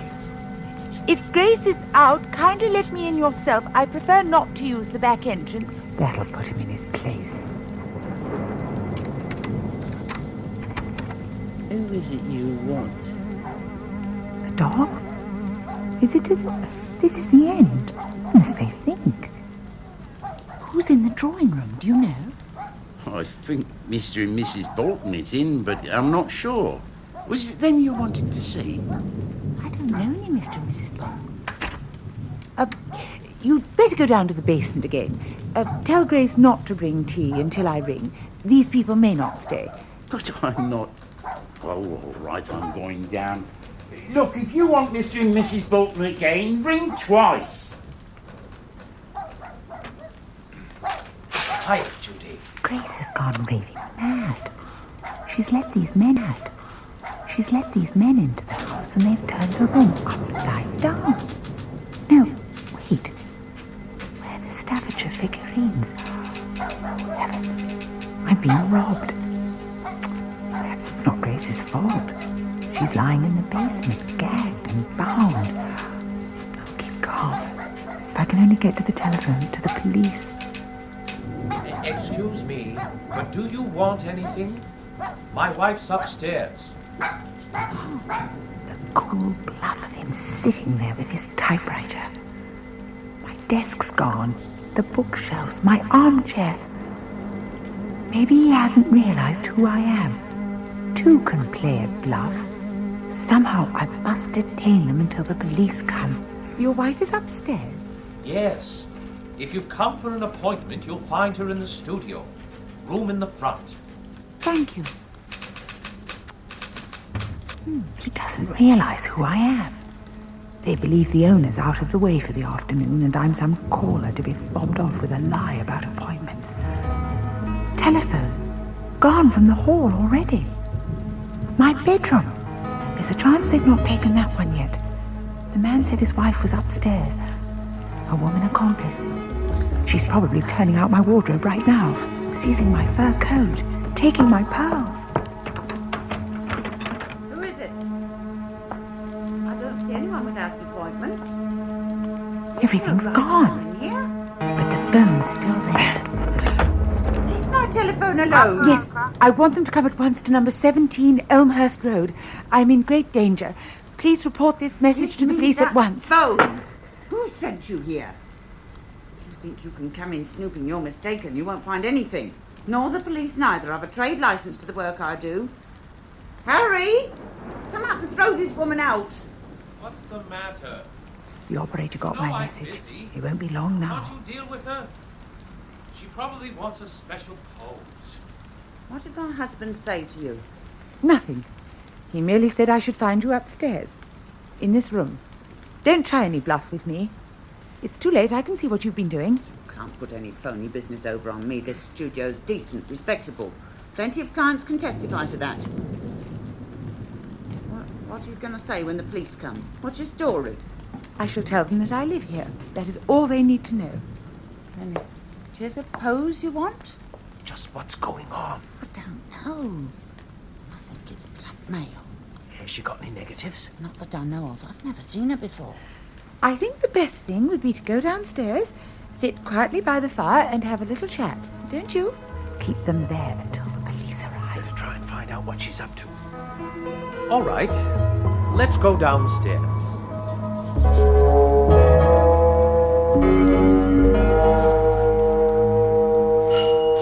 Oh, thank heaven. I'll get it. Better have them in. She's got no proof. Come in, officer. We had a telephone call. Some trouble going on, I understand. Well, I think there must be some mistake. The fact is, we've had a caller, and I think she got hysterical. I am not hysterical. I'm perfectly all right. I made the telephone call. What's the trouble here? But first, give me your name and address. Hardly necessary. But my name is Mrs. Wilfred Ellis of this address. Lodge here? No, this is my house. I live here.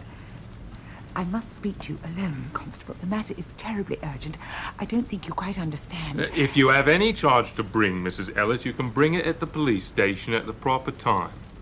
We were informed that somebody lodging here at number 17 was in danger. Are you or are you not the person who gave that information to the exchange? Of course I am that person. I returned home to find that my house had been broken into by thieves. The whole place turned upside down, my things carried away, and the most terrible disorder everywhere. I saw her come to the door. I thought she was balmy. It wouldn't have let her in if I'd known. Who are you? Name of Upshaw, Henry Upshaw. Me and my missus has the basement flat here. That man is lying. He does not live here. He belongs to this gang of thieves. Nobody lives in the basement except my maid, Grace Jackson. And if you will search the premises, you will probably find her gagged and bound somewhere by that ruffian. Oh, balmy. You can see the straw in her hair. Quiet, please. Are you Henry Bolton, then? Yes, officer. And this is my wife. We have the ground floor here. My wife uses an upstairs room for a studio. Camera portraits, you know. Does this lady live here? We've never seen her before, officer. Mr. Upshaw let her into the house through some error. She walked into our living room and then forced her way into my wife's studio, threatened her, and in hysterical fashion rang for the police. Anything to say? Constable, there has been some terrible mistake. You are new to the district, perhaps, but I have lived here for years. I went out for a walk this afternoon, and during my absence, these people have broken into my house, seized or destroyed my belongings, and if you would please get through immediately to your headquarters, you would... There, we can go into all that quietly down at the station. All right.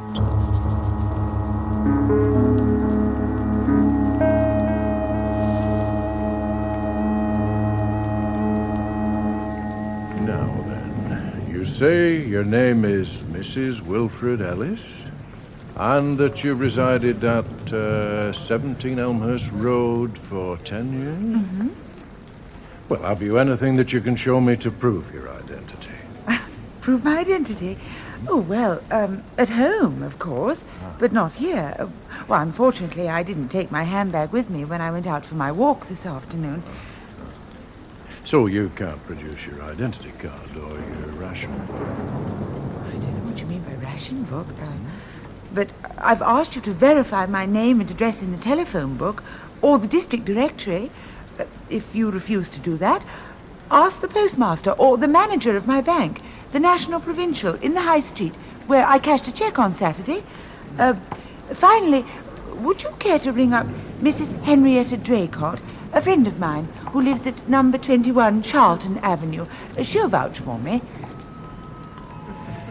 Mrs. Ellis, we've checked up on your statements, you know, and they won't do.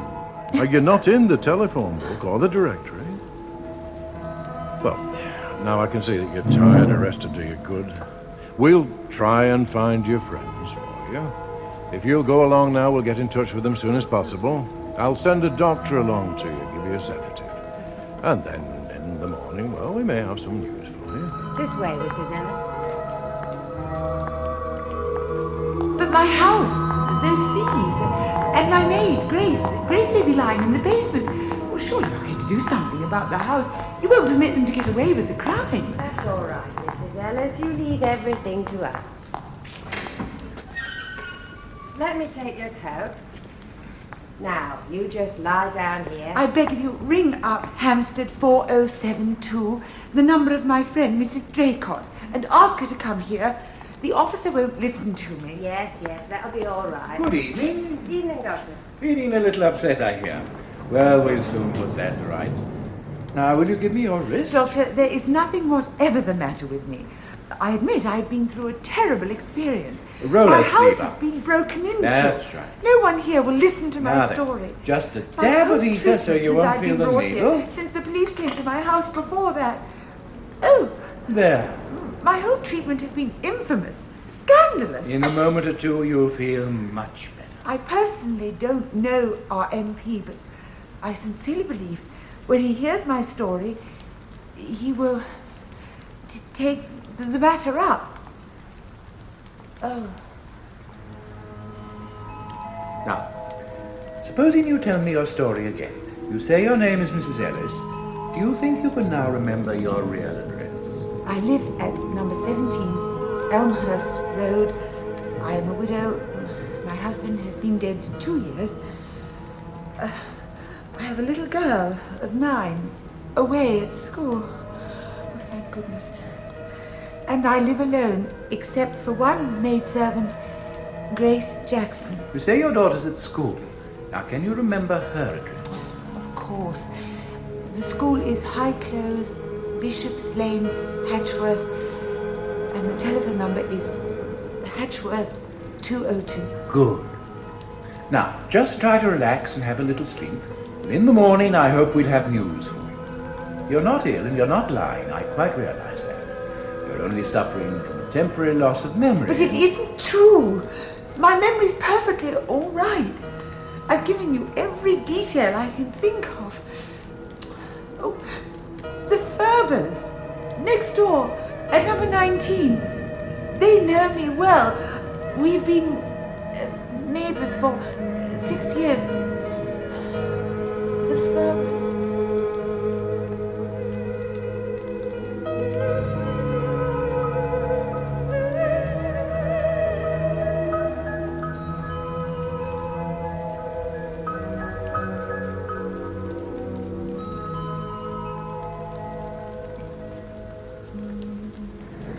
Sit down, Mrs. Ellis. How are you feeling this morning? A little more like yourself? On the contrary, Doctor, I am feeling very unwell indeed, and will do until I know what's happened at home. Has anything at all been done to safeguard my property? We've checked on your story, Mrs. Ellis, but unfortunately the facts you gave us have been proved wrong in every particular so far. What do you mean? Well, first, your address. Now, you do not live at 17 Elmhurst Road because the house is occupied by various tenants who've lived there for some time and who are known to us. It's an apartment house. The floors are let separately. And you were not one of the tenants. But I There are no people called Ferber living at number 19. It's also a lodging house. There's no Ellis on the register of the bank in the High Street, and nor can we trace anyone of the name of Grace Jackson in the district. Is this some conspiracy? I don't understand what I've done.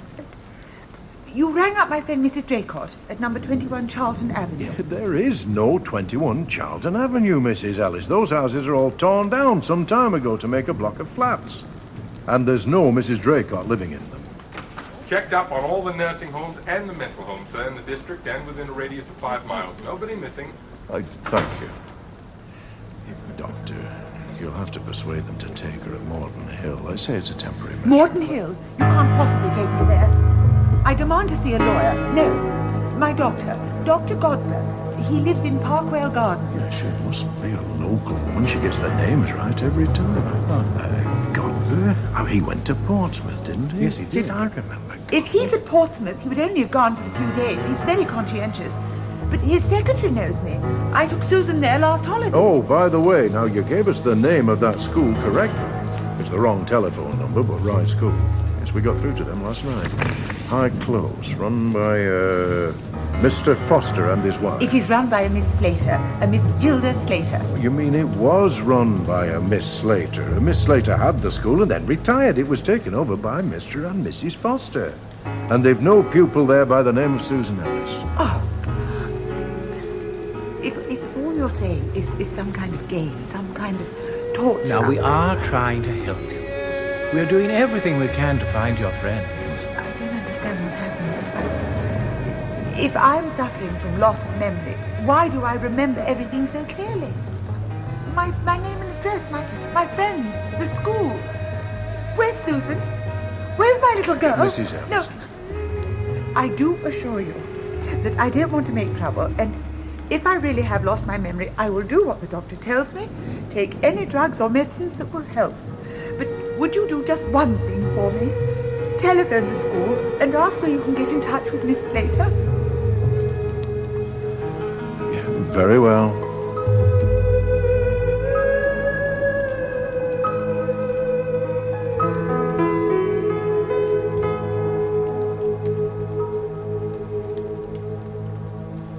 Well, I think we're a little nearer home. We were able to contact Miss Slater. Oh, Doctor, thank heaven.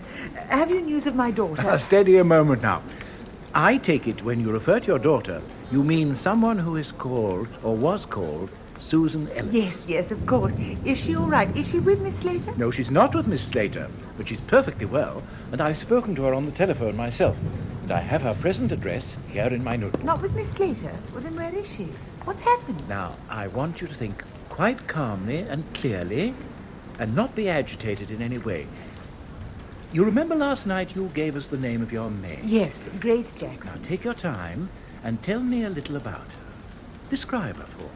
She's, a big girl. At least not really a girl, about my own age. She has a large bust, rather thick ankles, brownish hair, and grey eyes. You know, that's a very accurate description of yourself.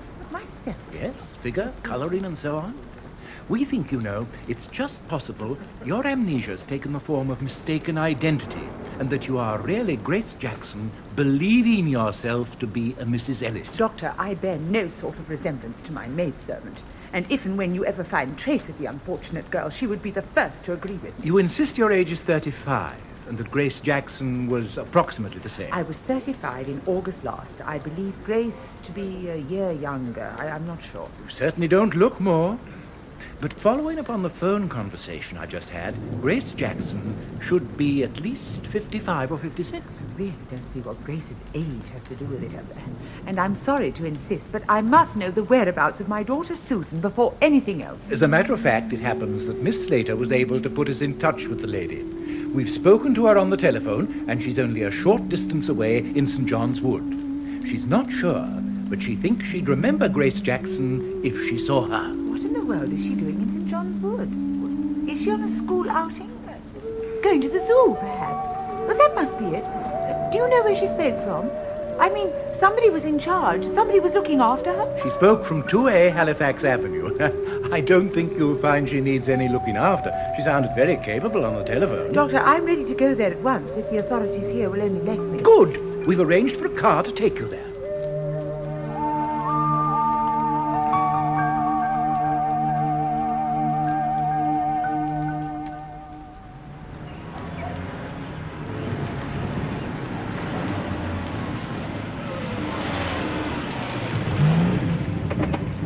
We shan't be long, driver.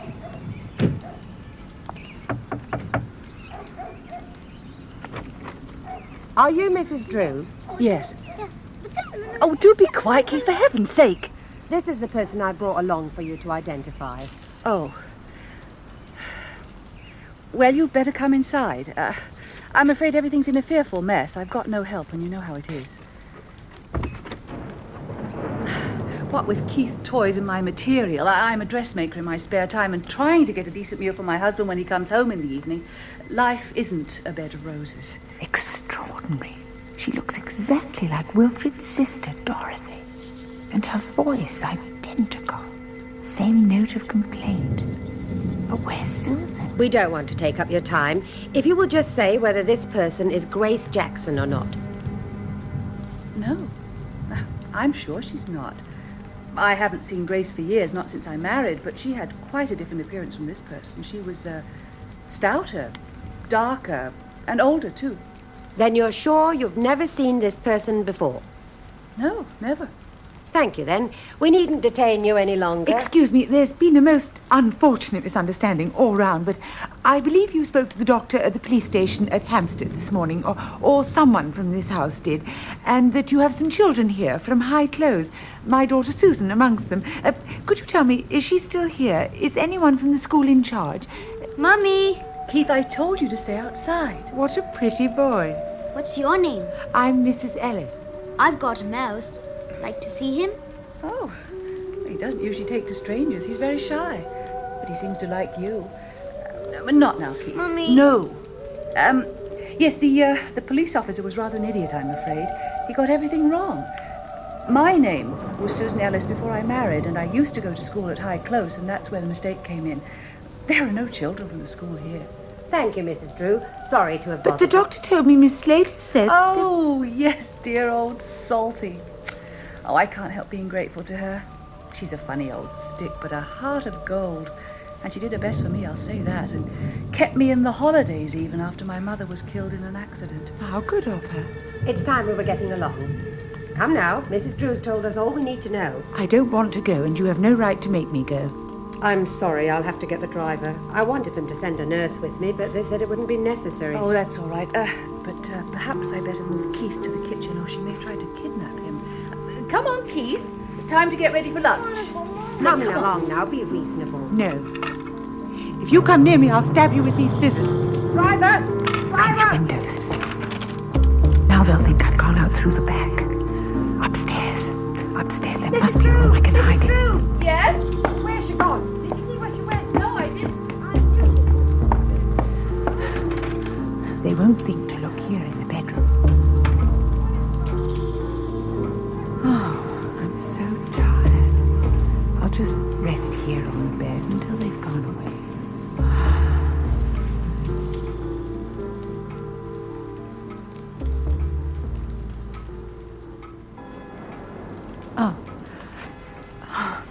Oh, 2 o'clock. I must have dropped off. That calendar's wrong. 1952 must be a misprint. 32 it should be. Fancy not noticing.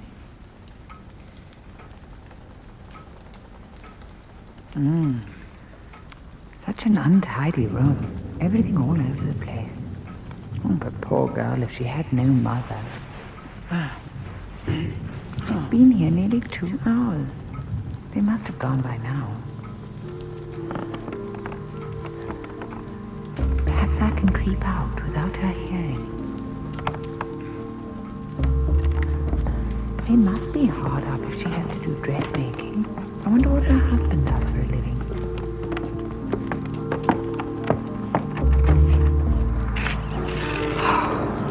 Home. I just want to get home. It must be this way. Once I get to the Finchley Road, it's not too far.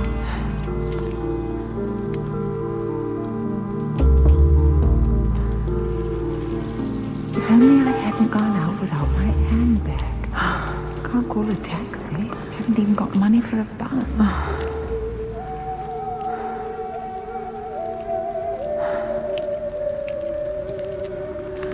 Oh, home.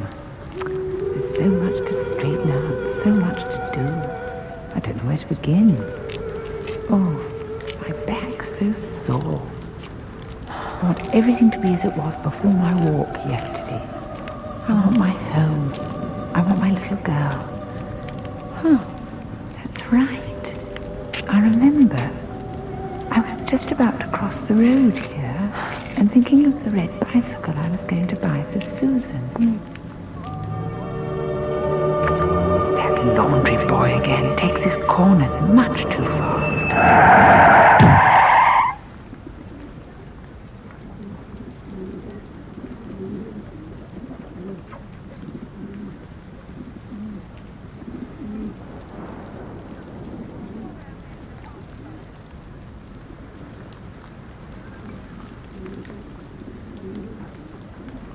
Just a little afternoon walk, and a protracted game of blind man's bluff with time.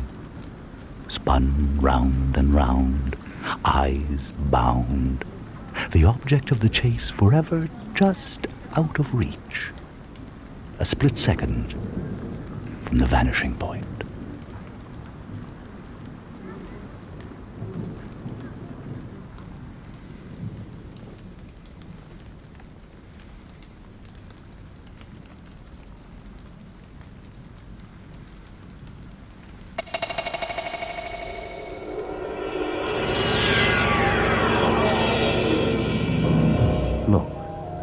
Outside your window, on the bald street breaks the blank day. Anything could happen. Might just, no telling. And it will happen with or without your blessing. That's the way things are.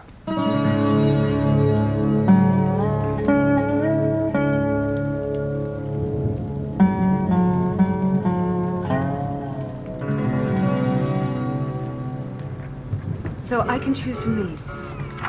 Anyone I want? Yes, ma'am. There's so many. You do all these decorations? Sure. I would have killed for a cake like this when I was a girl. Snow White. Oh. It's magic to the children. Birthdays, presents. Don't you think? I guess. He'll be 8 years old on Monday. Scotty, my son. Yeah? Can you have the cake ready by then? There won't be a problem? Monday morning, right out of the oven. Oh, good. Oh, I want a chocolate cake. That's his favorite flavor. Will that affect the decoration? No, ma'am. Anything you want. Soldiers. Well, I'm sure you'd like that. Oh, and I'd like his name on the cake. Scotty? S-C-O-T. Right. A rocket ship. Oh, that's nice. What's the planet, Mars? Sure. Maybe, yeah. Well, it's red. Yeah, I'd like this one.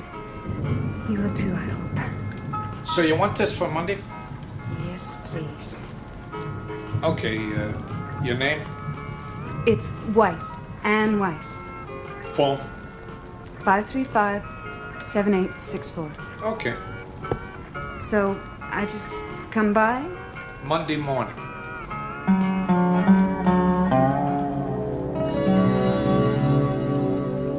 So what are you gonna give me? When? Why should I give you something? At my party. You have to give me a present. Why? You just do. What is it? Maybe I won't come. Why not? It's gonna be fun. So it is a transformer? I'm not supposed to tell you. I don't care. A truck? No. A laser gun? I'm not going to tell you. Aw, you're stupid. So are you. I got some potato chips. Yeah? Yeah. You want some? What flavor are they? Barbecue. I'll give you some if you tell me. Well... Hey, was that the bell? What bell?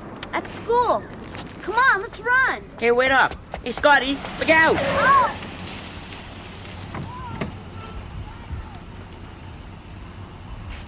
Scotty, are you all right? Scotty, Yeah, can you get up? yeah. Hey, kid, you okay? Hey, watch over where you're going, will you? You look kind of funny. Did it hurt? When the car hit you? What was it like? Scotty, hey, where are you going? Home.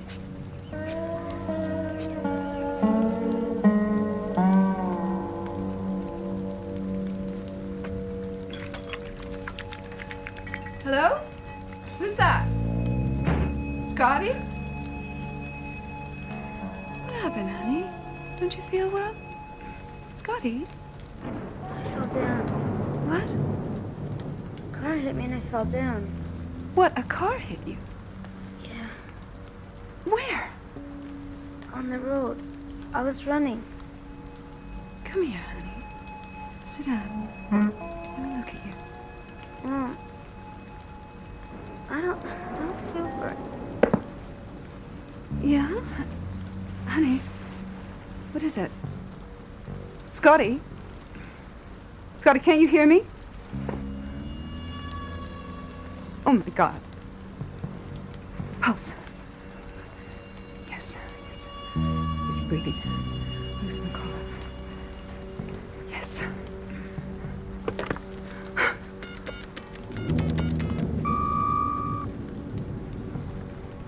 Hello? Howard, it's me.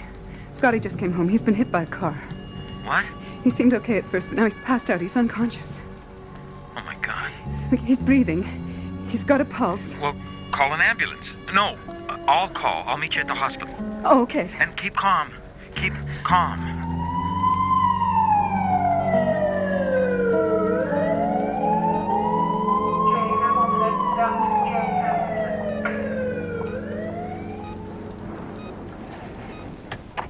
Well, your little boy's been through a lot today. There was some vomiting, and we had to drain fluid from his lungs. That, plus mild concussion. And, of course, the shock. But I think the worst is over. He's sleeping peacefully now. It's just a matter of waiting for him to wake up. Sleeping? A deep sleep, yes. But not a coma. I want to emphasize that, not a coma. Scotty's resting, and he'll come around when he's ready. Now, I'm going to check again with lab and radiology. I'll look in again in an hour. Thank you, Doctor.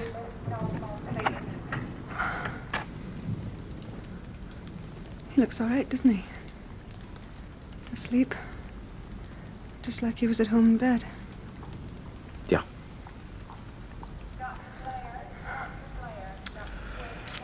Oh, Anne, maybe I'll go home for a while, change my clothes, have a bite to eat. Oh, sure. Is that all right? I'll be back in an hour. I'll be here.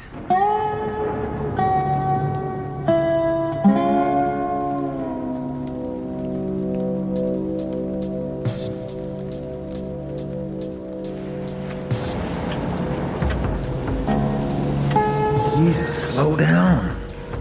What are you doing? Just watch the road. Slow down. What's up, man? He's in the hospital. He's gonna be all right. Just get home, into the driveway. Home. All right.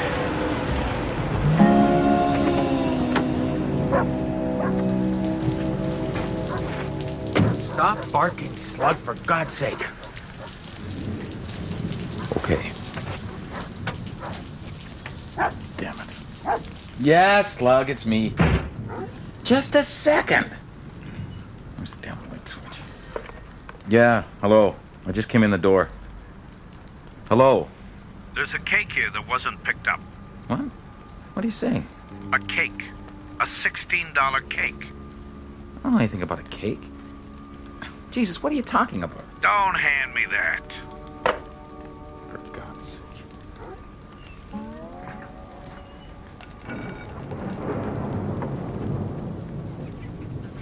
What's the matter, Slug?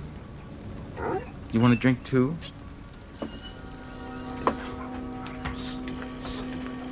Hello. Hello.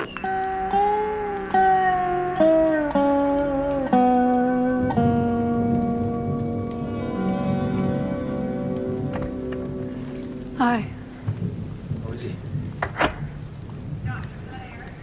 What's all this? Intravenous? It's Dr. Francis' orders. He needs nourishment. He needs to keep up his strength. Why doesn't he wake up, Howard? No, I don't understand if he's all right. He's gonna be all right. He'll wake up in a little while. Dr. Francis knows what's what. Yeah. Maybe you should go home and get some rest. I'll stay here. Some creep has been calling. It's nothing, so hang up. Who's calling? I don't know who, just somebody with nothing better to do than to call up people. You go on now. No, I'm fine. Really? Go home for a while, and then come back and spell me in the morning. It'll be all right. Hello. Just in to take his pulse. How is he? He's stable. Dr. Francis will be in again shortly. He's making rounds right now. I was saying maybe she'd want to go home and get a little rest after the doctor comes. She could do that. I think you should both feel free to do that if you wish. Well, we'll see what the doctor says. I want to talk to the doctor. I don't think he should be sleeping like this. I don't think that's a good sign. Dr. Francis will be in a few minutes. Doctor. And let's just see first how he's doing. Doctor, how is he? What's the matter with him exactly? Why doesn't he wake up? Okay, good. We'll know more in a couple of hours, after the results of a few more tests. But he's all right, believe me. Except for a hairline fracture of the skull. He does have that. Oh, no. And a bit of a concussion. as I said before. And of course, you know, he's in shock. Sometimes you see this in shock cases, the sleeping. Yeah, but he's out of any real danger? You said before he's not in a coma. You wouldn't call this a coma then, would you, Doctor? I don't want to call it a coma. He's just in a very deep sleep. It's a restorative measure the body is taking on its own. He's out of any real danger. I'd say that for certain, yes. But we'll know more when he wakes up, and all the other tests are in. It is a coma of sorts. It's not a coma yet, not exactly. In shock cases, this kind of a reaction is common enough. It's a temporary reaction to bodily trauma. Now, coma, well, coma is a deep, prolonged unconsciousness, something that could go on for days, or weeks, even. Scotty's not in that area, not as far as we can tell. We'll know more when he wakes up, which shouldn't be long now. Of course, you may do as you like, stay here or go home for a while, but by all means feel free to leave the hospital if you want to. This is not easy, I know. Believe me, we're doing all that can be done. It's just a question of more time. Well, I'll check in again later.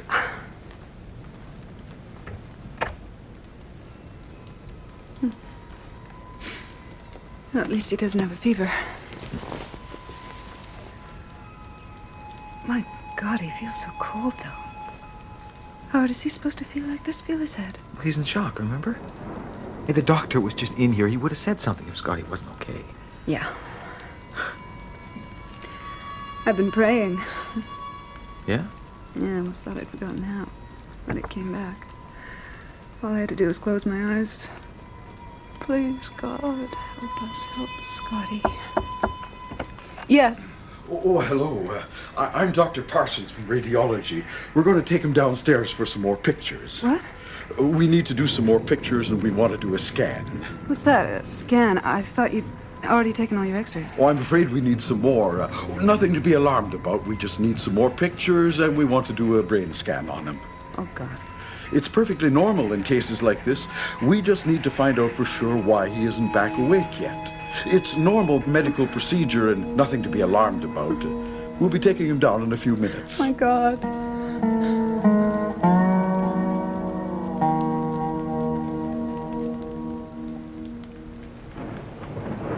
Ought to have come around by now. There's just no good reason for this. But I can tell you, we're all convinced he's out of any real danger. And you'll just feel better when he wakes up. There's no reason, absolutely none, why he shouldn't come around very soon. Oh, he'll have himself a dilly of a headache when he does. You can count on that. But all of his signs are fine. As normal as can be. It is a coma, then. We'll call it that for the moment, until he wakes up. But you must be worn out. This is hard. I know, this is hard. Feel free to go out for a bite. It'll do you good. I'll put a nurse in here while you're gone if you'll feel better about going. Go and have yourself something to eat. I couldn't eat anything. Now, do what you need to, of course. Anyway, I wanted to tell you that all the signs are good, the tests are negative. Nothing showed up at all. And just as soon as he wakes up, he'll be over the hill. Thank you, Doctor. Okay.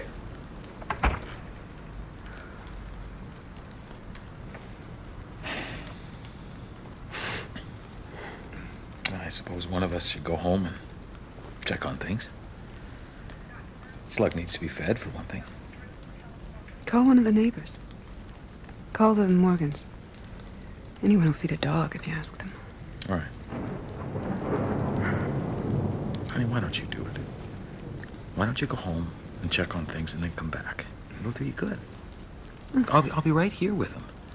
Seriously, we need to keep up our strength on this. We'll want to be here for a while, even after he wakes up. Why don't you go? Feed Slug. Feed yourself. I already went. You go home for an hour and freshen up and then come back. Maybe. Maybe if I'm not here watching every second, he'll wake up and be all right. Yeah. You know, maybe he'll wake up if I'm not here. I'll go home and take a bath, put on clean clothes. I'll feed Slug. and then I'll come back. I'll be right here. I'll keep an eye on things. I won't be gone long. You just sit and rest for a while when you get home. Let's try not to worry. You heard what Dr. Francis said? Yes. Now, elevator. Where was it? Excuse me, do you... Is it about Franklin? Tell me now, lady. Is it about Franklin? Now, Evelyn. I'm sorry, I'm looking for the elevator. My son's in the hospital and now I can't find the elevator. Elevator's down that way. Turn left. My son was hit by a car. He has a concussion, a little skull fracture, but he's gonna be all right. He's in shock now, but it might be some kind of coma. That's what really worries us, the coma part. Mm-hmm. Too bad. Our Franklin, he's on the operating table. Somebody cut him, tried to kill him. There was a fight where he was at this party. They said he was just standing and watching, not bothering anybody. He never does. That don't mean nothing these days. Now he's on the operating table. We're just hoping, praying. That's all we can do now. Mr. Walker?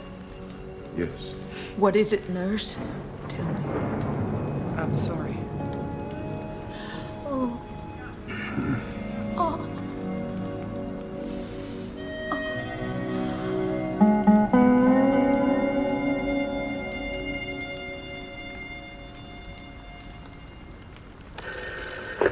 Yes, hello.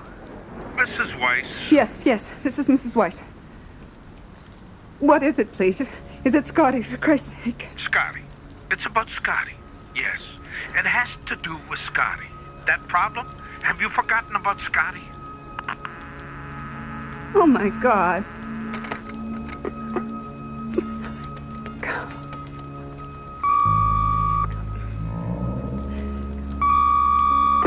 Give me my husband, please. Room 305. Thank you.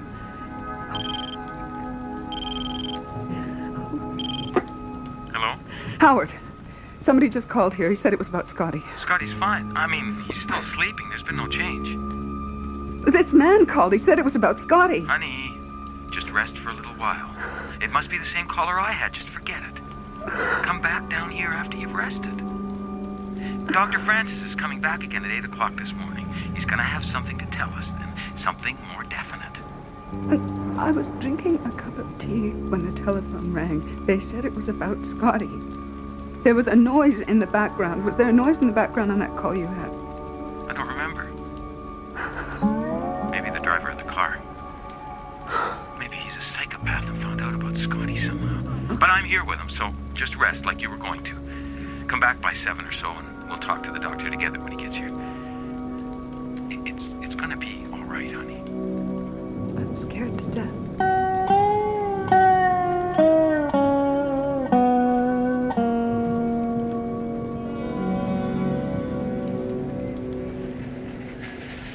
How is he? Howard? Dr. Francis was here a while ago. I thought he wasn't coming until 8. There was another doctor with him. A neurologist. What did they say, Howard? For Christ's sake, what did they say? What is it? They think they're going to operate, honey. They are going to operate. Oh. They can't figure out why he won't wake up. It's more than just shock or concussion. It's in his skull, a fracture. I tried to call you, but I guess you'd already left the house. Oh, God. Anne, look. Open his eyes. Oh. Scotty? Scotty? Hey, Scott. Hey, son. Scotty. Honey. It's Mommy and Daddy. Scotty?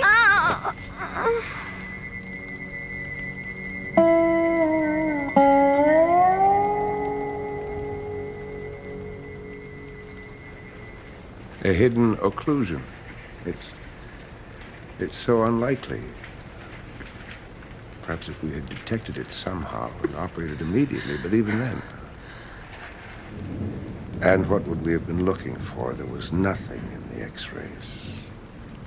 Or in the tests. I can't tell you how badly I feel. Is there anything else I can do for you at the moment? No. I can't leave him here. No, I'll be talking to you later in the day. There are still some things that have to be done. Some things that need explaining. An autopsy. Yes. I understand. Oh, Jesus, no. I don't understand, Doctor. I can't. I just can't. I'm sorry.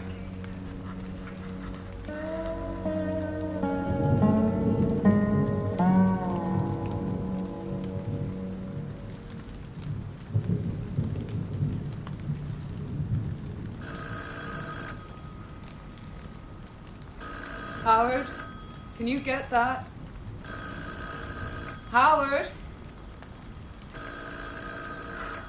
Just a minute, just hang on a minute. Oh. Sorry. I was in the garage cleaning up some things. Well, they'll call back. It's maybe my sister. She was gonna call tonight. Right.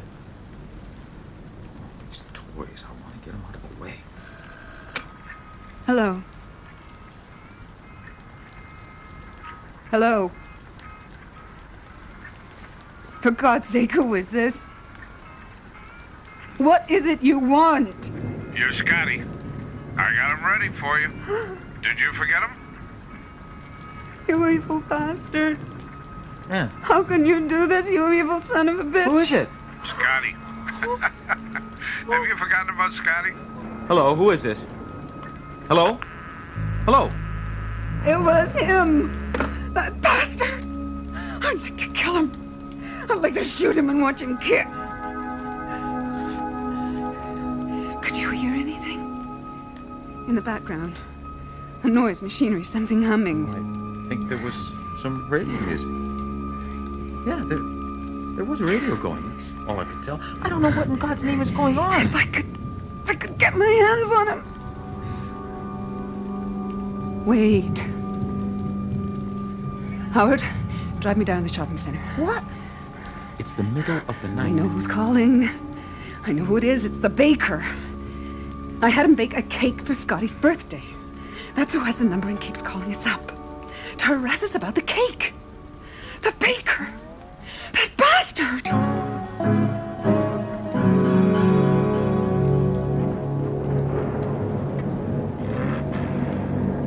It's in here? It's at the end, past the shoe store. Keep going.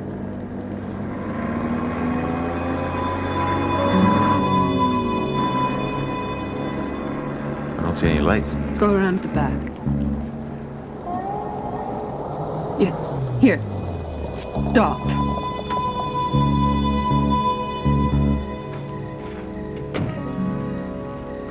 Yeah.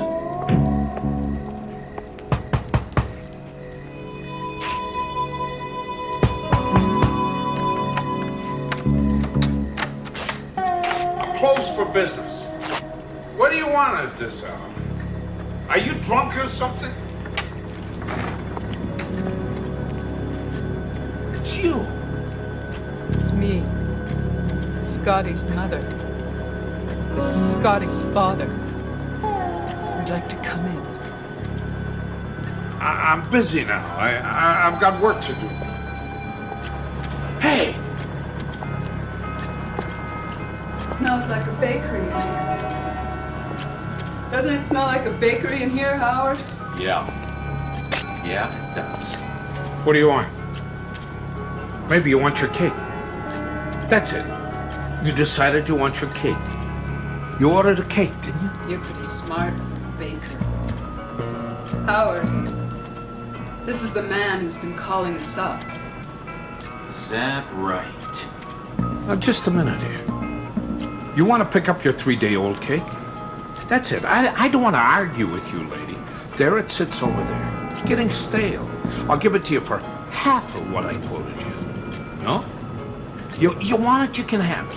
It's no good to me, no good to anyone now. It costs me time and money to make that cake. If you want it, okay. If you don't, that's okay too. I have to get back to work. More cakes? Lady, I work 16 hours a day in this place to earn a living. I work night and day in here, trying to make ends meet. No trouble now. You want that cake or not? I have to get back to work. Bakers work at night. I know bakers work. They make phone calls at night, too. You bastard. Careful. Careful. My son's dead. I was hit by a car Monday morning. We've been waiting with him until he died. But of course you couldn't know that, could you? Bakers can't know everything, can they, Mr. Baker? But he's dead. He's dead, you bastard!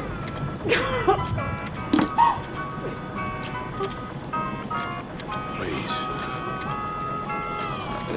Sit down. Let me get you a chair. Please, sit down, you people. I wanted to kill you. I wanted you dead. Good. Let me say how sorry I am. God alone knows how sorry. Listen to me, I'm just a baker. I don't claim to be anything else. I mean, maybe once, maybe years ago, I was a different kind of human being. I've forgotten. I don't know for sure. But I'm not any longer. If I ever was. I'm just a baker.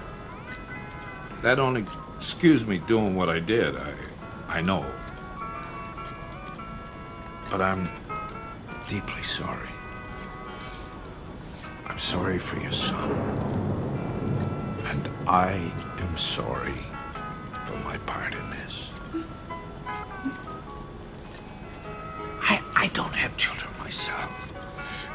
So I can only imagine what you must be feeling. And all I can say to you is that I'm sorry. Forgive me. If you can.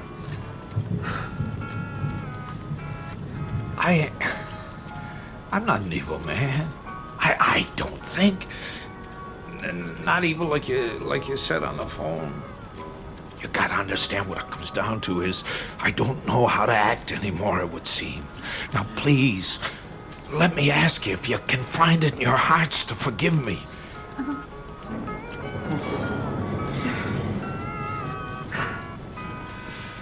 Yeah. It's hot in here. Take your coats off. Give me a minute.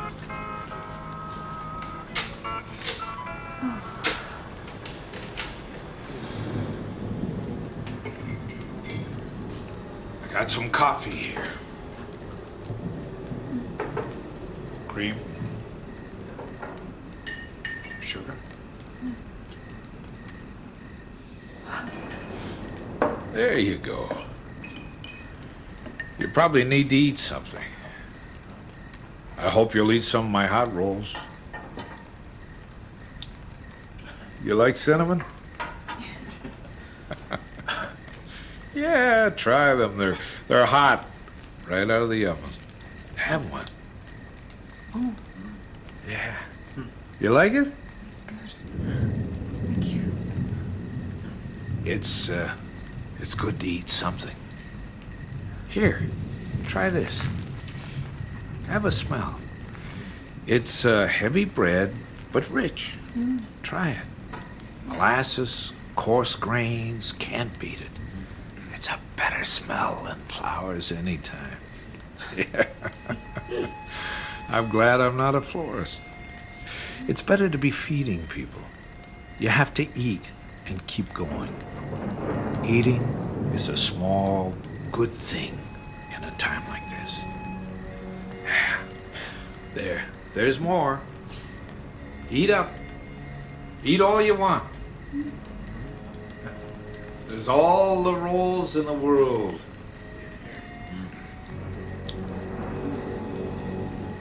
They ate rolls and drank coffee. Anne was suddenly hungry, and the rolls were warm and sweet. She ate 3 of them, which pleased the baker. Then he began to talk. He told them what it was like to be childless all these years, to repeat the days with the ovens endlessly full and endlessly empty, the party food, the celebrations he'd worked over, icing knuckle deep, the tiny wedding couples stuck into cakes, hundreds of them, no, thousands by now, birthdays. Just imagine all those candles burning. They listened to him. They ate what they could. They talked on into the early morning, and they did not think of leaving.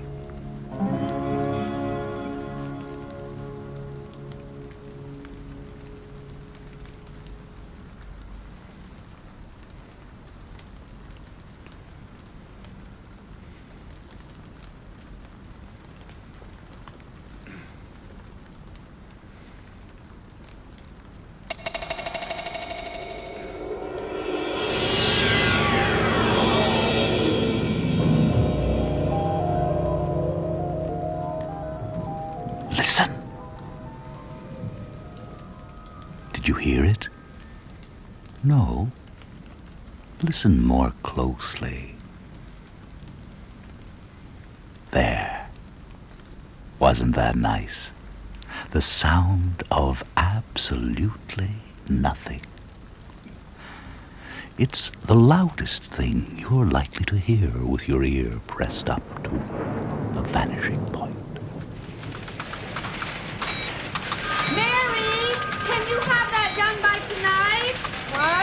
CPI are shouting for it. They've been after me all week.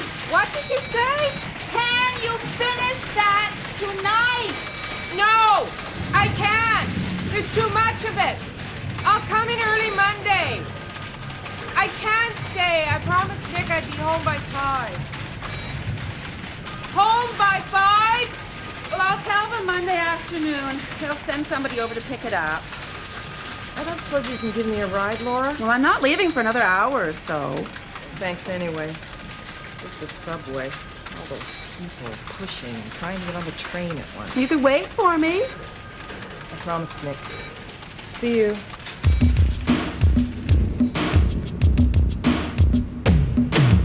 Mary has a problem. Noise. She looks like your average young woman trying to get a seat on the subway. There she is. That's her over there, the one with the green scarf. She doesn't know that that colour doesn't suit her at all. Excuse me. Could I sit here? She hates the journey to and from the office. Look at her sitting there, not reading like the other passengers, but with her eyes shut tight. She's thinking about Nick. Now, Nick doesn't mind noise. He never has. His parents bought him a dirt bike when he was 12. He was a bright kid, and it was a reward for good grades. He rode the bike round and around the quiet streets, round and around and around. The neighbors appealed to his parents. They offered him bribes. They told the cops. But the cops were too busy with violent crimes and parking offenses to bother about one kid on a dirt bike. So finally, and that was when Nick understood how unpopular he was in his home area, they strung a rope across the road. Imagine, they could have killed the kid. People don't always think.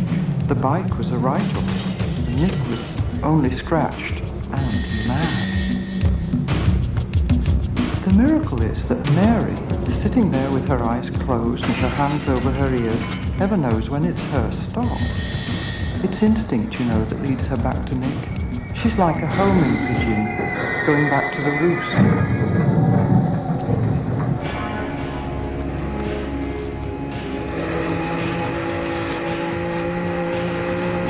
Hi. Nick? Hey, you're late. And don't tell me the train got stuck in the tunnel again. You gave me that line last week. Been meeting Wayne again, haven't you? Nick, I want to talk to you. If I'm going to keep on working, I've got to take the car. Nick, I can't take the subway anymore. I didn't get a seat till Christie. How pregnant do you have to be? Did you say something? Christ, turn that thing off! Can't you do something about the music? I've got to see how the new glitch filter's working. I'll turn it down in a minute. You go sit outside. I'm making this for you. It's got yogurt in it, and wheat germ, and strawberries.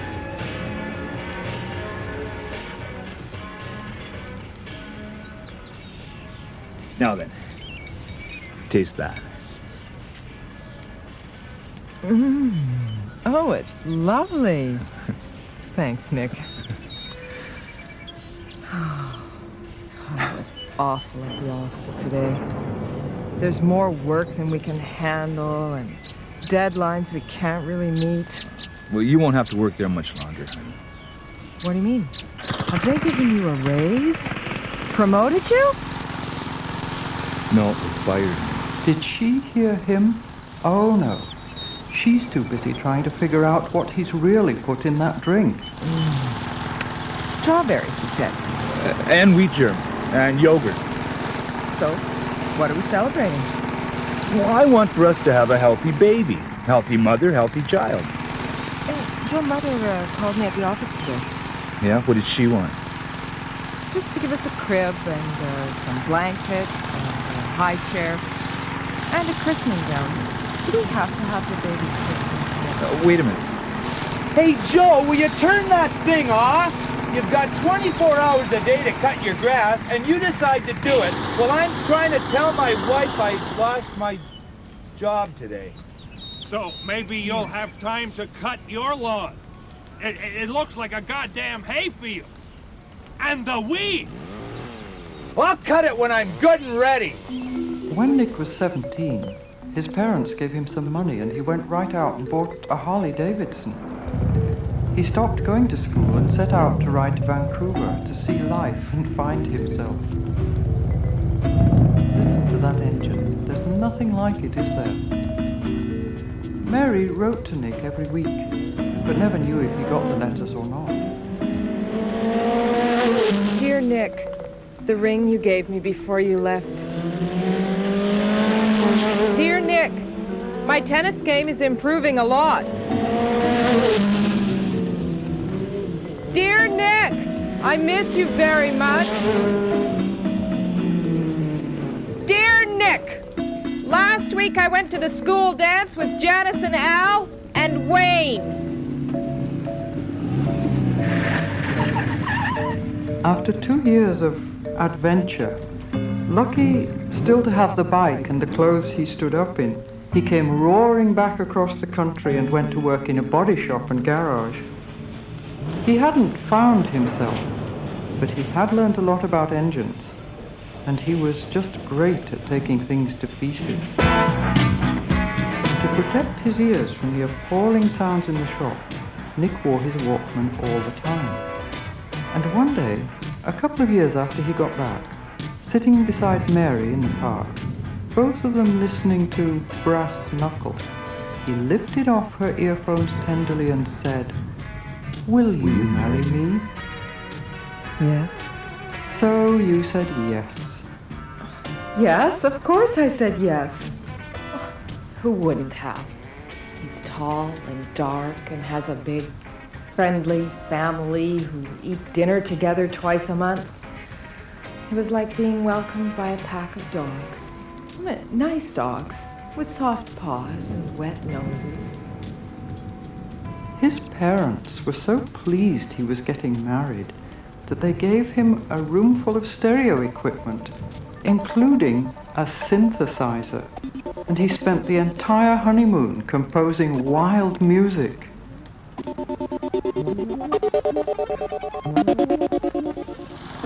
You lost your job? What happened? It wasn't my fault. I couldn't hear the machine. We had the grinder on. And I was listening to that new guy on CFM and this new Mercedes. It got kind of dented up a little. What are you gonna do? Don't worry. I've got a line on something better. Bigger. Real money. My kind of job. You won't have to go to that office much longer. Nick. So, as you can see, she had this way of believing him. Now, her parents were not so thrilled about the wedding, and you can understand why.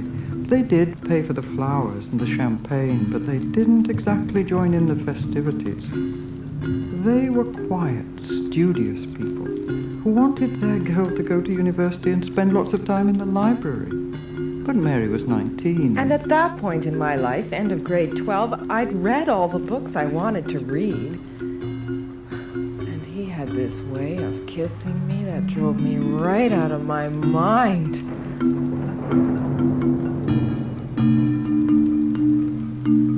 Oh, here's Mary going to work on the train again, you see? Every time the brakes squeal or the guard blows his whistle, she puts her fingers in her ears. People are really beginning to stare at her. And it's not just because of that crazy outfit she's wearing.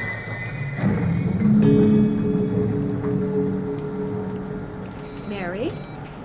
Are you all right? Mary? Laura, come over here! What's the matter? She fainted, I think. And no wonder. It must be 90 degrees in here. Well, she's closed the windows again. Every time I turn my back, she closes the windows. Mary? Mary? Why are you standing around? Joan, open the windows, please. Why are you standing around? Are you wearing earplugs again? Take them out! What's wrong? But Joan thought you'd fainted. You were lying back there. We all was thinking. Come and have coffee with me, Mary. We've got to talk.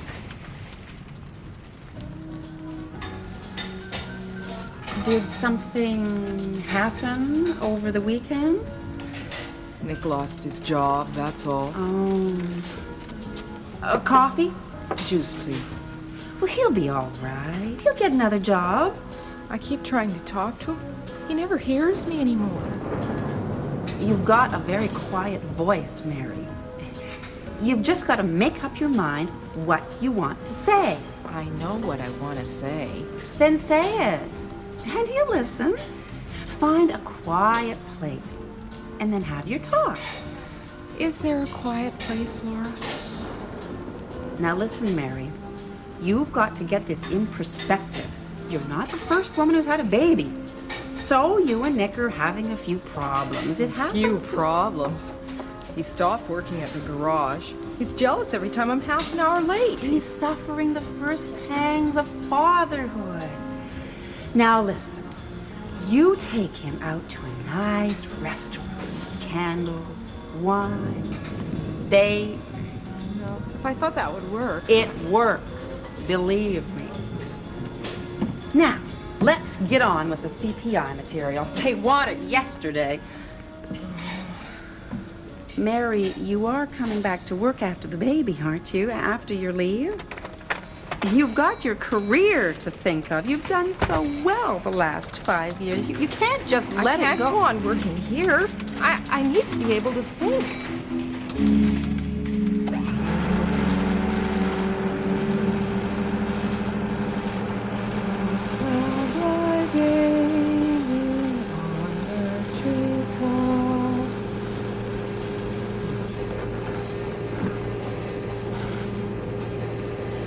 Rock-a-bye, baby, on the treetop. Did you call me? You want to talk to me? Rock-a-bye, baby, on the treetop. Are you wearing those goddamn earplugs again? Well, take them out. You can't do that. What do you do after the baby's born? You won't be able to hear him cry. Don't worry about that. Come on, honey. Come in the other room and we'll talk, okay? We'll talk. What's wrong? What's bothering you? The music. Oh, but it's better, isn't it? The guy in the store told me to get a new tantalum cap, and I did. And I'm worried about what you're doing, Nick. You go out late. You're home during the day. You come back in the middle of the night. Yeah, but the other guy at the store said I should stay with the polystyrene. Listen to what happens when I crank it up. And I'm having trouble on the subway. I can't stand the trains. All that noise. There she is, going on about noise again. Now, it's pretty hard for Nick to understand her because he's always lived with sound. When he was 15, for instance, he didn't have many friends, just 2 or 3, but his little group lived in a continuum of noise. In the summer, they hung his loudspeakers out of the bedroom window, and the neighbor who tried to shoot the speakers was charged with malicious damage and intent to wound. And who could blame him, really?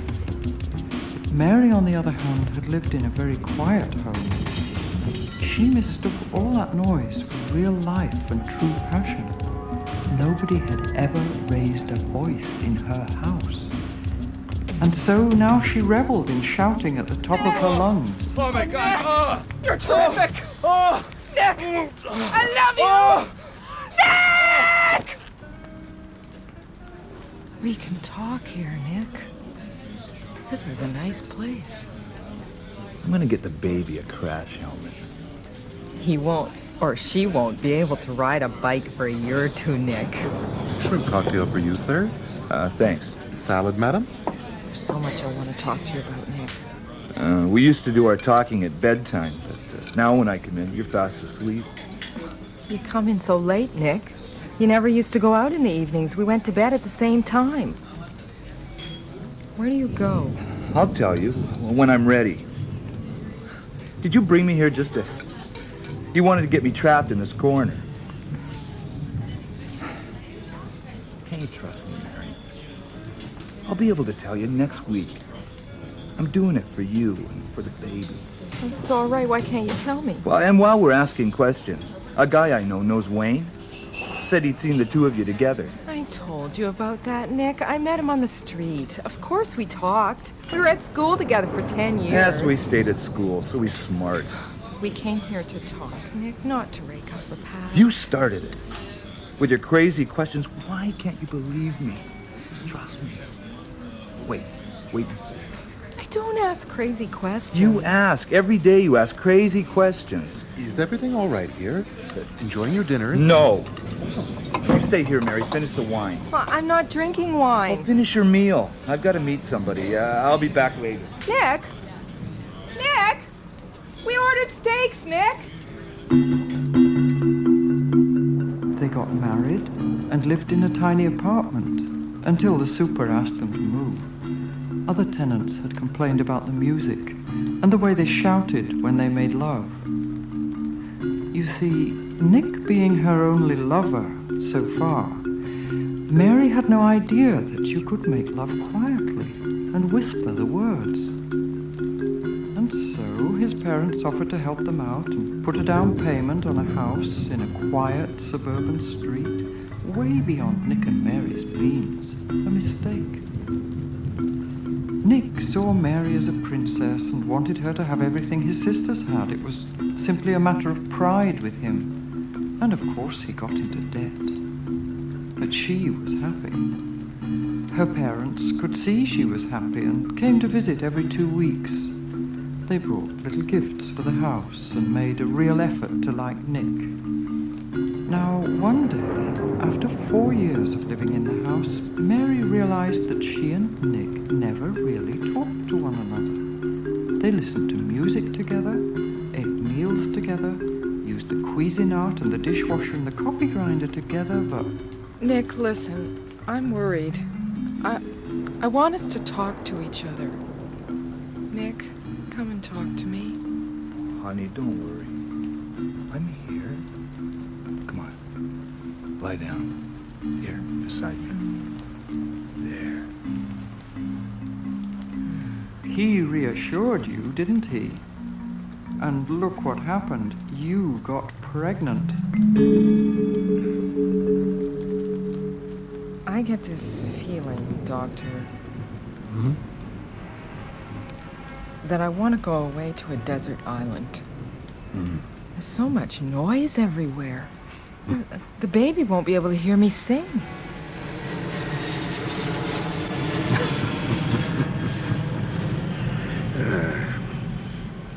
When I bought this office 30 years ago, I thought I'd never get used to that. But you can get used to anything in time.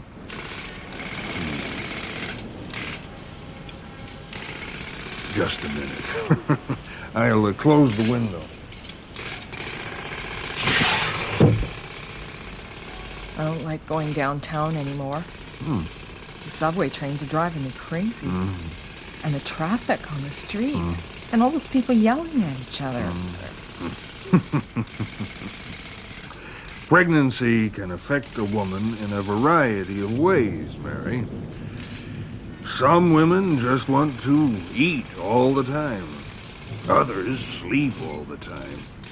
Some collect buttons. You want to be quiet. My baby won't be able to hear me sing. Nick? Nick! He didn't hear me. Nobody is listening to me. Nick, you're wearing your headphones. What are you hearing? Nick? Mary! Oh, isn't it great sound? I got that capacitor soldered in. Yeah, Nick, it's great. Just a second, I'll take them off. Okay, well, what did the doctor say? You were gone a long time. Nothing. He said nothing. Well, you were gone forever. Did you have to wait? It's his clinic on Tuesdays. Of course I had to wait.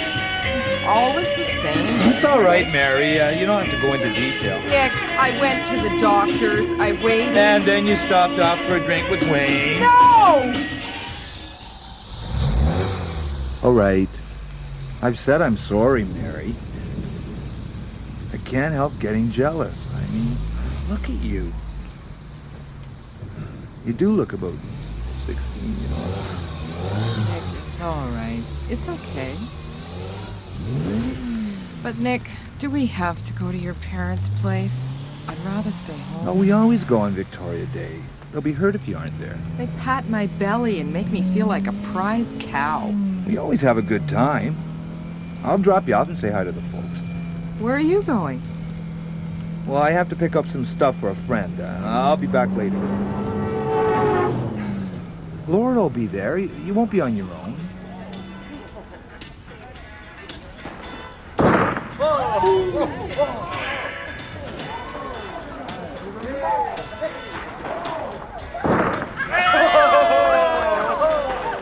Oh, they're better than ever this year. I can't stand it.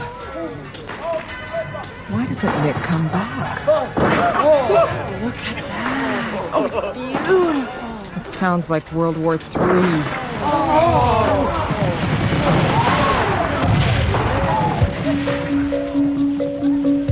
Mary began to realize that on most days, she never heard a human voice used at a normal speaking level at all. She heard a whole lot of noises she didn't want to hear. She heard music and machines, and she heard voices trying to reach her through all those other sounds. She didn't understand that it was life. As I said before, where there's life, there's noise.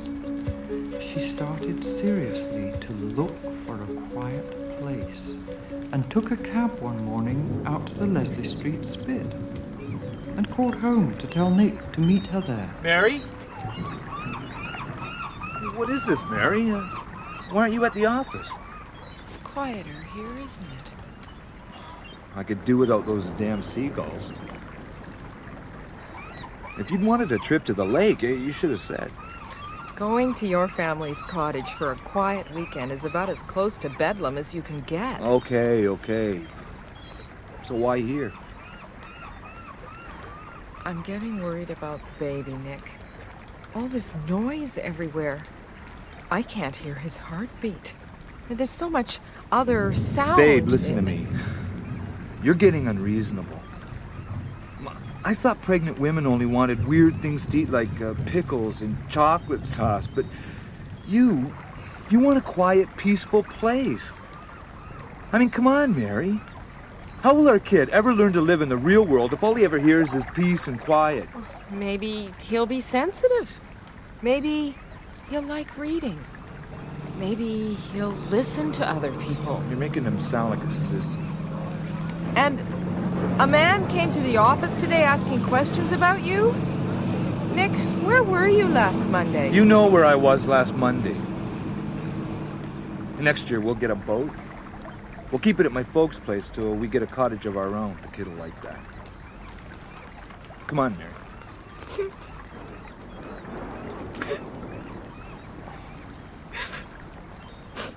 Look, what did you want to tell me, eh? Let's go home. Sure. We'll stop on the way for a pizza. Okay?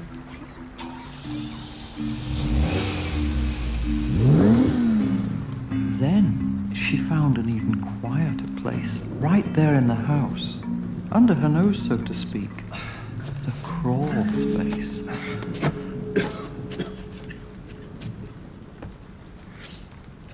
It's quiet here, isn't it, Nick? It's filthy. I could clean it out. I could bring a mattress down here, and food, and wine.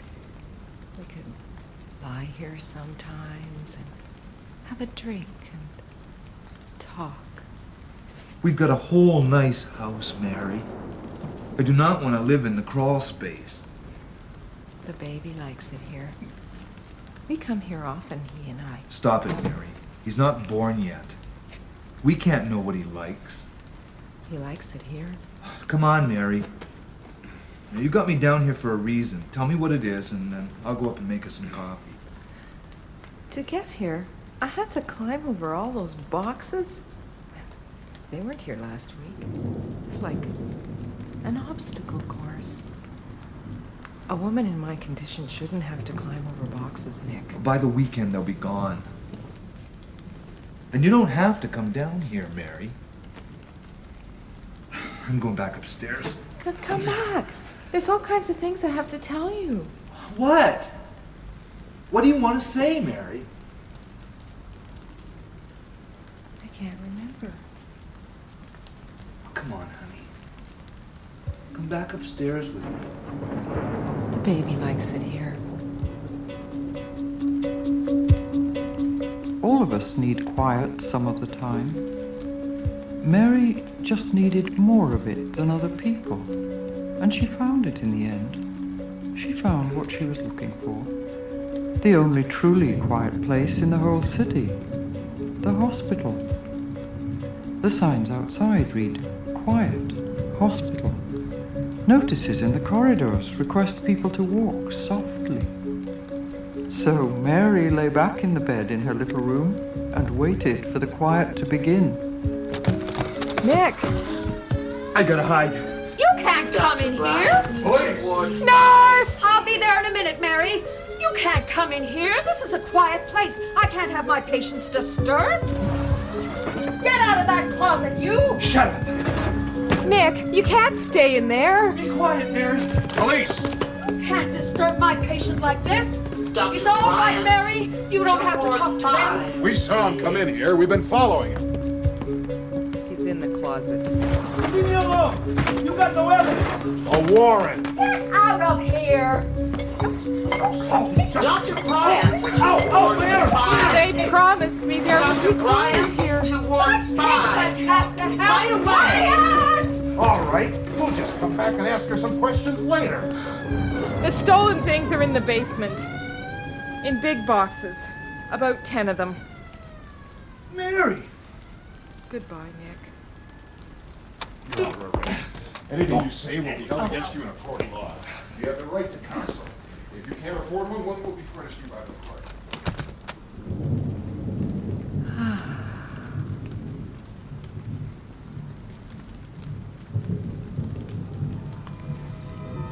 Hush, little baby, don't say a word. Mama's gonna buy you a mockingbird. And if that bird sings down the joint, Mama's going to move to the vanishing point.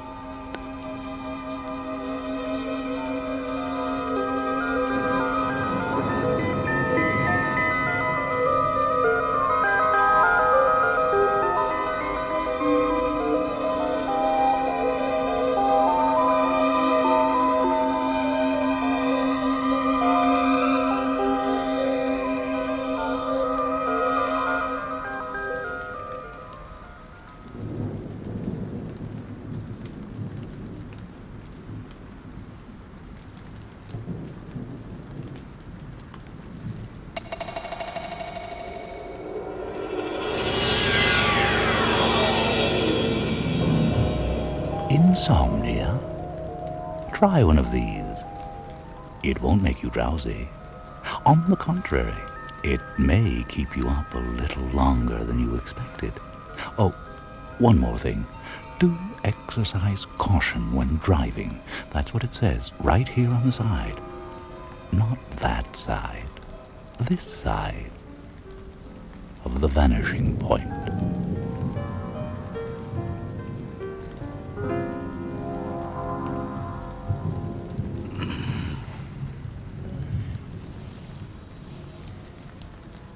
You're still awake. Yes. No wonder. That radio on all night. Artie Shaw. Yeah. It's latest all music.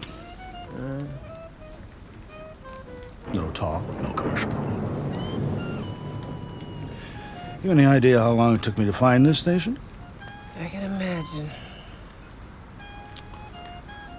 I'll turn it off. Thank you. What about the light? Whatever you say. Henry, I am not saying anything. I know.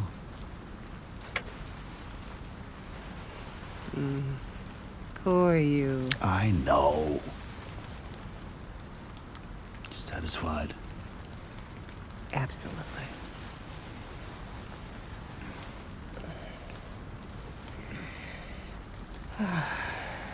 This isn't normal. What do you mean? Well, I mean, it's normal for people our age not to sleep much, but what we are dealing with here is insomnia.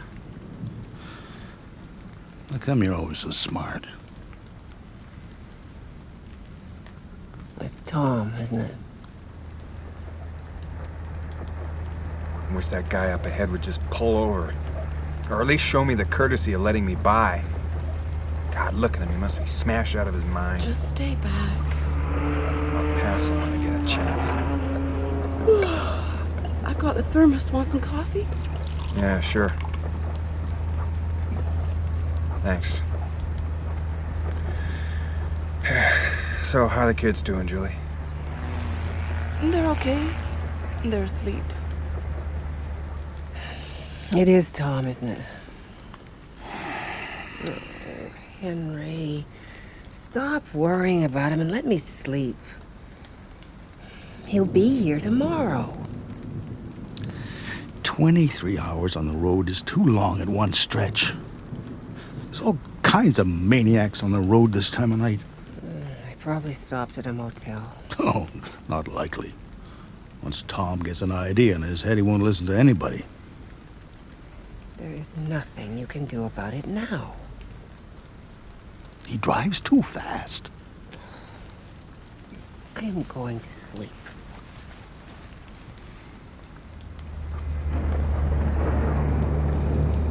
Good night. If we're gonna survive this vacation, the first thing I gotta do is talk to Dad. Hmm? The argument in the backyard last year. Oh, that. Yeah. Well, we'll probably go for the obligatory walk in the park, the old father and son routine. He'll give his opinion on the state of my life and how I can improve. Like going into business with him.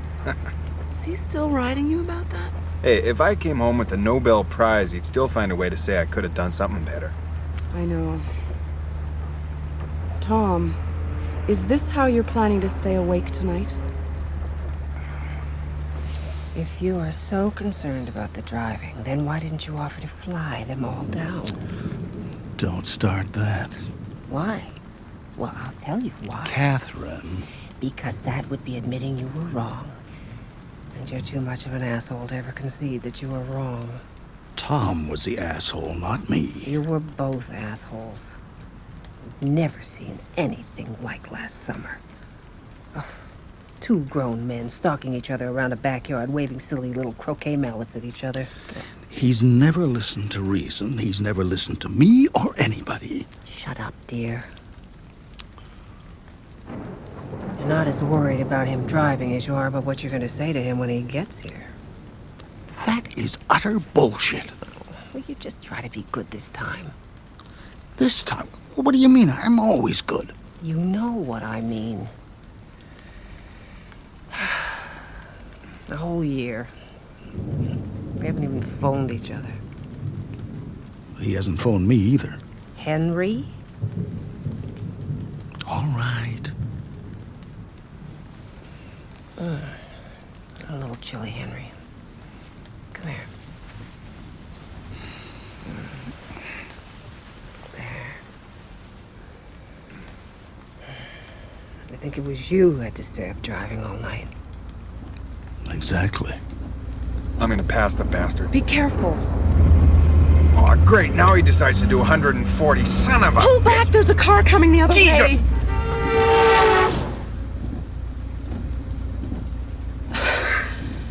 Well, that'll keep us awake. Yeah. You all right? If I felt any better, I couldn't stand it. Aw, great, buddy. Now slow down to 50. I should have bought them plane tickets. Would that make any difference? You just worry about something else. Try to sleep. Catherine? What now? I'm dizzy. I'll get you a glass of water. I'm going for it. Tom!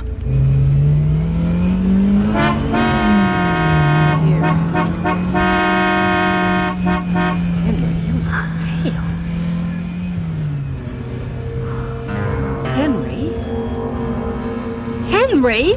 No! Henry!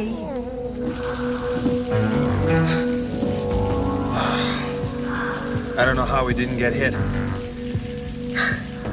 Check the kids. They all right? Yeah, they're all right. Henry? Henry! Speak to me, Henry! Hang on.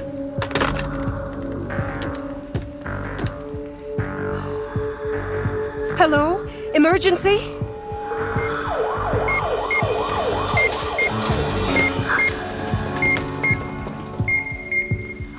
Mrs. Waring, I'm Dr. Keynes. We didn't get a chance to meet last night. Hello.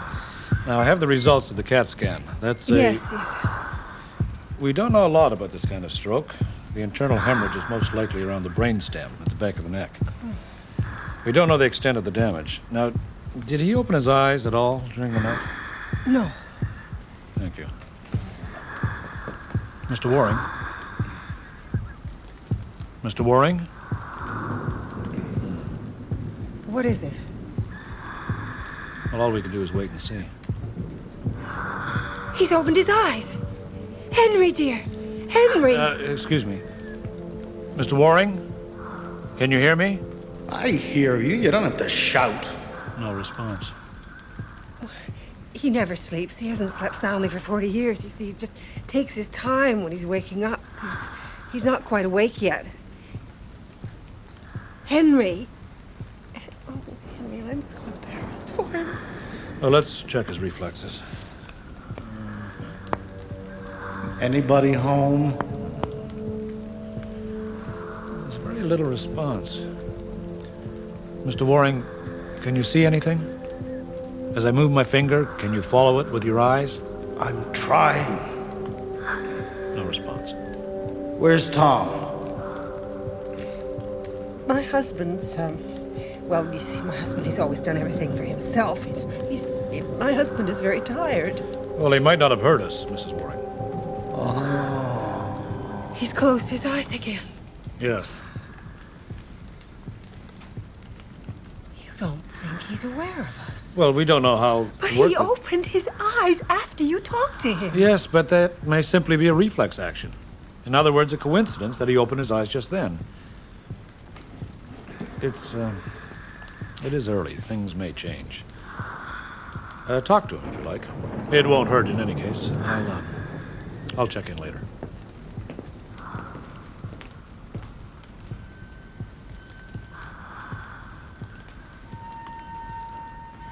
Henry? I'm here. Tom's coming. Today.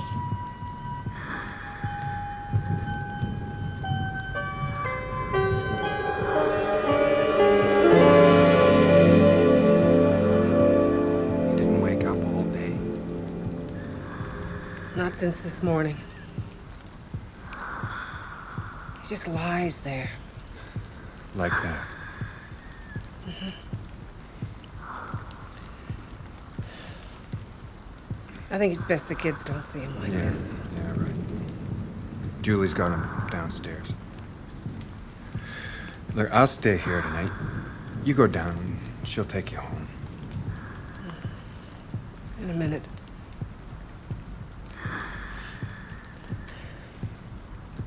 I haven't seen you yet. How's the drive down? Well, we're here. You and your father had a lot to talk about. Yeah. We still do. Come here.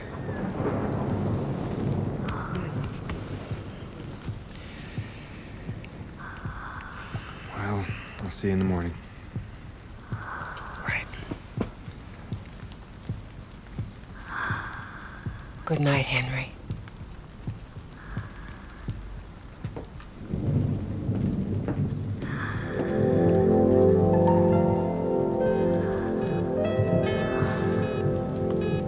Dad?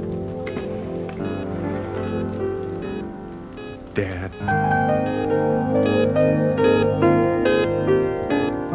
I was hoping you'd wake up for me tonight. I'm here, Dad. So? There's a lot of things I want to say. I don't imagine that I'm sorry is one of them. I gotta get some things off my chest here. And you got me where you want me now, eh? You always wanted me to be just the same as you, a younger version of yourself, and I never have been. But Dad, I done all right. Sure, you finished your lousy law degree. Any asshole can do that. What's that got to do with the real world? I'm making the money. Firm's offered me a partnership when I get back from vacation. That's cute. Me, I never worked for anybody. I couldn't have gone into business with you, Dad. I know that's what you wanted, but I am not cut out for real estate. I told you that. You never gave it a chance. And now there you are saying I told you so, and I'm successful. Well, I still don't buy it. You know that thing in the backyard when we were down visiting last year, when I told you I had to finish what I started, go my own way, all of that. Well, I didn't think it would turn out like it did. I bet you didn't. I would have handled things differently. Oh, that's big of you. I offer you the whole business and you want a loan to go off and finish learning how to be a little yes man. God, Dad, there's just so much that hasn't been said. Things are gonna be fine for me from here on in, and you don't worry about me. I'm okay. You were a nice kid, Tom. You're so serious and full of yourself. You make me nervous. Why the hell did you have to grow up? Darn! Tom, you've got to hold the mallet right. Like this, or you're never going to hit the ball, let alone get it through the hoop. Okay. You just listen to your dad. That's how you win. Tell you what. What? Since you're a little behind me, how about I give you a handicap? Say, 20 shots so you can catch up. 20 shots? No. Why not? Because I want to play like it's supposed to be played, without any extra help. Someday I'm going to beat you fair and square. All right, then. That's the way we'll play. It's your turn. Right. Now, here's what a real swing looks like. There. See that? The way your ball hit mine? Yeah.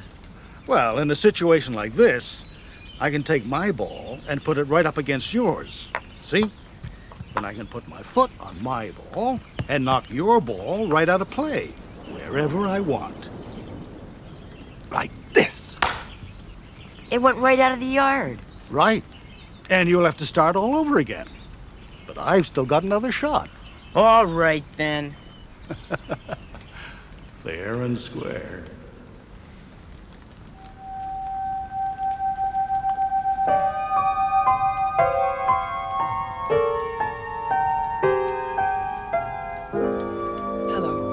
Hello. Are you... I'm his son. Oh, we're going to turn him over now. There's a waiting room down the hall.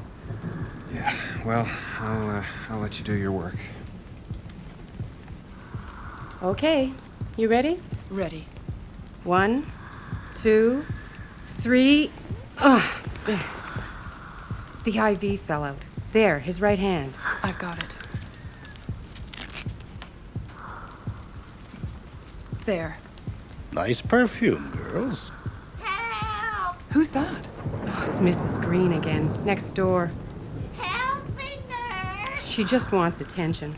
Last night she thought there was a man in her room with a machine gun. Check Mr. Waring's pressure, will you? Sure. Nurse! I'm having a heart attack. St. Peter, dear, is that you? I haven't heard that one yet. I'll go check on her.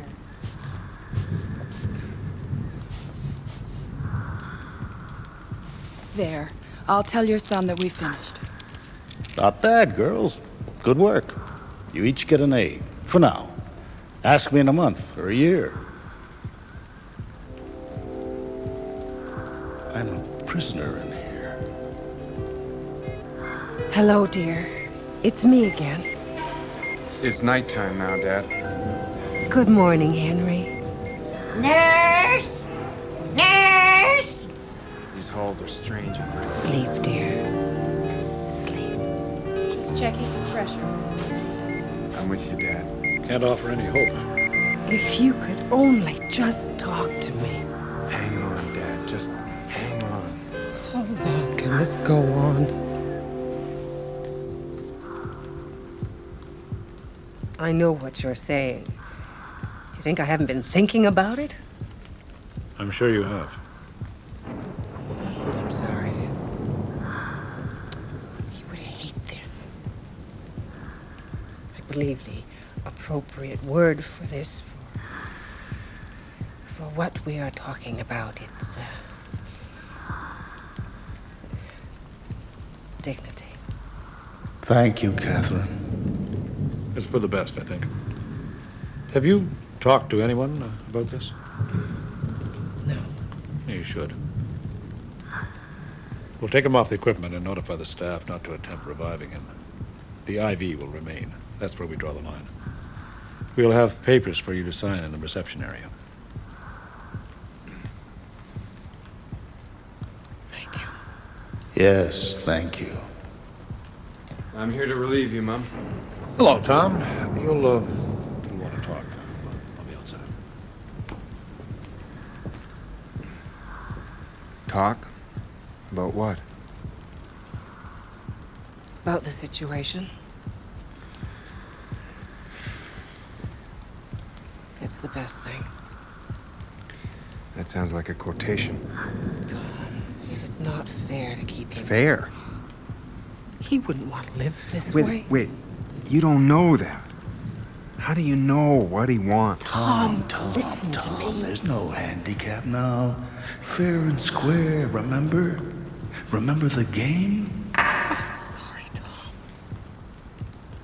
Yeah, so am I. You just go. Hmm? I'll see you in the morning. Yeah. The morning.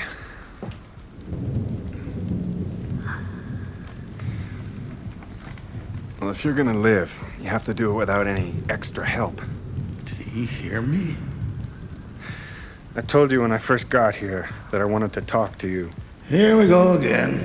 I got I got a ton of selfish reasons why I don't want you to die, but I got one main reason. There aren't any reasons anymore, Tom. That's why I came down here to see you on this so-called vacation. It's been a real treat, hasn't it?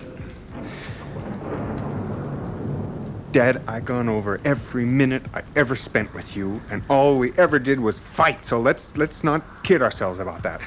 I always wanted to prove to you that... What? That you're better than me? That I'm worthy of you.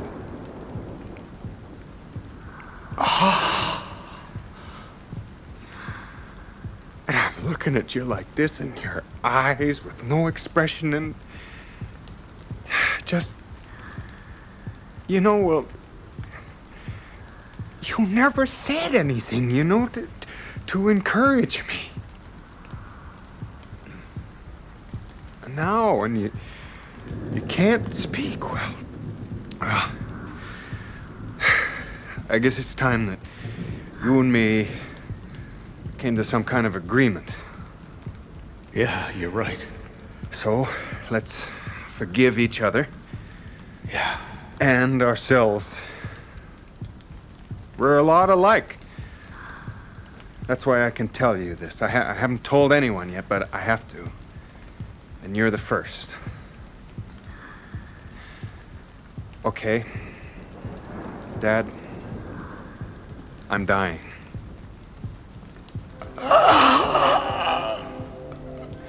There's a spot on my lung. They found it too late. Oh, no. I'm worried about Julie and the kids. And I was hoping, you know, that you'd be there for them. And Mom. You know. Oh, you know, to love them.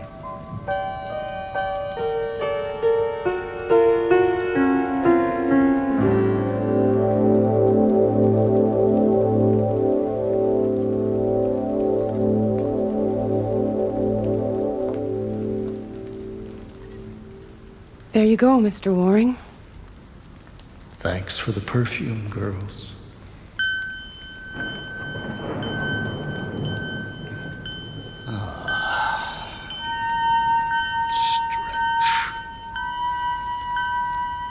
Rising out of bed. Don't cry. I'm free now. There's no pain, just warmth. I'm sorry, Tom. I couldn't stay. Catherine, I'm not worried anymore. I have to go now. Goodbye. Hello? I'm Mrs. Green. Yes, Henry Waring. What happened to you? The man with the hood who was in my room with the gun? Yes? He finally shot me. Oh? I didn't hear the gunshot. Oh, I'm sorry. Don't be. I'm glad he finally did it. I see. I'm dead now. Yes. I've been so impressed with your family, their devotion. Yes. Do you know which way we're supposed to go? There's so many different directions. Yes, well, none of them are clearly marked, are they? No. For some reason, I was thinking of going in that direction. Would you care to accompany me? I think we'll each do better if we go our own ways and just do the best we can. I think I'll go more that way. Yes, of course. Good luck. And to you.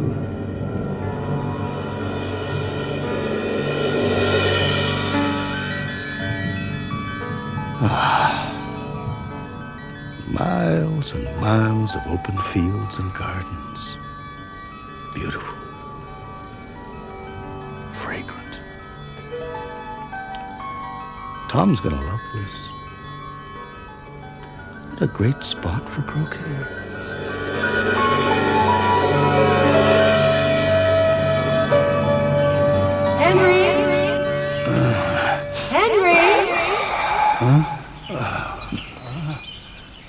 Henry.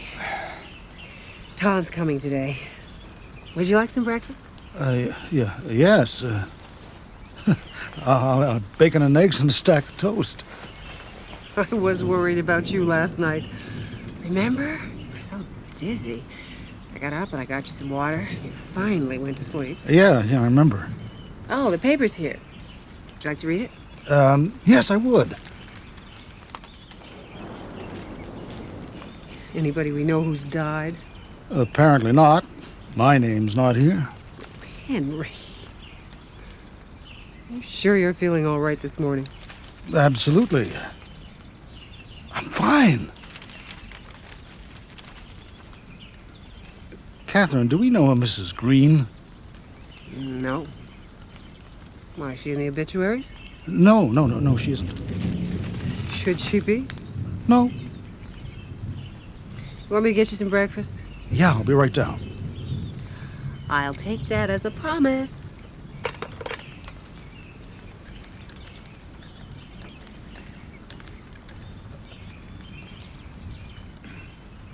Yes, I wonder, do you have a patient there, a Mrs. Green? No, I'm an acquaintance. She's there? She died last night. Thank you. Henry! I'm coming.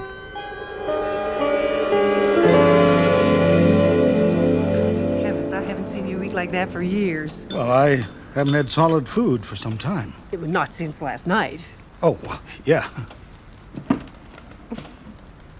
Oh, what happened to the back of your hand? Looks all swollen and bruised. I don't know. I must have done it in the night. Just think, Henry. In an hour or so, they will be walking in that door. Yes. Oh, please, don't start worrying again. Well, I'm not worried. And you mustn't worry about me. I'll get it. Henry, let go of me. I'll get it. Hello? Oh, yes, speaking.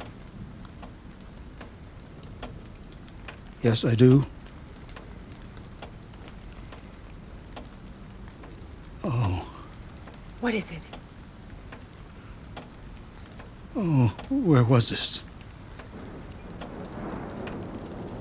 I see. My wife is here with me. Thank you. What? Julie and the kids are all right. It's Tom.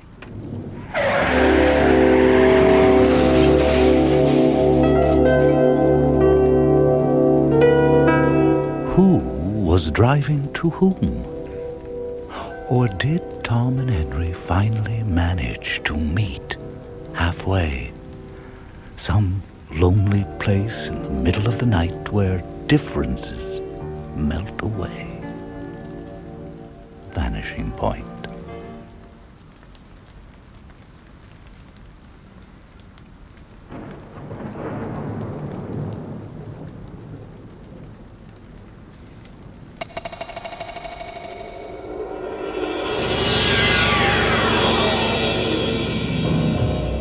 We are about to try a little experiment. The formula looks good on paper. The theory is sound. But there just might be some deviation over time. That's where you come in. Ready? We're minus 30 and counting towards the vanishing point.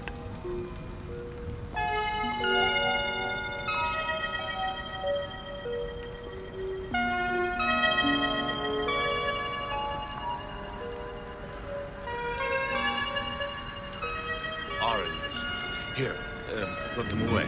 Thank you. If you pinch them too hard, they get bitter. It's too bad you can't come along. You need the rest more than I do. Listen, those horses at your place, can you actually ride them? You can ride one of them. The other two are honest-to-God farm nags. I'll go with you next time anyway, even if I'm supposed to write 10 reports. I wish you would. I'd love to see you fall off a horse. You know, Ava, you're really not interested in the aesthetic side of life. You have no idea how aesthetic it really is to fall off a horse. Have you got everything, Ava? Yes, Abraham. Your travel papers? Yes. A ticket? No. What? Honestly? Of course. Money? Yes. Is that all? Give my regards to your parents and send me a postcard. Or better still, phone. Okay. And above all, take care. I'll try. And you too. Bye, Eberhard. Bye, Ava. All the best. Bye, Eberhard.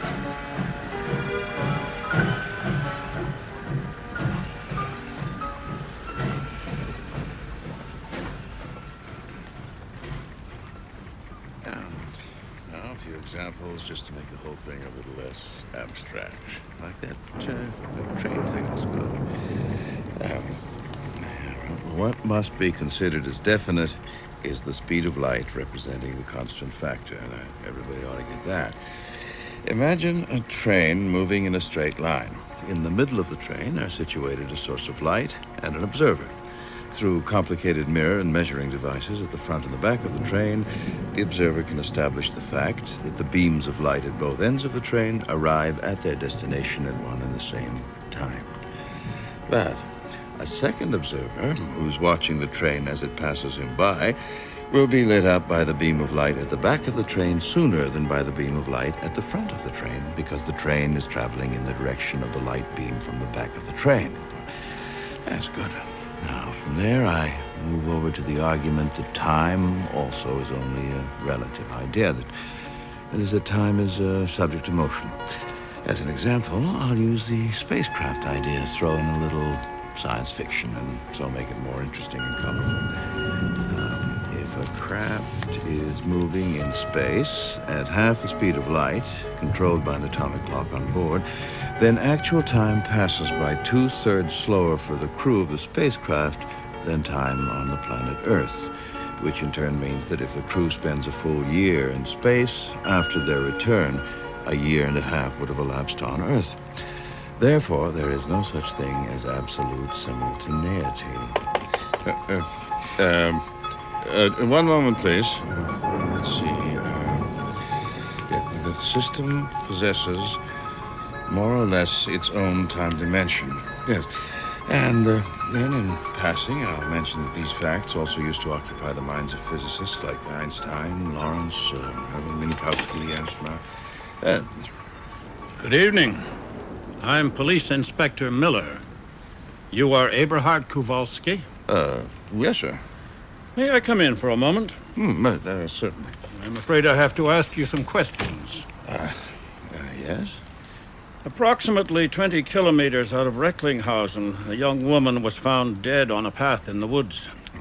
She was wearing pants, a gray-green striped pullover, and gumboots. She had no papers on her whatsoever. What's that got to do with me? We haven't been able to identify her. The only thing we have to go by is a postcard addressed to you, signed Ava. Oh, my God. You know the lady? Yes, of course, yes. I'm sorry. Could you tell me where the lady was staying at the time? She was visiting her parents. They live near Recklinghausen. You had the address? Yes. Just a moment.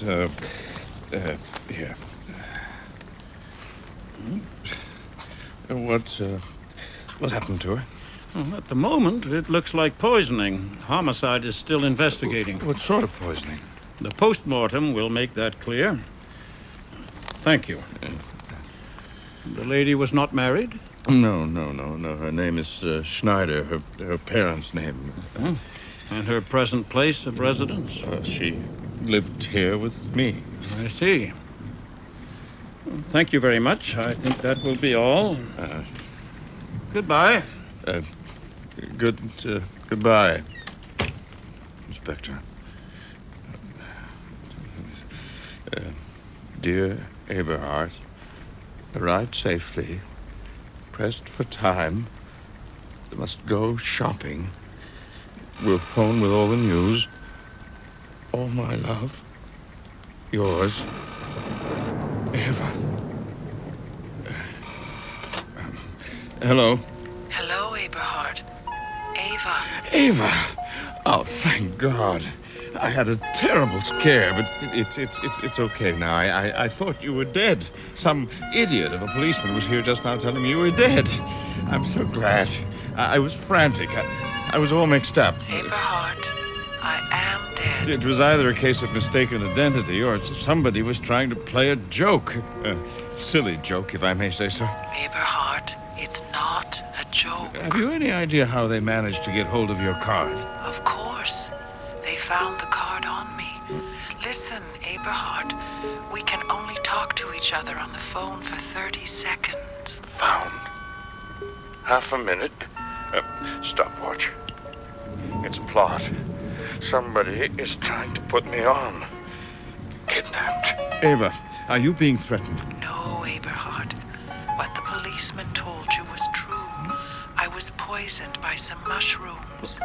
My father warned me not to pick them, but I did, and I ate them. I was alone at home yesterday. Then I went out on the bike. Suddenly, I got cramps. It was terrible. It took a long time to die. You're dead? Yes. Well, then, how can you call me?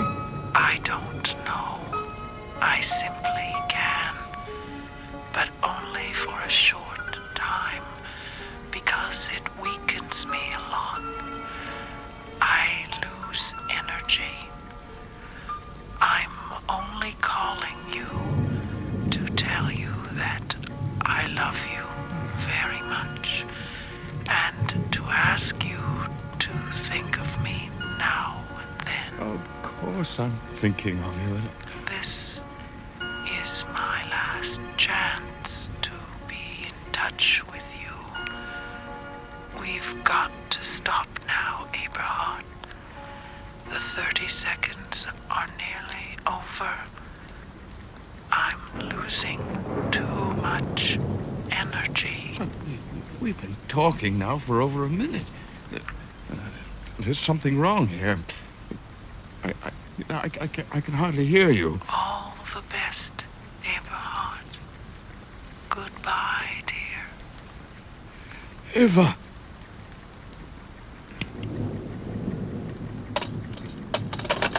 One minute, 20 seconds.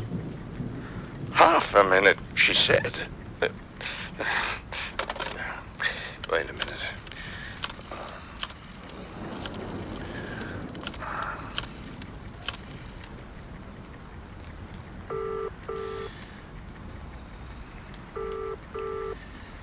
Good morning. Police District number 23. Good morning. My name is Kowalski. One of your men was here just now. He said that at Recklinghausen, what I want to say is a young woman, he said she's dead. Well, that would have been Sergeant Miller. I wanted to inquire if it could possibly be a mistake. Well, I'll check it out for you if you like. What was the name? They only had the name Eva. Here we are, the copy. The original must be with Sergeant Miller. A woman named Eva was found dead near Recklinghausen. She had no identification on her, only a postcard addressed to a Mr. Kowalski. Is that you? Yes, that's me. I'm sorry, but there's no chance of a mistake. Thank you very much. Goodbye, sir. Goodbye.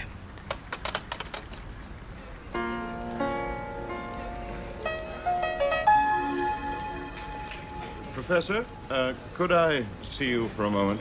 Yes, if you make it short.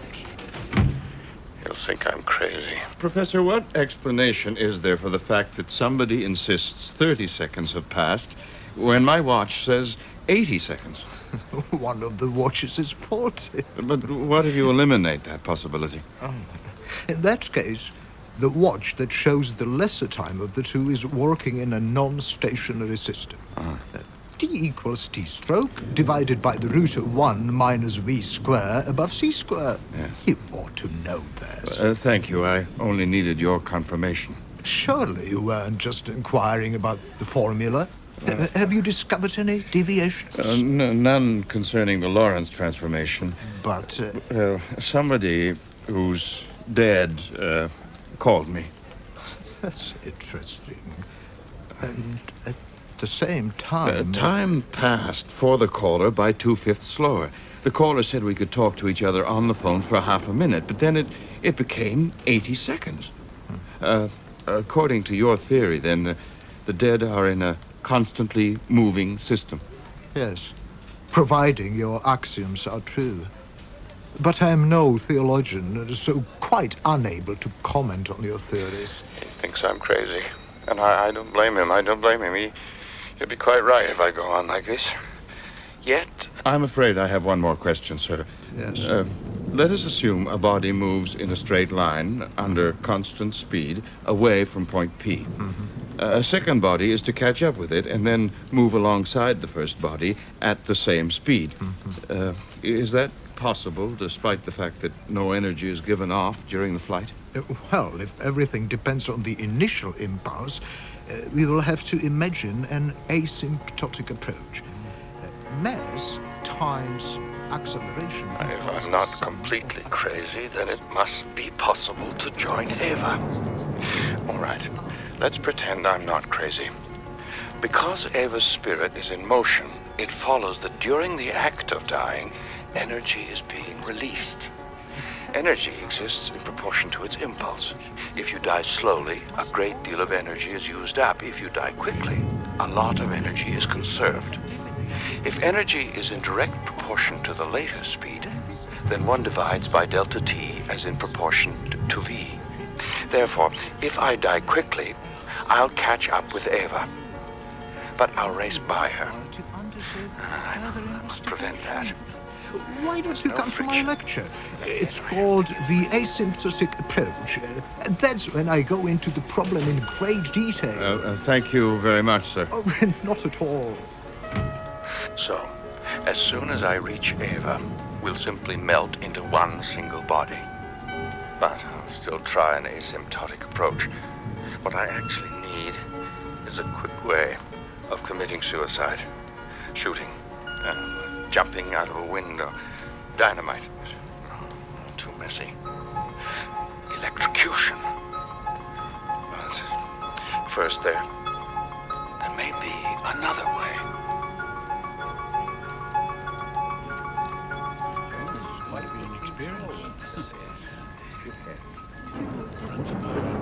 Have you had any experience with spiritualism? No, it's my first time. Are you relaxed? That's the most important thing, you know. Yes, I think so. Good. May I please introduce Mr. Kowalski, one of our new guests? Oh, yes. Nice to meet you. How do you do? Our hands will form a circle on the table, fingers touching, so that we get a magnetic ring. Thus we create a field of force, which we call the spirits. One of us is the medium, usually it's me. The spirit speaks through the medium's mouth, if the conditions are right. For instance, if the deceased hasn't been dead for too long.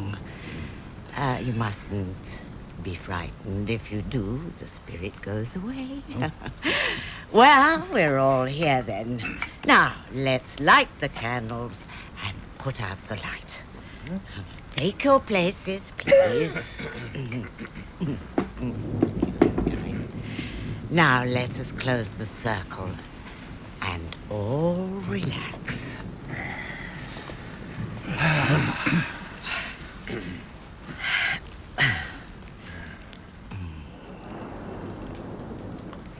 Which of the deceased would you like to talk to, Mr. Kowalski?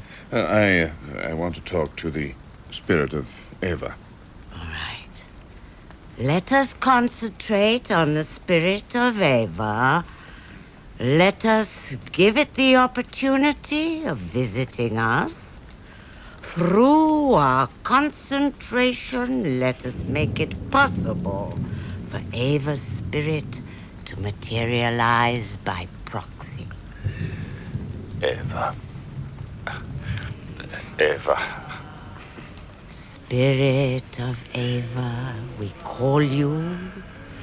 Reveal yourself to us. Spirit of Ava, if you are present, knock. It's all nonsense, of course. I don't know why I'm here at all.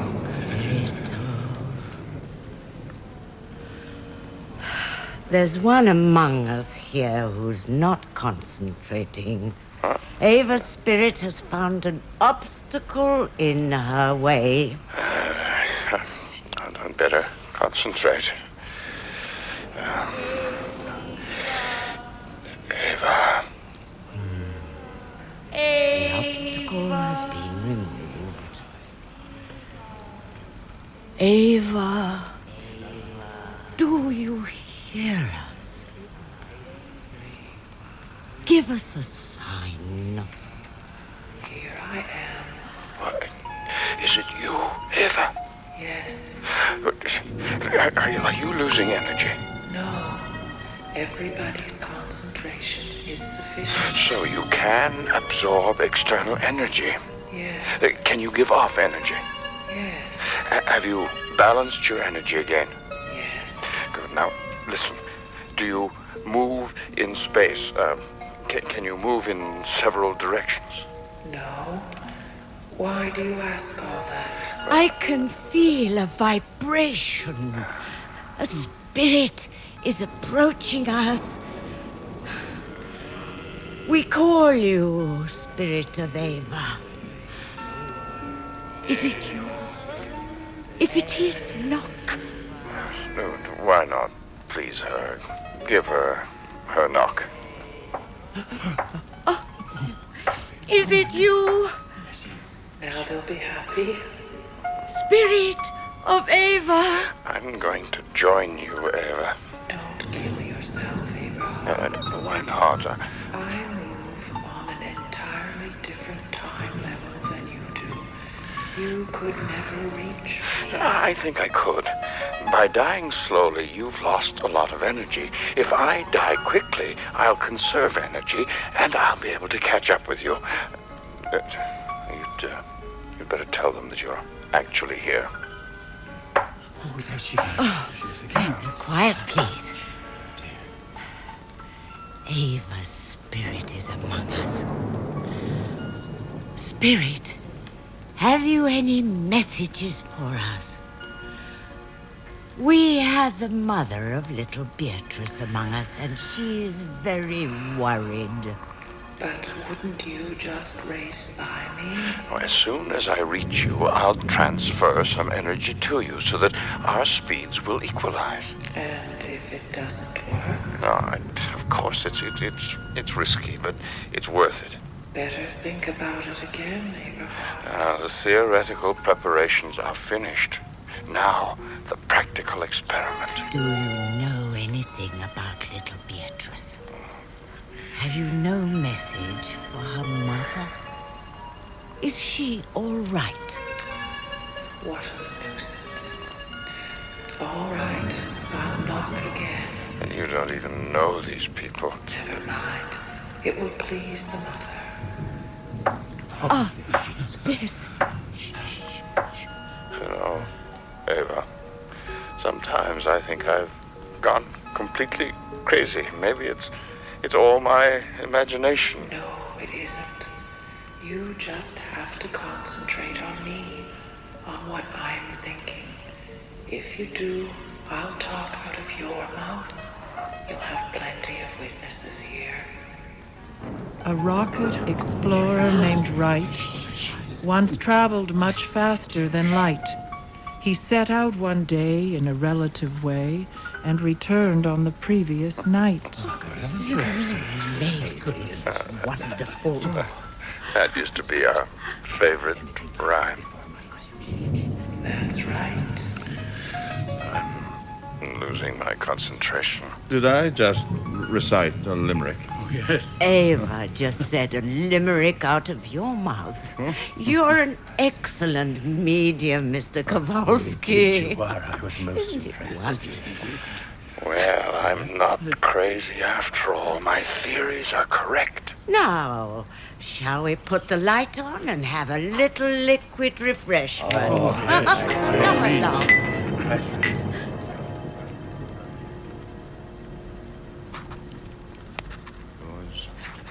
Sincerely, Eberhard Kowalski. This is my last will and testament. After thorough investigation, I have put into practice the following theory. He who dies a quick death finds himself after death in a rapidly moving system. A slow death correspondingly slows down this movement. My experiment, of which the motives are admittedly not entirely scientific, but also emotional, can be described as follows. My goal is to reach the time plane of my friend Eva after my death. The present time difference between Eva and myself can be expressed in the ratio of 2 to 5. Therefore, Eva's speed is 2.32 to the 10th power times 10 meters per second. Her rate of dying was about 1 hour. If my rate of dying were 1 hour, I'd find myself moving behind her at a constant distance.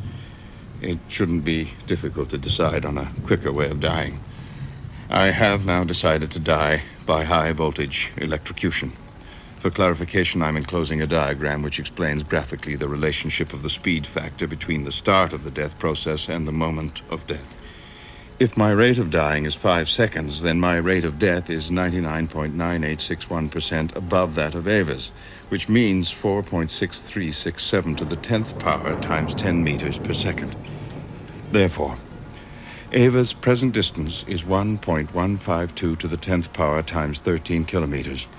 Therefore, I will reach Ava after 263.796 to the 10th power times 2 seconds, which equals 4.383 minutes.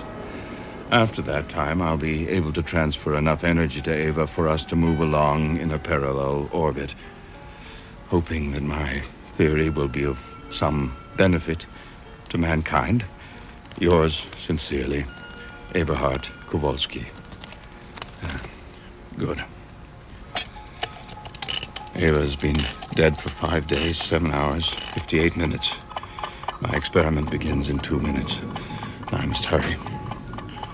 The chains with the attached high-voltage contacts are locked in place. The key is outside my reach. The chair is bolted to the floor. Even extreme fear of death cannot prevent it from happening.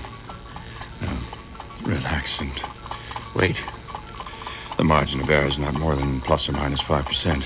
But as I'm able to give off as much or as little energy as I choose, this is relatively unimportant.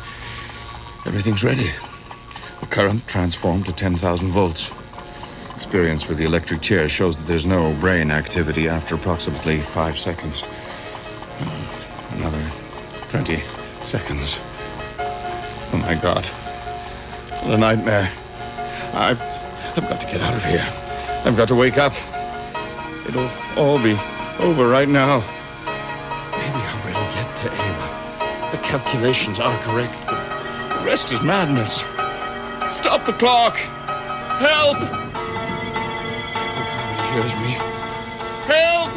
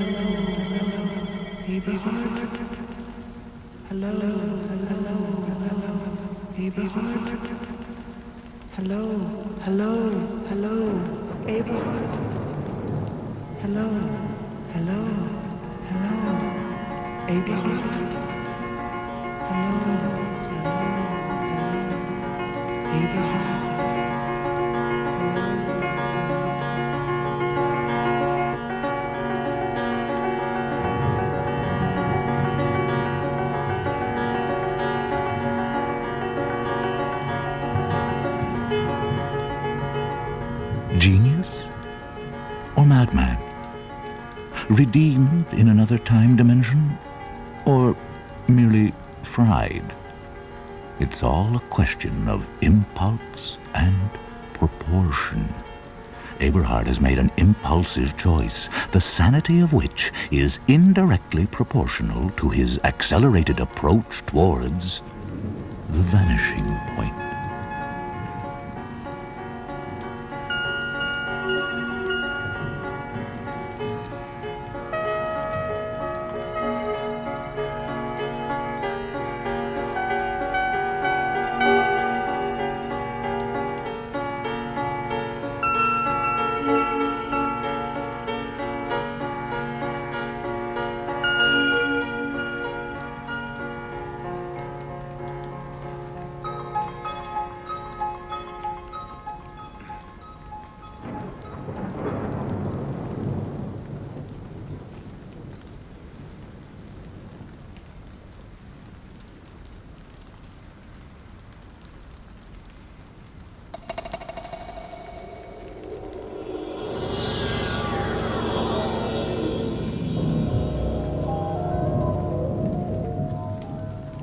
Tonight, something a little extra.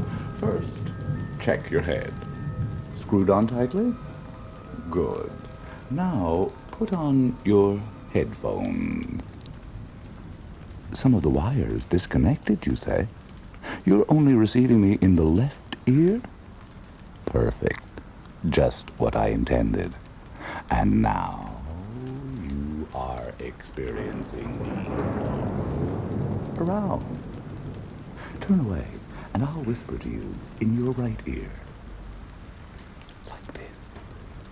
You are listening to the miracle of Kunstkopf binaural. And what a way to go through the vanishing point.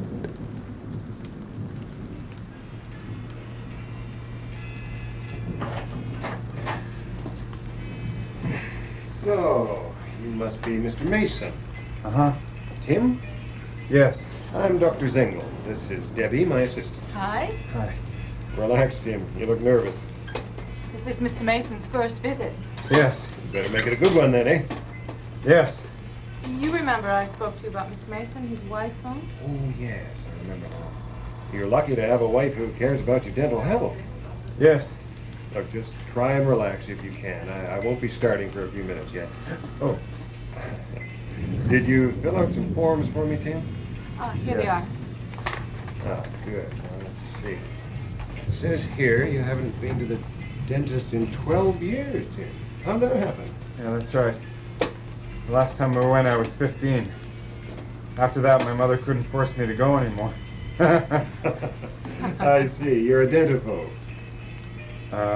Yeah, that's what you call it. Well, Yeah. that's perfectly understandable. You know, in the last few years, psychologists have found out quite a lot about dentophobia. It's a genuine condition, nothing to be ashamed of. Now, what brings you here to me? Any particular problems? No real problems. I guess I have a few cavities. I wouldn't be surprised. I'm here more for my daughter's sake. She has to start going soon, and well, she's a bit apprehensive. And your wife thought that you should be the one to set the child's mind at ease. Yeah, something like that, yeah. I see you've had a general anesthetic. Yeah, I had my appendix out 3 years ago. Any ill effects from the anesthetic? No, just I had a crazy dream while I was under, but... And no heart problems? No, well, not that I know of. Good. Oh, and it says here that you want the nitrous oxide. Yes, that's why I came to you. I heard about this gas. I thought, well, if I have to go, I might as well enjoy it. Yes, everyone likes nitrous. Yeah. So, look, I'll tell you what, Tim. Why don't I have Debbie hook you up? Okay. You might as well relax while I examine your teeth. Yeah, sure.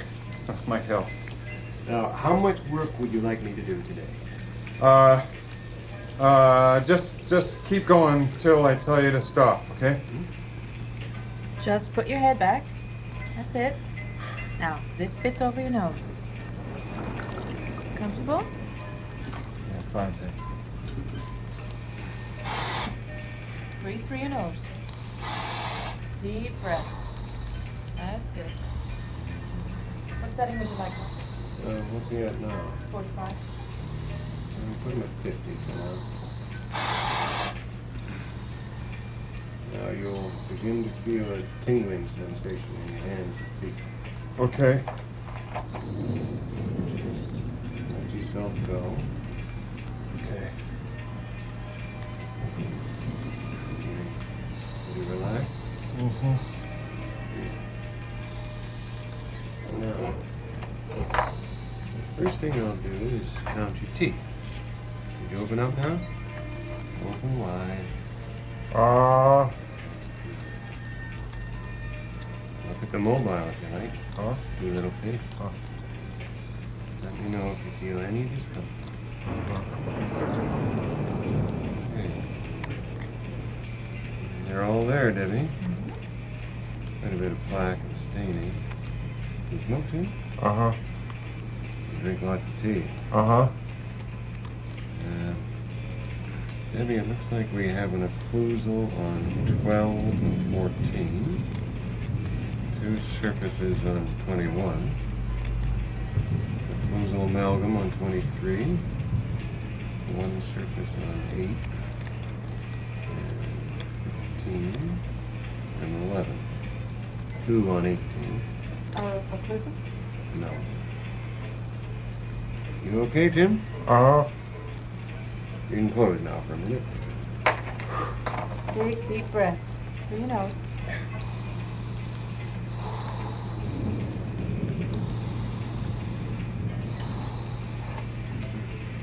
Relax now. Well, I was until you started picking. Did it hurt you? No, but I was ready. Ready? Yeah, I was waiting for it to hurt. Move up to 65, maybe. Oh. Actually, your teeth are in pretty good shape, considering. If you could open again, I'll give you some freezing. Open wide. Wider. That's it.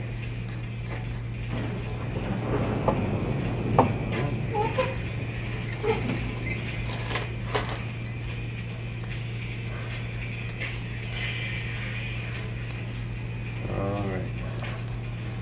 This won't hurt a bit. Just relax. Nearly done. Okay. You can close.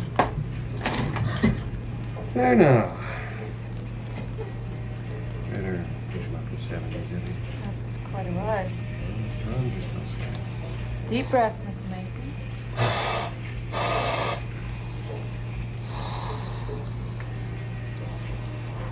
Well, Mrs. Patterson found where you're at, Badge. Take it. She's coming in tomorrow.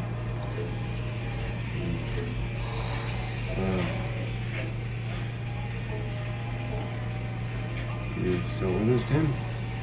Mm-hmm. Okay. Bring him in now, please. This is the sound you'll hear.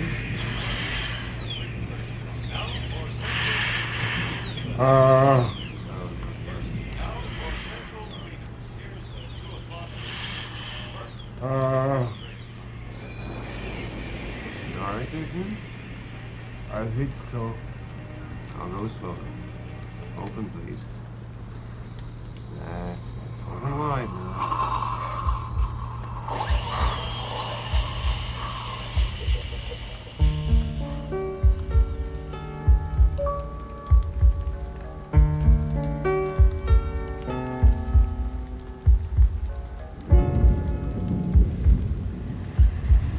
So how was the big trip to the dentist?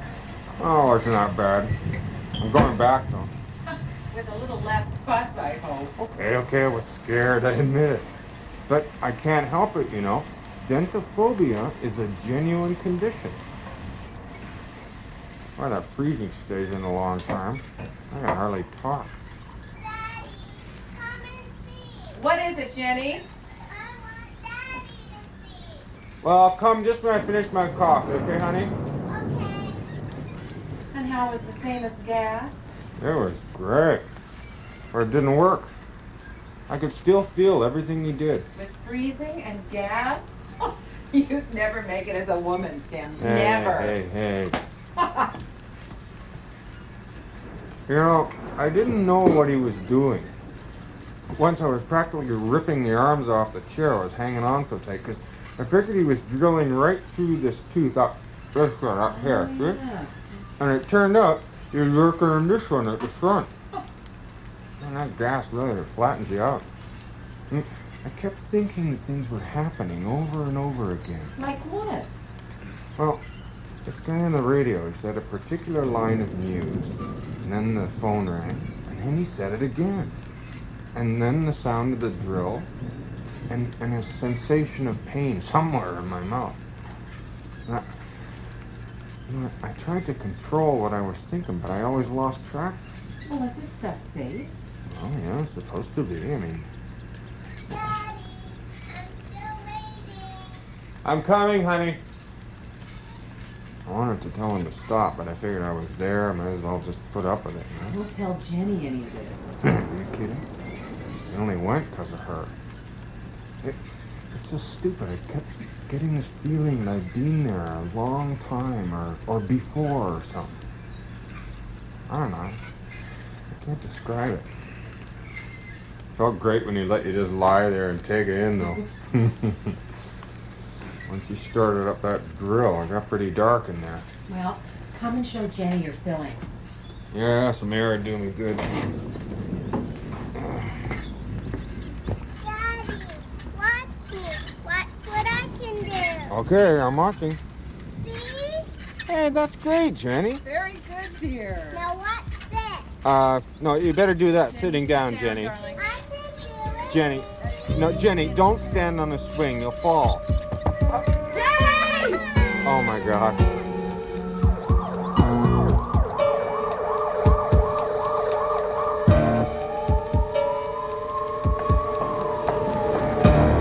These are the parents, Doctor. Any history of other falls? What? Oh, no, not like this. No. Has she been unconscious since the fall? No, she was awake and crying. Mm-hmm. See, I could see that her arm was broken, so I just wrapped her in a blanket and I got her here as soon as I could. Right. She passed out in the car. And the fall was not caused by a loss of consciousness? No. Was she rational while conscious? She's a 5-year-old girl who had just broken her arm. Yeah, of course. Well, in children of this age, falls can be serious. She seems to have taken most of the impact on her lower jaw. The broken arm here is probably good. That lessens the blow to the head. I can't see why she's lapsed into a coma. Why not? Well, children of this age have falls all the time. Quite often a concussion results. But usually the effects last only 10 to 30 minutes. And quite frankly, that's most unusual. We'll have to keep her here. Keep her? Even if she were to regain consciousness now, we'd have to watch her at least overnight. Let's go. Well, hey, I mean, what do? We just go? Yes, you just go on home. We'll call you if there are any developments. I'm going.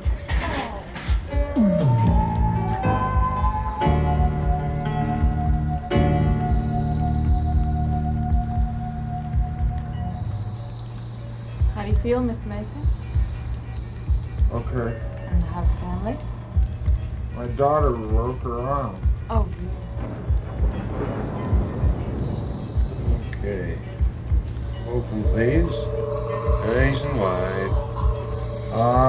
That's it.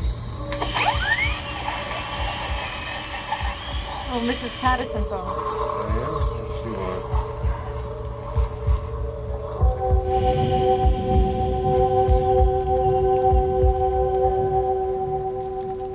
God, how much longer are we gonna have to sit here? Day after day, no change, nothing. The doctor said we just have to wait. Yeah, I know, and I've been waiting. But she's got to start making some sign of recovery or coming to or something. Tim, she'll be all right. Yeah. God, if only I hadn't gone to that dentist, maybe this wouldn't have happened. I only went for her. I thought we should read to her. What? The doctor said it might bring her around. Do you think she can hear us? That's what he said. She might not be able to recover on her own. She might be uncertain about where she is. If our voices could reach her. It might make her feel that she should wake up. Did you bring a book? One fish, two fish. It's a favorite. Yeah. Here, I'll read it. Jenny. Jenny, I got one fish, two fish. You ready? One fish, two fish, red fish, blue fish. Black fish, blue fish, old fish, new fish. This one has a little star. This one has a little car. Say, what a lot of fish there are.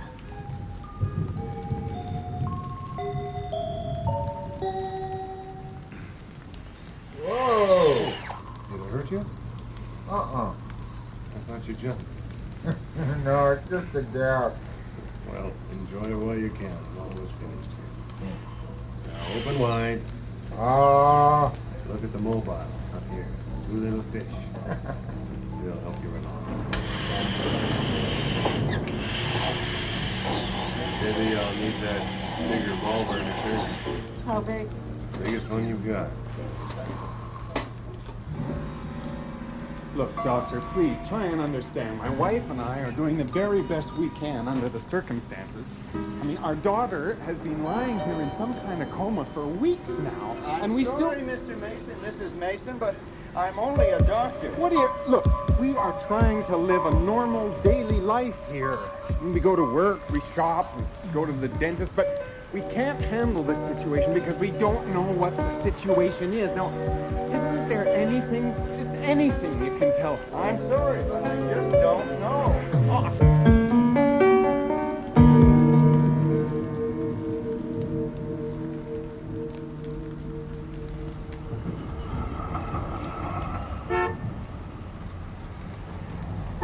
Same drive every day, back and forth at rotten hospital. I'll be glad when this is all over. It's been months, Tim, and it might be years before it's over. Hey, what kind of talk is that? Poor kid's lying there, you got her written off already? But it changes things so much. What? Well, things change. Take Jenny out of our lives and everything's different. Tim, watch out! Oh, God, I thought that was it. No more, you know. I can feel it coming. We'll get through this. Come on, you just wait and see.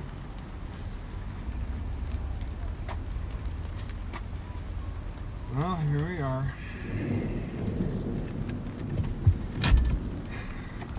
God, I hate this parking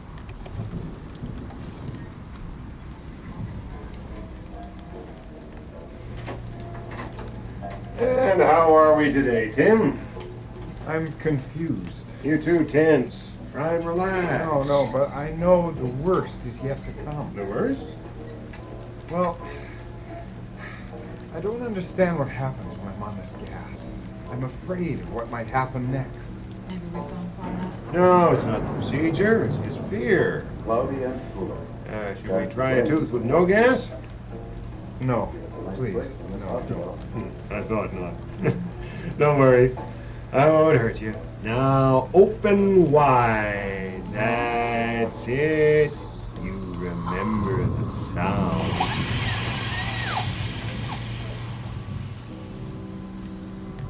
We'll just take this off your nose.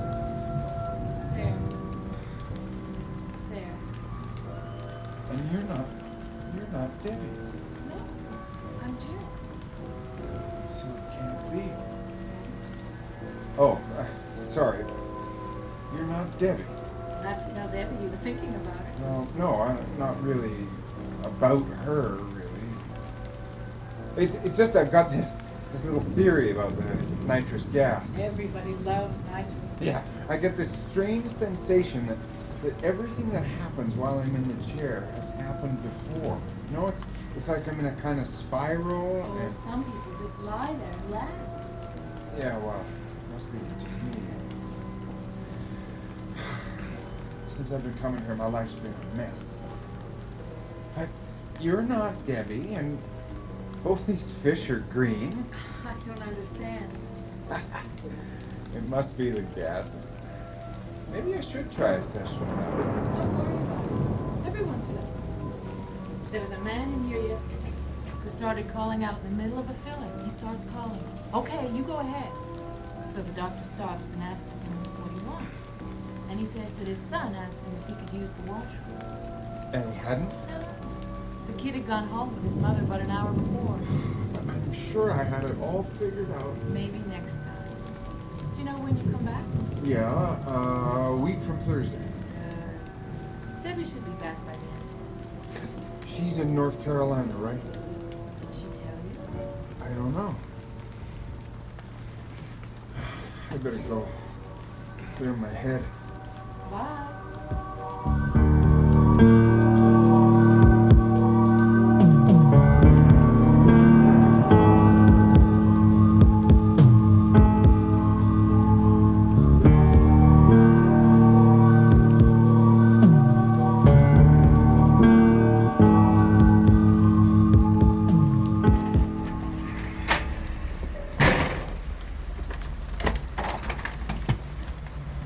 Hi.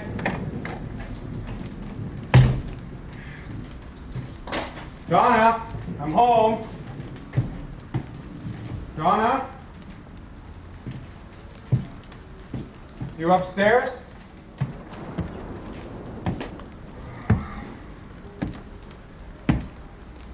Donna, I'm home.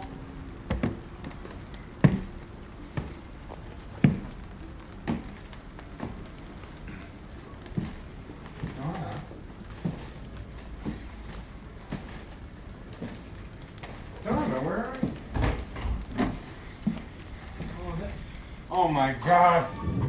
Oh my God! Donna, what's happened? What's happened?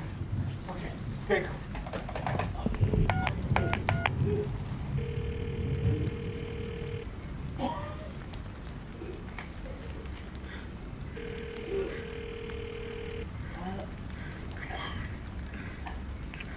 Emergency. It's my wife. Did you want police, fire, or ambulance?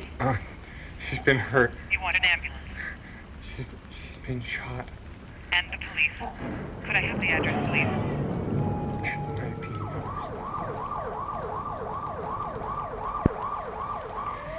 These are all routine questions. Who found the body? What do you mean the body? She's not dead.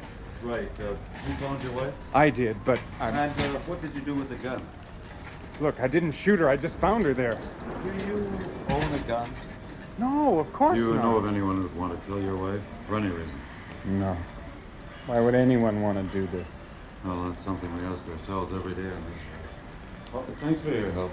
I hope things work out. Doctor, before I go... Oh, yes. The bullet entered the head here. By the angle of entry and so on, I'd say she was lying down at the time, most probably asleep. She may not have any sense of a need to wake up.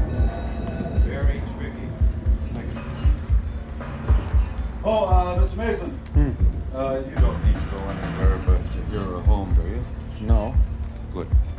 Oh, and I'd advise you to stay here as long as you can. Your place will be full of nosy cops for the next little while. I'd sit tight for a bit if I were you. Good night. But I didn't do anything. Oh, doctor, tell me. She hasn't been shot, has she? Not unless someone pushed that bullet into your wife's head with his fingers. You must realize, Mr. Mason, that I can't say now what your wife's condition is. All I know is that she has a bullet in the head. Until that bullet is removed, I know nothing more. Now, unless you have someone with you who can go in and fish that bullet out, because I don't have anyone here who can do it, and the call for someone has gone out, believe me, you'll have to do what I say and wait and see. Wait and see? Wait and see? Is that all you doctors can say? We've said all we can for now. Now, I can appreciate your concern. Would you like a sedative or something to calm your nerves? Calm my nerves. Nurse? That's what I take at the dentist's. He tells me it'll only take a minute, but this looks as if it's going to take a lifetime. I was happy, don't you understand? I was happy I had a home and a family. Mr. Mason, if I could help you, I would, but there are certain things we can't predict. I can't tell you when your wife might be well again any more than I can tell you tomorrow's weather. It's unpredictable. Cloudy and cool. Chance of rain in the afternoon. That's it. I beg your pardon? That's tomorrow's weather forecast. I heard it on the radio at the dentist. I don't know what you mean. I heard it over and over and over. And I heard the phones and the news and the drill and the suction and all the hissing of the gas and Mrs. Patterson and North Carolina and cloudy and cool with a chance of rain in the afternoon. Don't you understand? All of this will spin away back to whatever pit in my brain it came from. And Donna won't be here, and Jenny won't be in that other room, and I won't be here, and it's true, isn't it? I'm still at the dentist. Dr. Zengel, let me out. I've had enough. Miss Mason? Miss Mason? I'm just finishing, Tim. There won't be any more drilling. You're breathing pure oxygen now. Take a few deep breaths. There. I'll just polish this filling a bit. There. Not bad. Finished? Yes. Go ahead and rinse them out. There'll be some debris in your mouth, Tim. I did a lot of work in there today. Debbie will rinse you out. Open.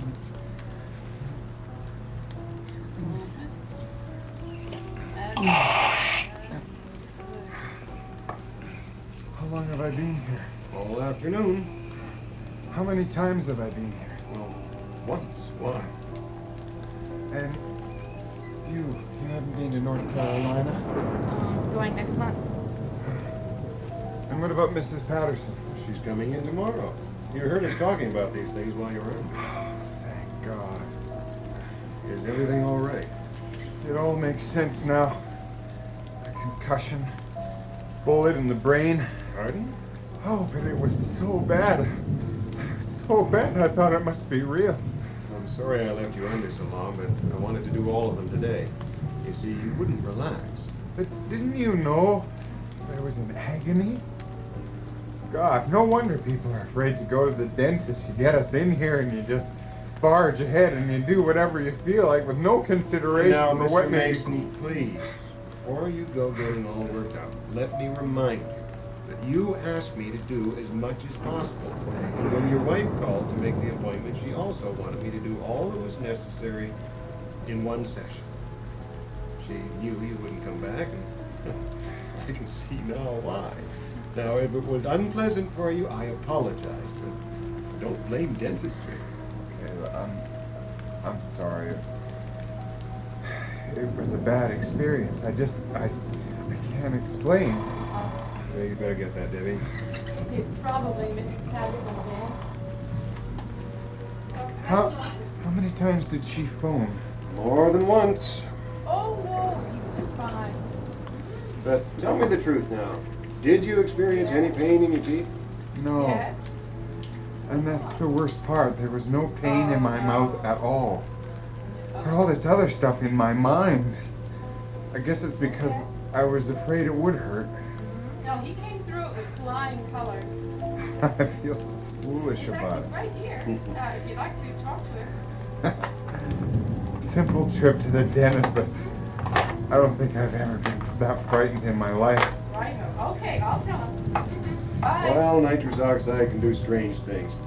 And if you do come back, I'd suggest we try to do without it.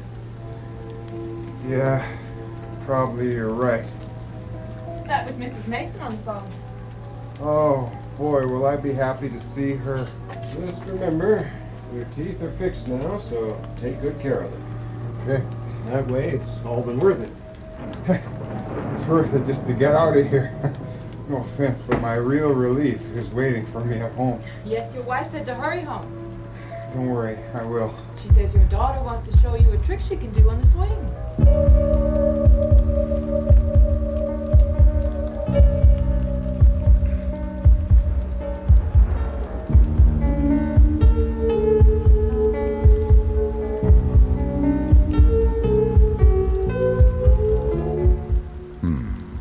Something to sink your teeth into. You have a good bite. You've made quite an impression. Here, keep the cast. Yes, that's what it looks like inside. Never knew there would be such a gaping cavity, did you? The Vanishing